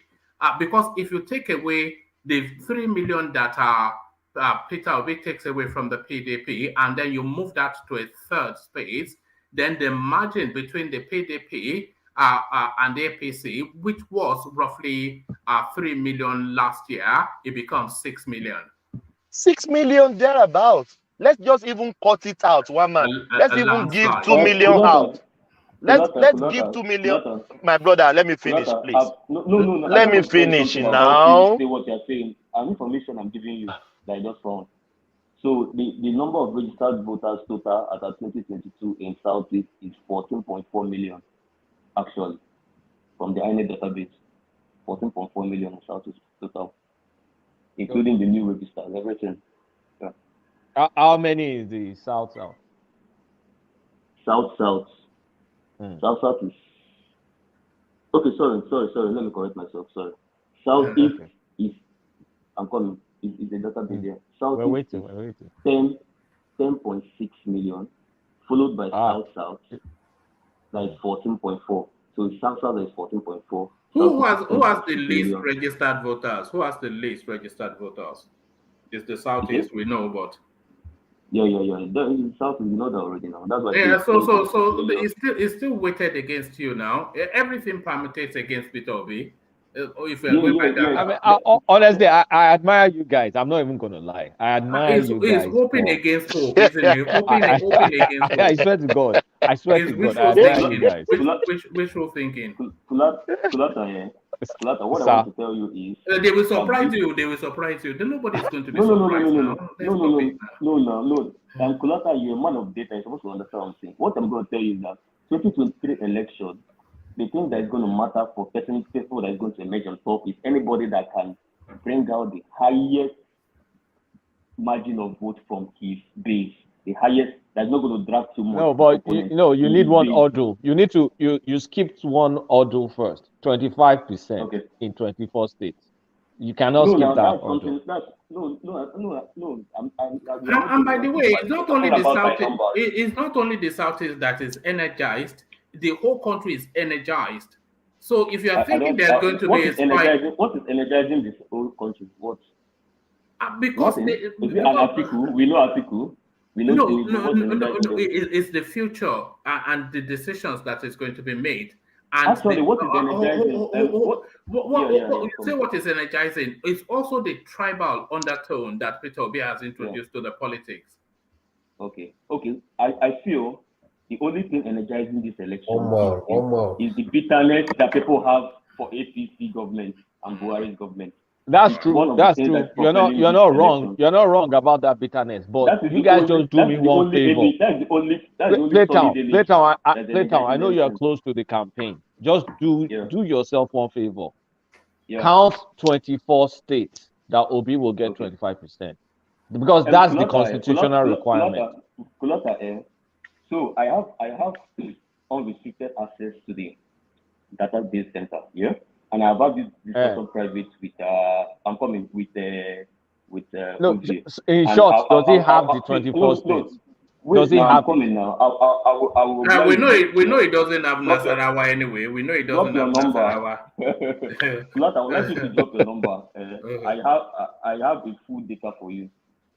Enough for you Okay, share it enjoy another yourself. day. You can come and share it another day. Yeah, probably if we can put a day, if we can put a day, 1 month for that, let's just talk about it. All right. Okay. Back to Thomas, who may well leave us in a moment. Back to you, Thomas. Yes, I think all my comment is making people come at me. Let me just finish, please. You can argue next time. It's not hard enough, woman. It's not hard enough. And I will say this again. They are gifting this presidency to Tinubu automatically. Forget about any runoff. Runoff will not happen anywhere. They are giving it to Tinubu. Let me quickly speak on the Nnamdi Kanu, maybe for 2 minutes, then I will let me go. All right, go. I've been listening to everybody trying to justify everything. I blame Nigerian government that went to kidnap this guy. They should just leave him in London. Let him do his thing. Let him do his thing. They gave him so much importance, so much, I don't even know the English I will use now. Because come on, a non-state actor carrying guns, disrupting a political thing in your country, a sovereign state, Nigeria, and we are justifying these things. I don't know. We are justifying it. He buy transmitter from anywhere to Nigeria. Is that justified? He harm people. Is that justified? Let's think for once. And same this government send soldier to the southeast to quell this problem. Panton dance. People are still complaining that Nigerians are killing the southeasterner. They are killing the ESN. So what do you want? What did you really want? They send soldier there to quell the problem. You are complaining. They don't send soldier there. You are complaining. So what did you really want? If they send soldier there, they say the Nigerian government is killing the southeasterner. If they don't send soldier there, they said the Nigerian government kept quiet. They didn't do anything about what is going on in the southeast. Just look in the mirror. With all this problem going on, somebody wants to bring a campaign to a state. They are threatening him. He should not come. Come on. Southeast is still part of Nigeria until they break away. And the last time I checked, they haven't break away. So everybody have the right. Tinubu have the right to go to anywhere. Peter Obi have the right to come to the southwest. Atiku have the right to go anywhere to campaign in that Nigerian soil. So let's just think for once. People are just justifying government didn't do anything. Didn't they say the pattern that's there to quell the problem? Did we complain again that they are killing Nigerians? They are killing the Easterners. So I don't know. That's why earlier on I just keep quiet, because all what people are just justifying this guy, justifying they don't do this. They did again. We are complaining. They don't send soldier there. We are complaining.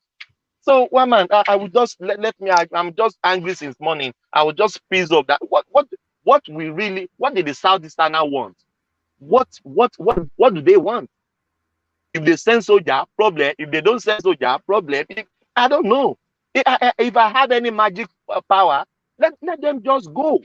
If it is possible, so that everywhere will be in peace, so that we know now we can't live in peace with each other. Let Nigeria, if it is possible, let them go. Let them go. I will even be happy. Anybody that wants to go, let them go out of Nigeria, Yoruba nation. If they want to go, let them go. Let Nigeria remain and be peaceful. Thank you, one man. God bless everyone. See you in the next section. All right, brilliant. Thank you, Thomas. Thank you, Thomas. Let's go on from Thomas and let's go to Solomon, who's in Abuja. So Solomon, you're up next. Solomon, to the politics, to the politics of it, Okukwe style. So Kulata sent us video clips. The opposition party are mocking, but then, as always, as the case in politics, the Labour Party, they are saying they had a successful outing in Nasarawa. So what are you then making then of one man and his dog turning up for a political rally? Good morning, everybody. Good morning, man. Good morning. Yeah, for Obi in Nasarawa, I would like to you. Got people came out. That at least that's number of people that came out that day. They were. It was a reasonable number of people that came out on that day of flag off in Nasarawa. But obedience, not saying that they will take over Nasarawa. They can't take over Nasarawa. Nasarawa is an APC state. Then concerning doing Okupe, you see, even themselves, this is showing that they know they are not going to win this election. How will you still be? How will you still be? How will you be trying to convince Kwankwaso to come and join your movement? And you say you people are liberation movement. You people are movement to come and freedom fighters. Bro, they are not freedom. They are not freedom fighters. They are liberation movement. Why I'm laughing is the Kwankwaso they are going to go and meet. I watched the interview Buba Galadima, one of the spokesperson of Kwankwaso, did yesterday or day for yesterday. This guy, the way he talks, you know that they are not coming to do anything, that they are just coming to continue with the normal is this status quo that these people use in governing this nation, that what are even using governing the nation. How will you say if they were asking him questions on God, I've forgotten this question. This guy was bringing in another, was talking another thing. They were asking, even the guy brought him back and said, sir, told him, you are deviating from the question. Let's go back. This guy was still going, you just know that this one is a politician. He's talking like a local politician. He's not talking like the real, like all this, I don't want to call Pat to Tommy. That use intellect to politic, but this way just talking like a farmer, a former politician. Yeah, is it Galadima? I'm telling you the truth. You know, I saw an interview with Galadima once, and they were asking him that there were ongoing discussions with between Peter Obi and Kwakwanso. And then Galadima replied that, but why would Kwakwanso be talking to Peter Obi? He's not looking for a driver. This guy they call Galadima is a local politician. He's northern people that he can't deceive. He can't deceive. That guy cannot even convince any. He can't come and campaign in any state in the south and say he would convince people. He can't at all, because it's all farmers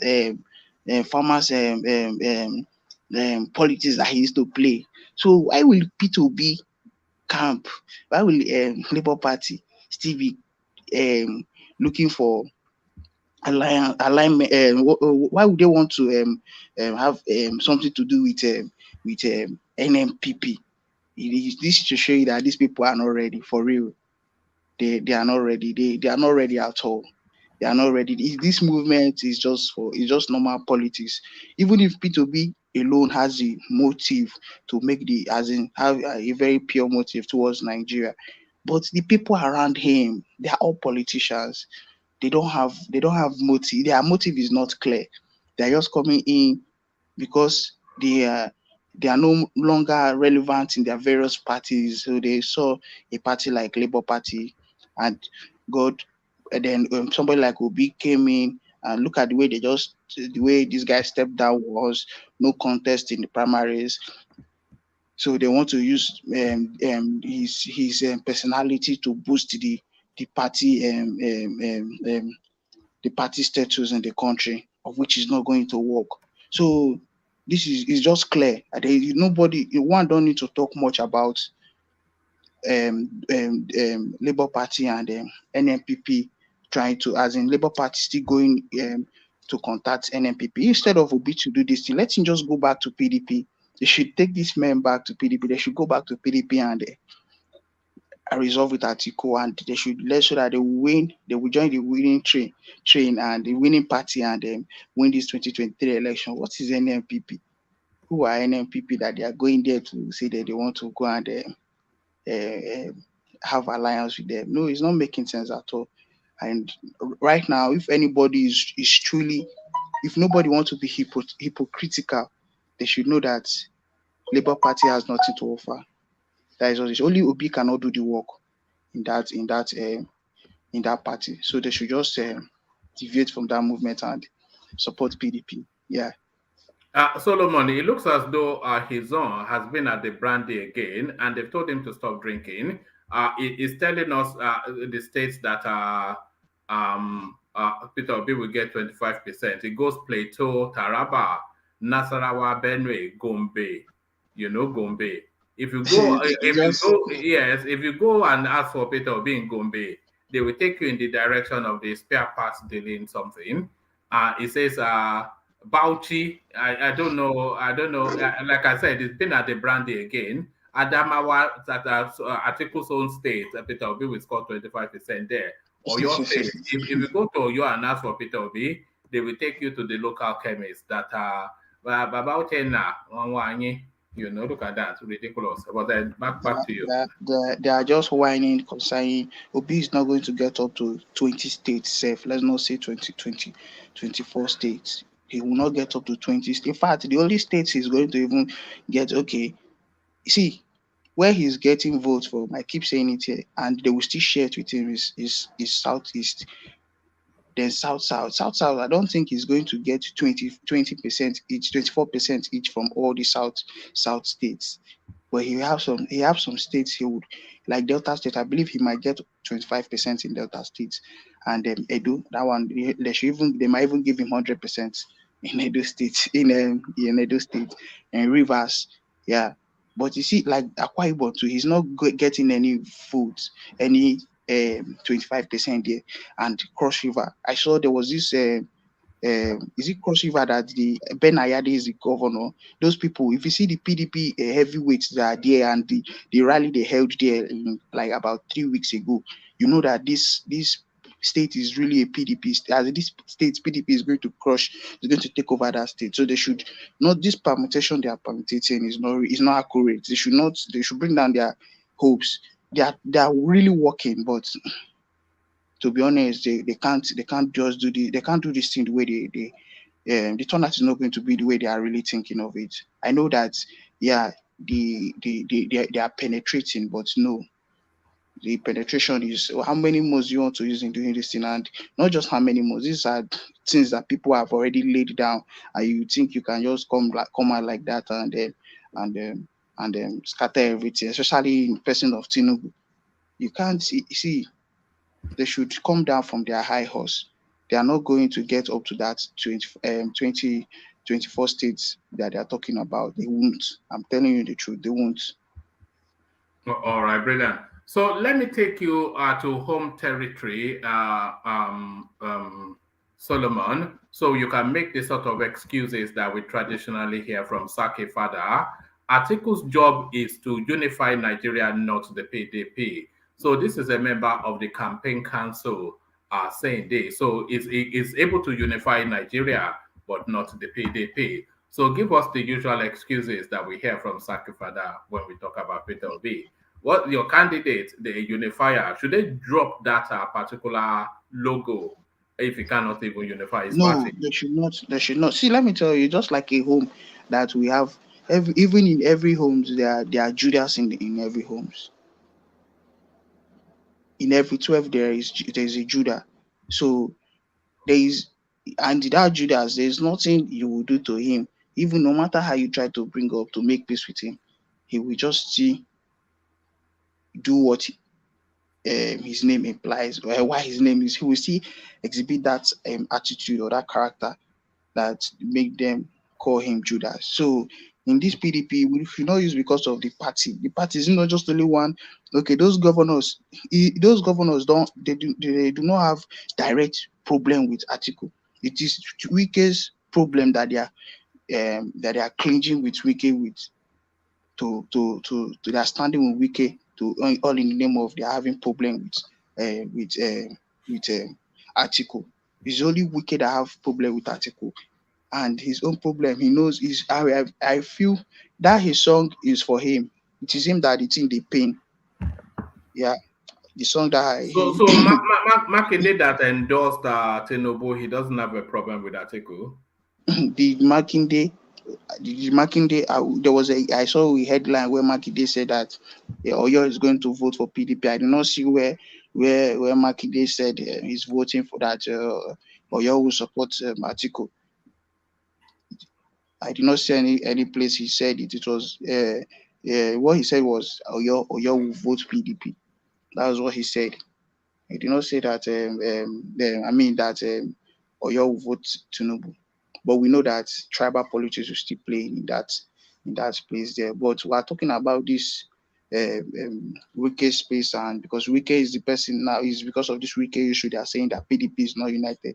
This guy is pained, so he will do anything. He will do anything. I know those kind of people. He will do anything to prove a point. So that Atiku would unite because Atiku understands this country. He knows that ethnicity and tribalism is a very big it plays a very big role in this country in terms of in the political space and even in other sectors. You just feel that we at times we just neglect it. When we come to the social aspect, we just neglect those tribal things. Even in a way, it is still coming. It is still coming. So Atiku, because he knows, it's just one thing I would advise Nigerians is the people representing us. Let's leave this presidency first, and even go back. If I hear chatting, if of which it will not work. Now that they are putting all their effort in OB, are they not supposed to be looking into their House of Assembly, House of Rep, House of the Senate, and all other offices, political offices that they want to that will be going for this election, and just just not just to forget to be this presidency, but the people representing you. Because if Obi doesn't win now and people like Tinubu enter, and these people you've been neglecting now not get into that seat, you will still come back and still say that you still complain about the same problem. So let's just let's work with, let's assess these people that want to represent us from House of Assembly, even the governors, the House of Rep, the Senate. This thing I'm saying is a point that we need to look into, and not just everybody in Nigeria. What they are just after is presidency. There was something. Okay, they said there was this thing I saw about Buhari, that when he came in 2015, he said he told all the governors to pay certain debts.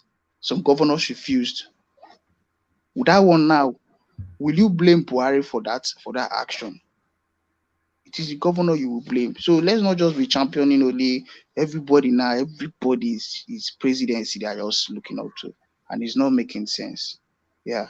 All right, brilliant.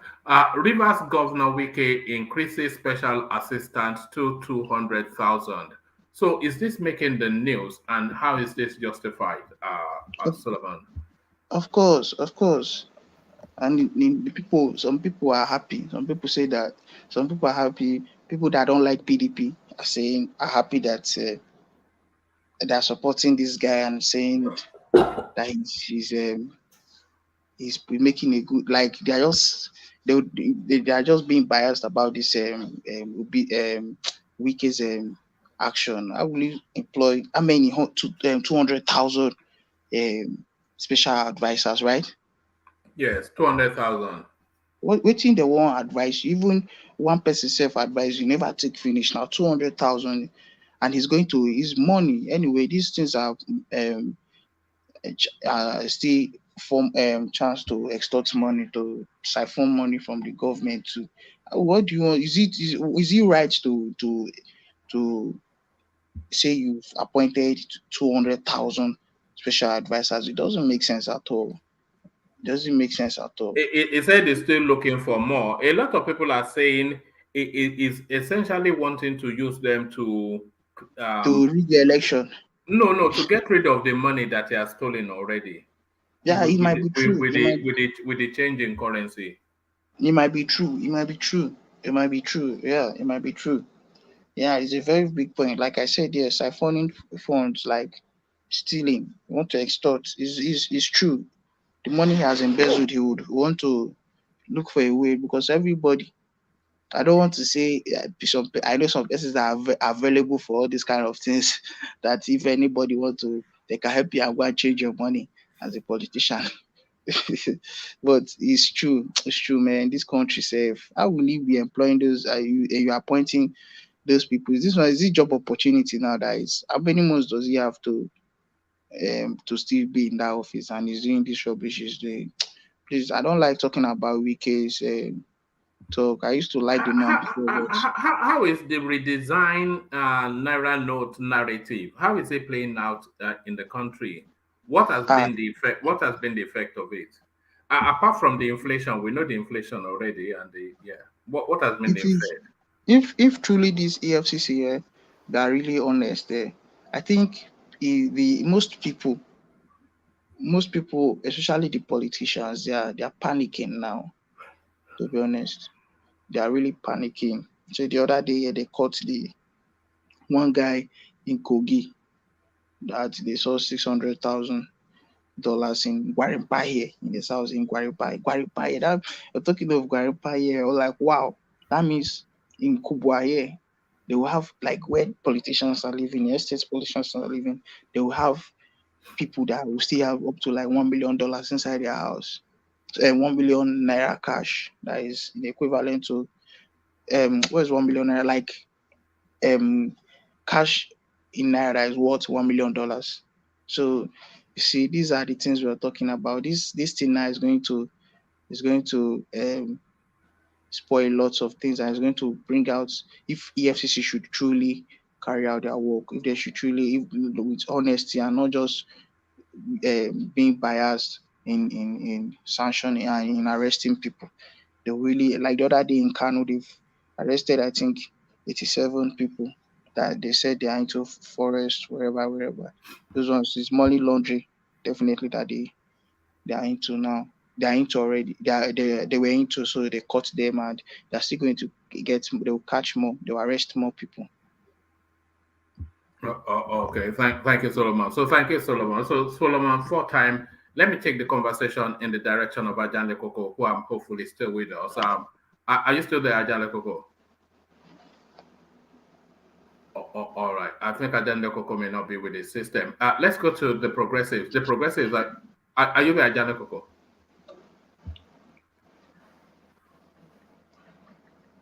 I can see you are unmuted, but we can't hear you. No. Okay. Can anyone hear me? Yes, I can hear you. I can hear you. All right. I think we may not have Ajale Koko for the moment. So let's go in the direction of let's go to Uptown. Uptown, are you there? All right. Let's go to the progressives. I'm here. All right. All right. Brilliant. So expand more on that space then. Uptown.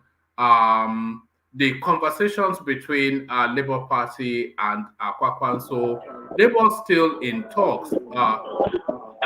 Sorry, what's that? Is that from you? No. All right. So hold on. Labour still in talks with Kwakwanso, others for alliance. So this is what Dojo Kokwe is saying. So what sort of conversation will still be taking place between the Labour Party and Kwakwanso haven't once embarrassed them so publicly. What is Peter Obi still doing there? Okay. I know Labour Party is still in talks with almost all the 18 political parties here, and some of them are actually on board. Those that are waiting for the last minute. But the case I don't know about is that Kwakwanso. I don't know where it's coming. Honestly, I won't pretend as if I know. I don't know that they are still in any way because the last time Doing was very categorical on that space that there is nothing ever about talks with NNPP out. So I know about talks with the other 16 parties, SDP and all of that, but I don't know about, honestly, I don't know about NNPP. And if at all they're trying to do that, well, no, he said that on hard copy. You know the program hard copy. Just yesterday, he hard said copy, it. yeah, hard copy. He said it. Yeah. Okay, well, if that's the case, that's still on talks. Well, I mean, NNPP still remains a big factor in this election. I'm sure not just Labour Party, PDP, APC, everybody would want NNPP to come on board. So I don't think any party in their right senses in this contest would want to shut their door. At least not against NNPP, because they're also a big factor. So probably that's what. And Tinubu's alpha move in the southeast, going there at the very epicenter of the burning flames there, is going to campaign on Mondays in Anambra and Imo State. What's your reading of that, Uptown? I think you already know my reading. For me, first of all, I'll start by giving him kudos because it's a political move that is it's intended to score some political points. So from the political lens, if I'm just viewing from the political lens, I'll give him kudos because that is a strategic move to prove, because a lot of things now that Tinubu is doing is to prove a point to the north because he needs that northern votes. So this is a strategic move to prove to the north that, see, I am not afraid of these Southeast guys. I'm not afraid of the Ipob. Look, I went there on their sit at home and all that. So I'm your champion and all that. So yeah, a good political move, but that is where it stops. In the general view of it, like I said before, I agree with Ajay Koko. To pull a political move is good, but when it has to do with risking lives, then it leaves a lot to be desired because Monday sit at home, like I said before, even when during the Anambra gubernatorial elections last year, Soludo did not do campaign on Monday. APC candidates didn't do campaign on Monday. PDP candidates, they all avoided Monday.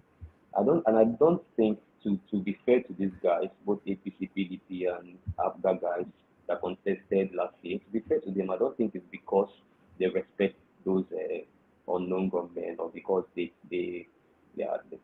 not because of them. I think they are considering the people that are going to have to bring out, because if you check the way campaigns are being put out here, if you have followed campaigns before, so most of the people they bring out are not necessarily the indigenes of those urban areas, because most of the indigenes of those urban areas really don't care about those politicians here.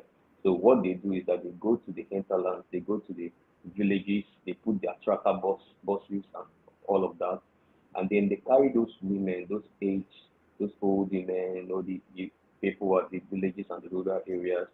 They ask them to come down to the city and come to the field here. So if that's the case, that means that apart from the venue where they're going to converge, they're going to come from different cities. Who is going to man those roads where they're going to fly, whether coming and going? How secured are they?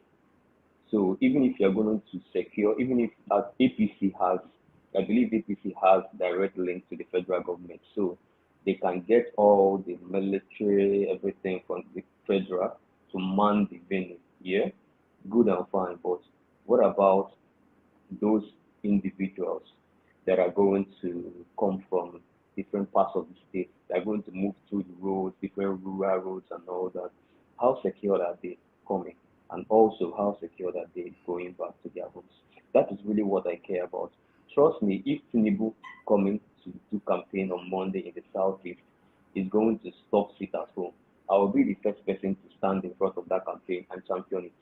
Because one of the biggest, if I have one wish to make, and I'm supposed to make it for Southeasterners, that wish would be for this Monday sit at home to end, because it is causing a lot of damage in that place. It is killing their businesses. These traders are complaining. The country is already hard enough for these people. The country is already hard enough for the entire Nigerians. So you know what I'm saying, with the dollar rate and all of that. So for me, I think this is a good political move, yeah. But then, please, if he's going to do that at all, if I'm supposed to advise him, I will advise him to make sure that those people that he's going to bring out, where he's going to bring them out from, let him just bring enough security for them, secure them out of their homes, secure them while they're in the venue, and secure them back. Because now I know that some people will be wishing that let this thing happen so that maybe let killings happen. So we'll come out and start throwing blame. Somebody will blame Tinubu, Tinubu will blame South will blame Buhari. But for me, I want the best. I want a situation that if he is intending to do it and carry it out, let them just do it properly in a way that let them bring all the security. I mean, he's a ruling party candidate, so he has all the. I mean, all that. If Buhari is going to there, if Buhari is going to be there, that means they're going to release the entire military there. So let them secure those innocent women and men and children that are going to come out. The venue, secure the venue, man it properly, and secure them back to their homes. Good and fine. That's good. You know what I'm saying? But once that is not on lockdown, please let them just leave it. I know they want to score political points, but there are other different ways to score political points, like the way Obi scored political points when he went, he took it as a first contestant to call up campaign to go see the flood victims. Yes, one side it is philanthropy, the other side is also a political point. You get what I'm saying? So there are so many avenues to score political points, but let it not involve a life living, a blood being shed. That's just my own concern in that space. So let's if they're going to bring enough security here to man the space for it to be successful. So I suggest as well the same might they will also use to put enough security to secure Tinubu's campaign. Let them also afford the same thing to other candidates, to Obi, to Showore, to Atiku, so that they can also go back and fix their campaigns on Mondays as well. Because for me, I want this sit at home to end more than anybody probably in this country. It is affecting finances. And as a businessman, anything that's affecting finances, come on, it has to go. It just has to end. We can't continue like this.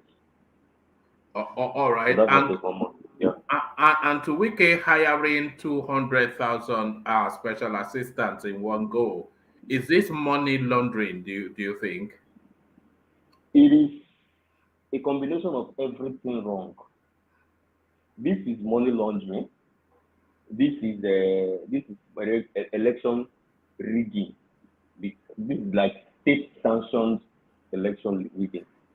Yeah, because like I said before earlier, and I'm almost reechoing what Obi said yesterday at the meeting with the obedience. He said that so many things that happen in Nigeria cannot happen any other place in the world. And I've said this before, even before you said it yesterday, it has been my thoughts. There are so many things going on in this country that it cannot happen in this country is a banana republic. See, if Nnamdi Kanu and the Ipob state says 2 million things, if I disagree with the entire 2 million things they are saying, which I actually do, there is probably one thing that I might agree with them, that this country is a zoo. From the north to the south to the west to the east, the entire Nigerian nation is a zoo as it is currently constituted. So for me, this country needs an entire overhaul. There's so many things that is not acceptable. And people are praising, people are coming there, they are dancing, jubilating that their money is being shared, that election rigging is being perpetrated in our faces. Do you know how much it will take to pay 200,000 people to do what job? What job are they doing? And nobody's asking questions. And we are in a country, and we think this is a country. We're supposed to continue like this.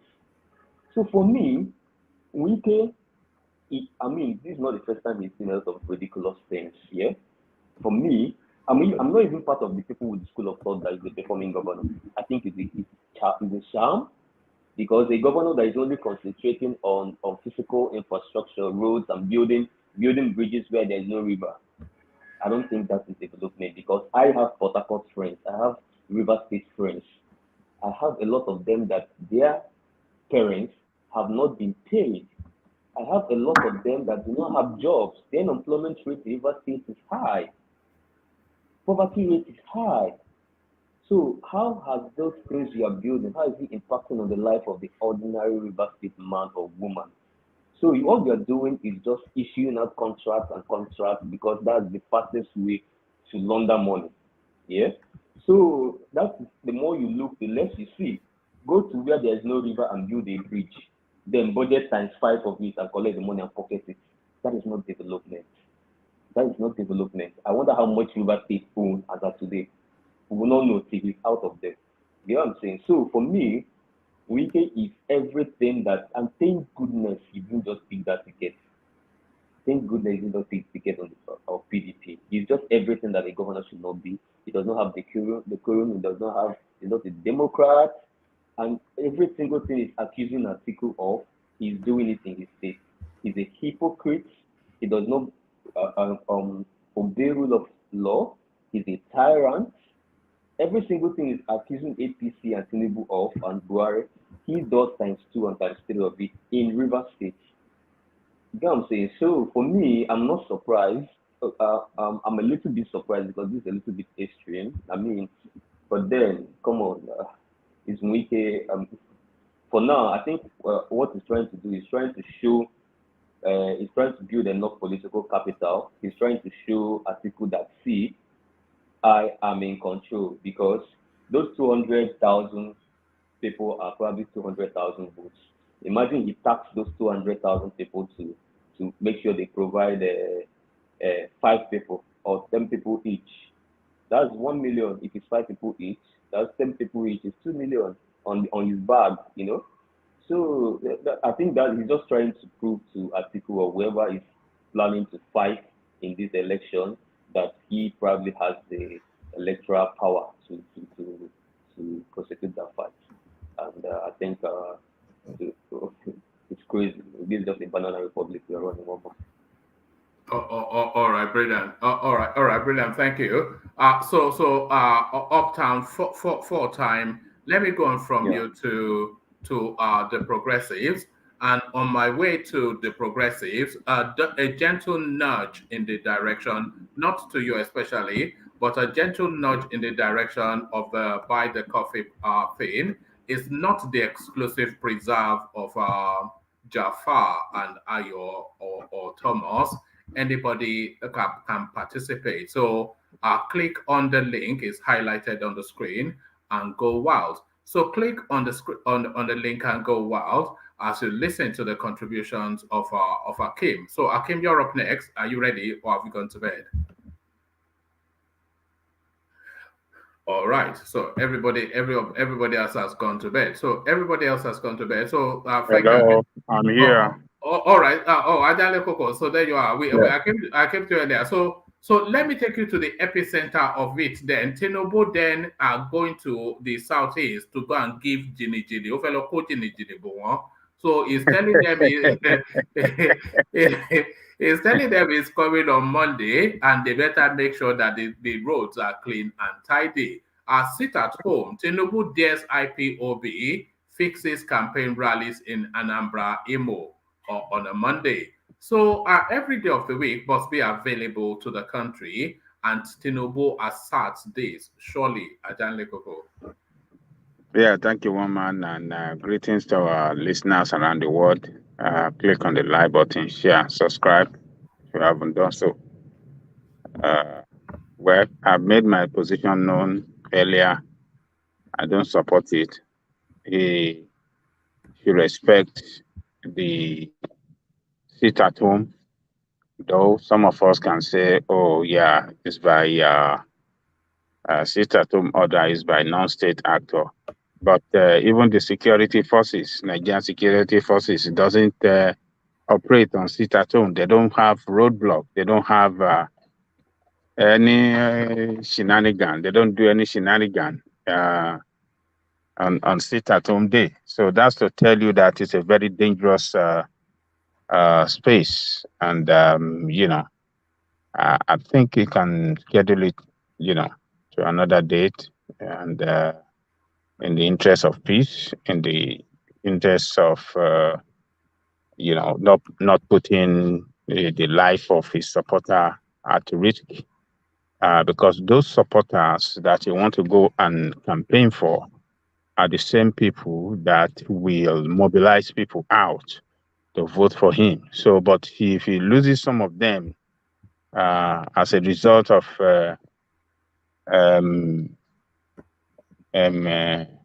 heady efforts to go and campaign on Monday, who are the people that we mobilize and campaign for him over there? So he has to put into consideration the interests of the common man that are working for their party, that are members of their party. He has to put that into consideration. It's not all the time that you want to show off or you want to show, what do you call it? You want to show toughness. Toughness doesn't work in democracy. You don't have to be tough on your citizen. You have to negotiate. You have to,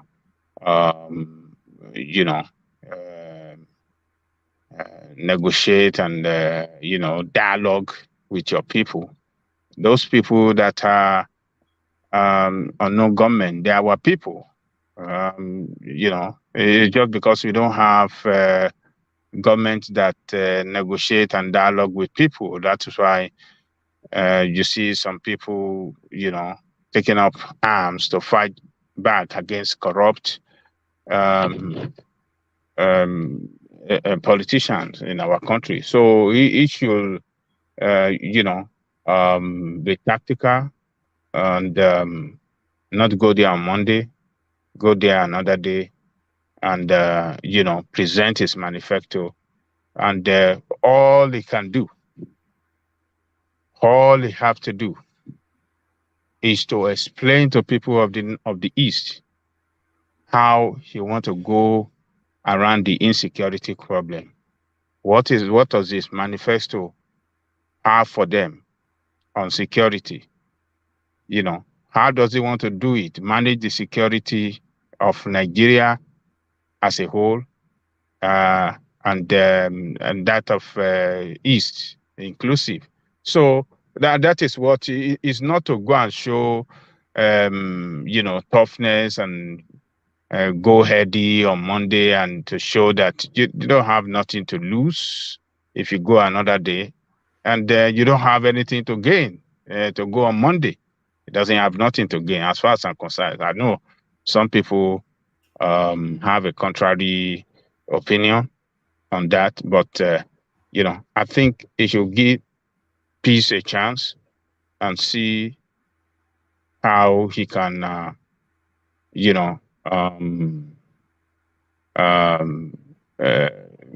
just be in tune with the plight that the people are going through over there, and not just act like this is democracy.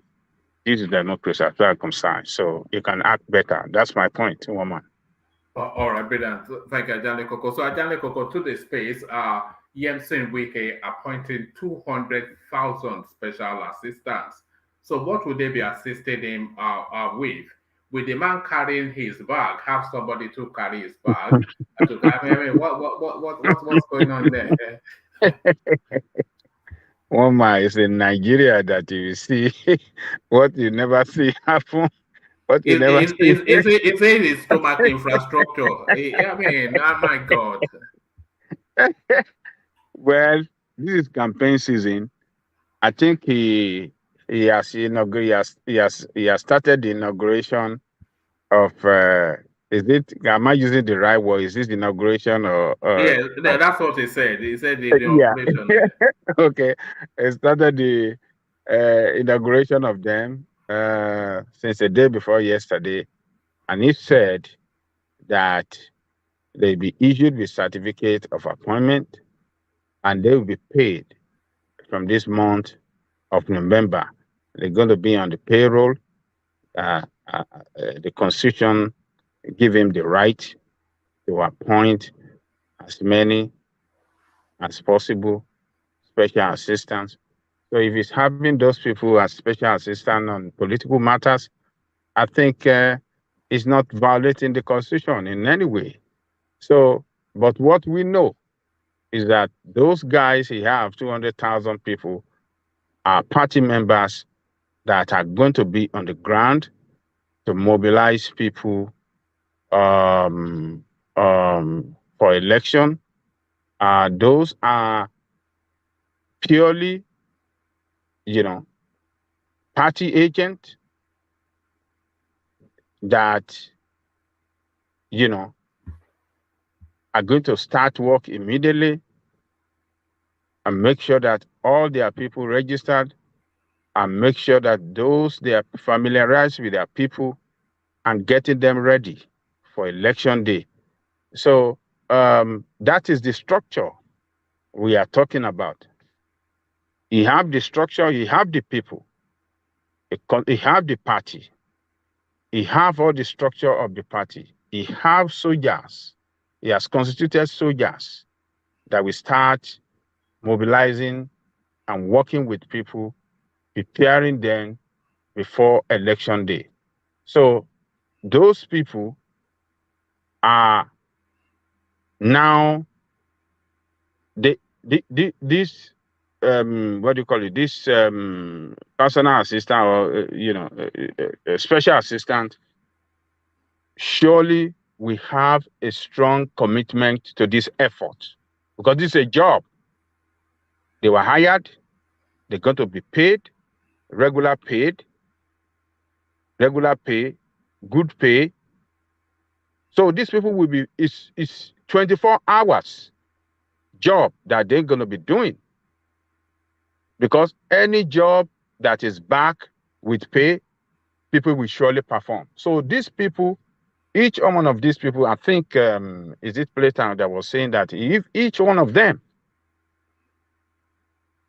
other than other members of the party, if each one of these people can just strive hard and mobilize at least 10 people to vote for PDP, these 200,000 people will bring in, is that not 1 million votes or 2 million votes right there for PDP? So plus other members, the effort from other members as well. So that means Wike has, set out a dragnet of,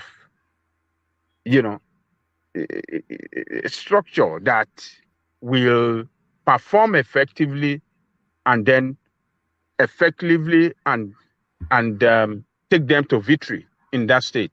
So that is what Wike have done. It's just a way. It's just a way of giving his people sense of belonging, sense of purpose, and with money involved and commitment involved, man, one man, Wike is winning that state. Nobody is taking. It will sweep everybody because other party doesn't have the money to spend like him, doesn't have the structure to effect this, this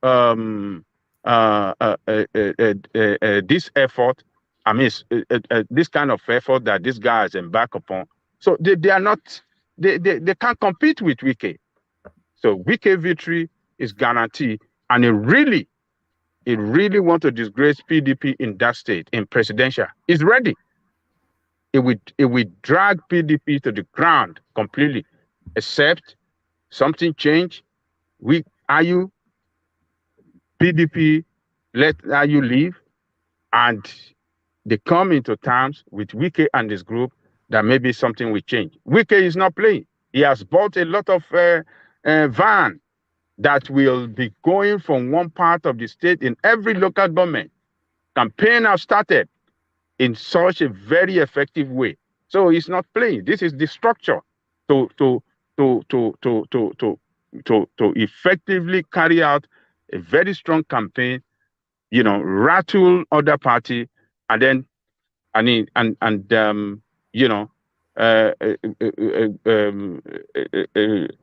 win the election. So that is what he has done. So kudos to him. Politicians have to do whatever they have to do within the confine of the law to win the election. So that is what Wike have done. One man.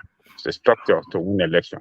Oh, all right, thank you. And to the derisory turn-up at the Peter Obi campaign rally in Nasarawa State, is this realism infusing on enthusiasm amongst the Southeasterners? Well, as far as I'm concerned, I don't see that campaign rally in Nasarawa as that poor as you guys are describing it. It might not be as much as what the man march that they have carried out in the past, and rally they held in Jos and some parts of the country. It might not be as much as that, but to me, I think it's still okay. So a lot of reason could be responsible for that, but it doesn't really matter as such. What really matter is it is not that big crowd that really matter as such. Big crowd does not win election, does not guarantee. It's not a guarantee to winning election, but it's just to to Nigerians as if you are really on the ground. So what really matter most is that party, other than Obi, that is presidential, to have governorship candidate, to have senatorial candidate, to have federal rep candidate, to have state assembly candidate, to have local government chairman, and to have, I'm not sure if local government are going to have this, but to have councillors and everything. That is what win election. That is what puts you in competitive position against other party.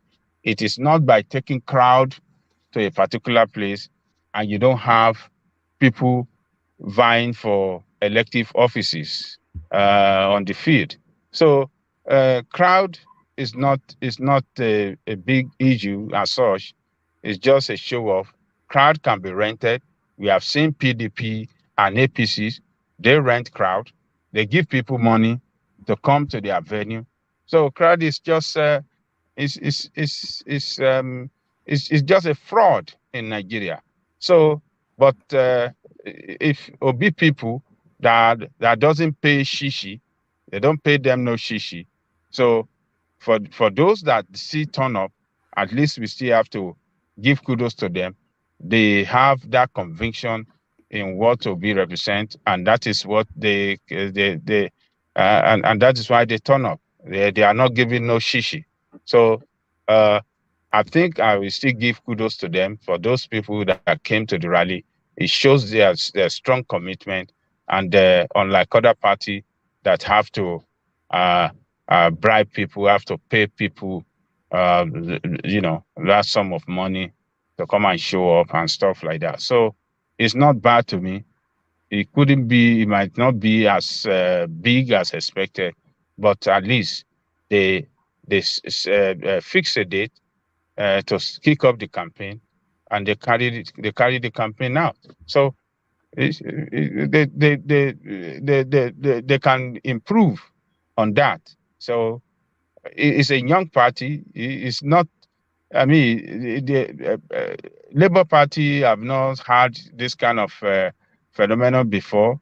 There's just Obi phenomenon that popularized Labour Party now. So they are in the game. They are doing the little they can do, but I don't see anything bad in that crowd. To me, it's not as poor as one man and Kulata are describing it. One man. All right, brilliant.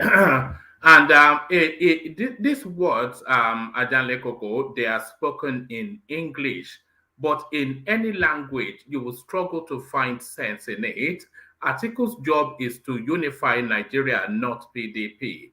So it's the campaign council member that is telling us on national television that the man has the capacity to unite the country and is the best person suited to unite the country, but he lacks the capacity to unite his country. What does that mean in any language, Ajanle Koko?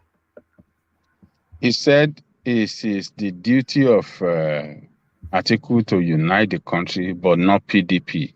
Yes, that is down to the party chairman. But Atiku was in London begging Wike. He was in Port Harcourt begging Wike. He wasn't able to succeed. So what does that even mean? Who is making that statement? It's you know Tony Anene or Anene. You remember when Tony Anene, there was a prominent name in the Nigeria. His son, because he's deceased, but his son has now taken over. It is his son that is a member of the Articles Presidential Campaign Council. I mean, that statement is just doesn't make sense at all, one man. You cannot unite a party that is so small. Compare, a party that is so small with their membership across the country that are incomparable to that 200 million people. Somebody that cannot unite a party that is just a very small a group of people. It cannot unite small group of people. Now you said you can unite a larger population, over 200 million population in a country. I mean, it's just stupidity. It just show how desperate they are, and they don't even have a better campaign strategy. They are in disarray. They are confused. Wike and his group has rattled them. They don't know. I mean, one man, if you can look at them, PDP is just, they are struggling very, very hard compared to their compared to APC that is moving on. APC is moving on every step of the way. They are just keep on moving. Tinubu is meeting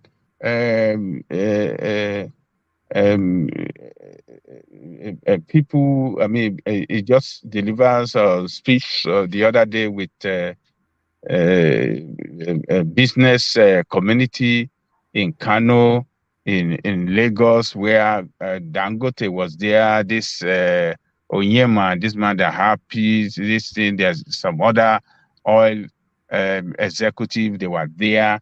Jim Ovie, Elumelu, those are the shakers, Nigerian businessmen shakers. They were there. This man delivered speech, and where else did he go? I mean, he's meeting some other group, but who is who around the country along the religious line. He's going to the southeast to intimidate them. Yeah, he went to Afenifere to get blessing of Fasorati. This guy is just it's step by step. It's moving ahead and doing his own thing. everything is looking positive for him. But PDP are still struggling to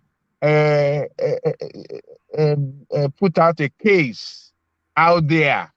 They are still struggling to position themselves before the Nigerian. They are struggling to defend, to define what unification means. I mean, they are saying it doesn't matter to unify the party, but what really matters is to go and unify the country. I mean, it's just stupidity. I wish this PDP can be beaten. They can be beaten down like a hell, so that they can't come back up. They should be swept away completely, because this thing. But we need an opposition, though. So who will constitute an opposition to whoever the ruling party? Have they shown a very good opposition to Nigerian people? Have they shown the opposition that have they been very? Have they how in how many ways, in what way have they been in opposition to Buhari, other than the time when Saraki was there? Yeah, we saw what opposition mean. But since after Saraki left and they have dominated that place, they were ineffective. They've been even ineffective for the past 4 years. One man. Am I lying? No, they've not done anything. It was only Wike that's been holding them up, and Wike is a very limited man. They have been ineffective. Just like you said, Wike is the one that is bragging, that is shouting, that is kicking.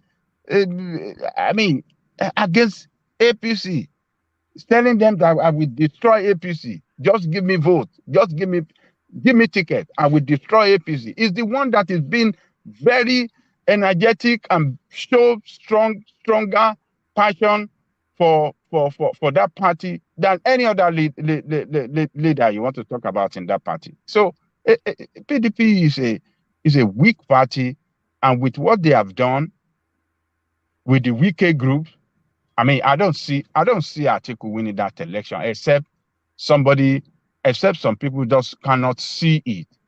Atiku cannot win it. There is no way he can win it. He's going to lose, or Tom is not going to give him vote, because it's clear. Otom will not give him vote. He will not get vote. If Otom had his way, he will give his vote to Peter Obi, because it's Peter Obi that yes, it's Peter Obi. He is a great admirer of Peter Obi. Yes, and he said it too. He said, if not that Peter Obi is not in PDP, he said Peter Obi is his best choice.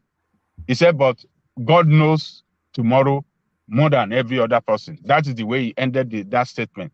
He said, but who knows what it could change?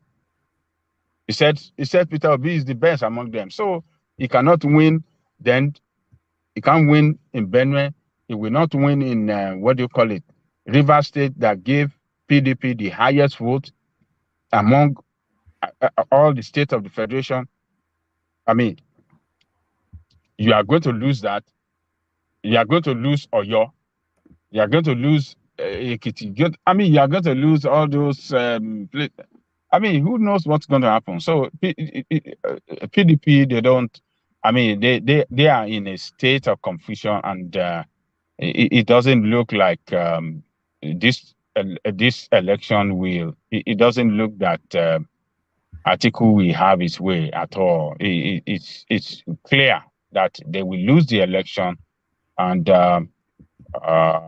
we don't know. Maybe we're going to have another opposition party. If we don't have it, I mean, we still have Showore that can still stand up and speak in opposition against any garden party. Maybe that time, maybe all Nigerians will come to their senses and then follow Showore, who will be in the position to speak for Nigerian people. Maybe by then what he represents will resonate with Nigerian people. But PDP is not. It's not at play at this time. I don't know. Things might change tomorrow if they do the right thing to take down IU and restructure the leadership of the party. Maybe yes, things could change. But as it is today, it's not looking good for PDP. One man.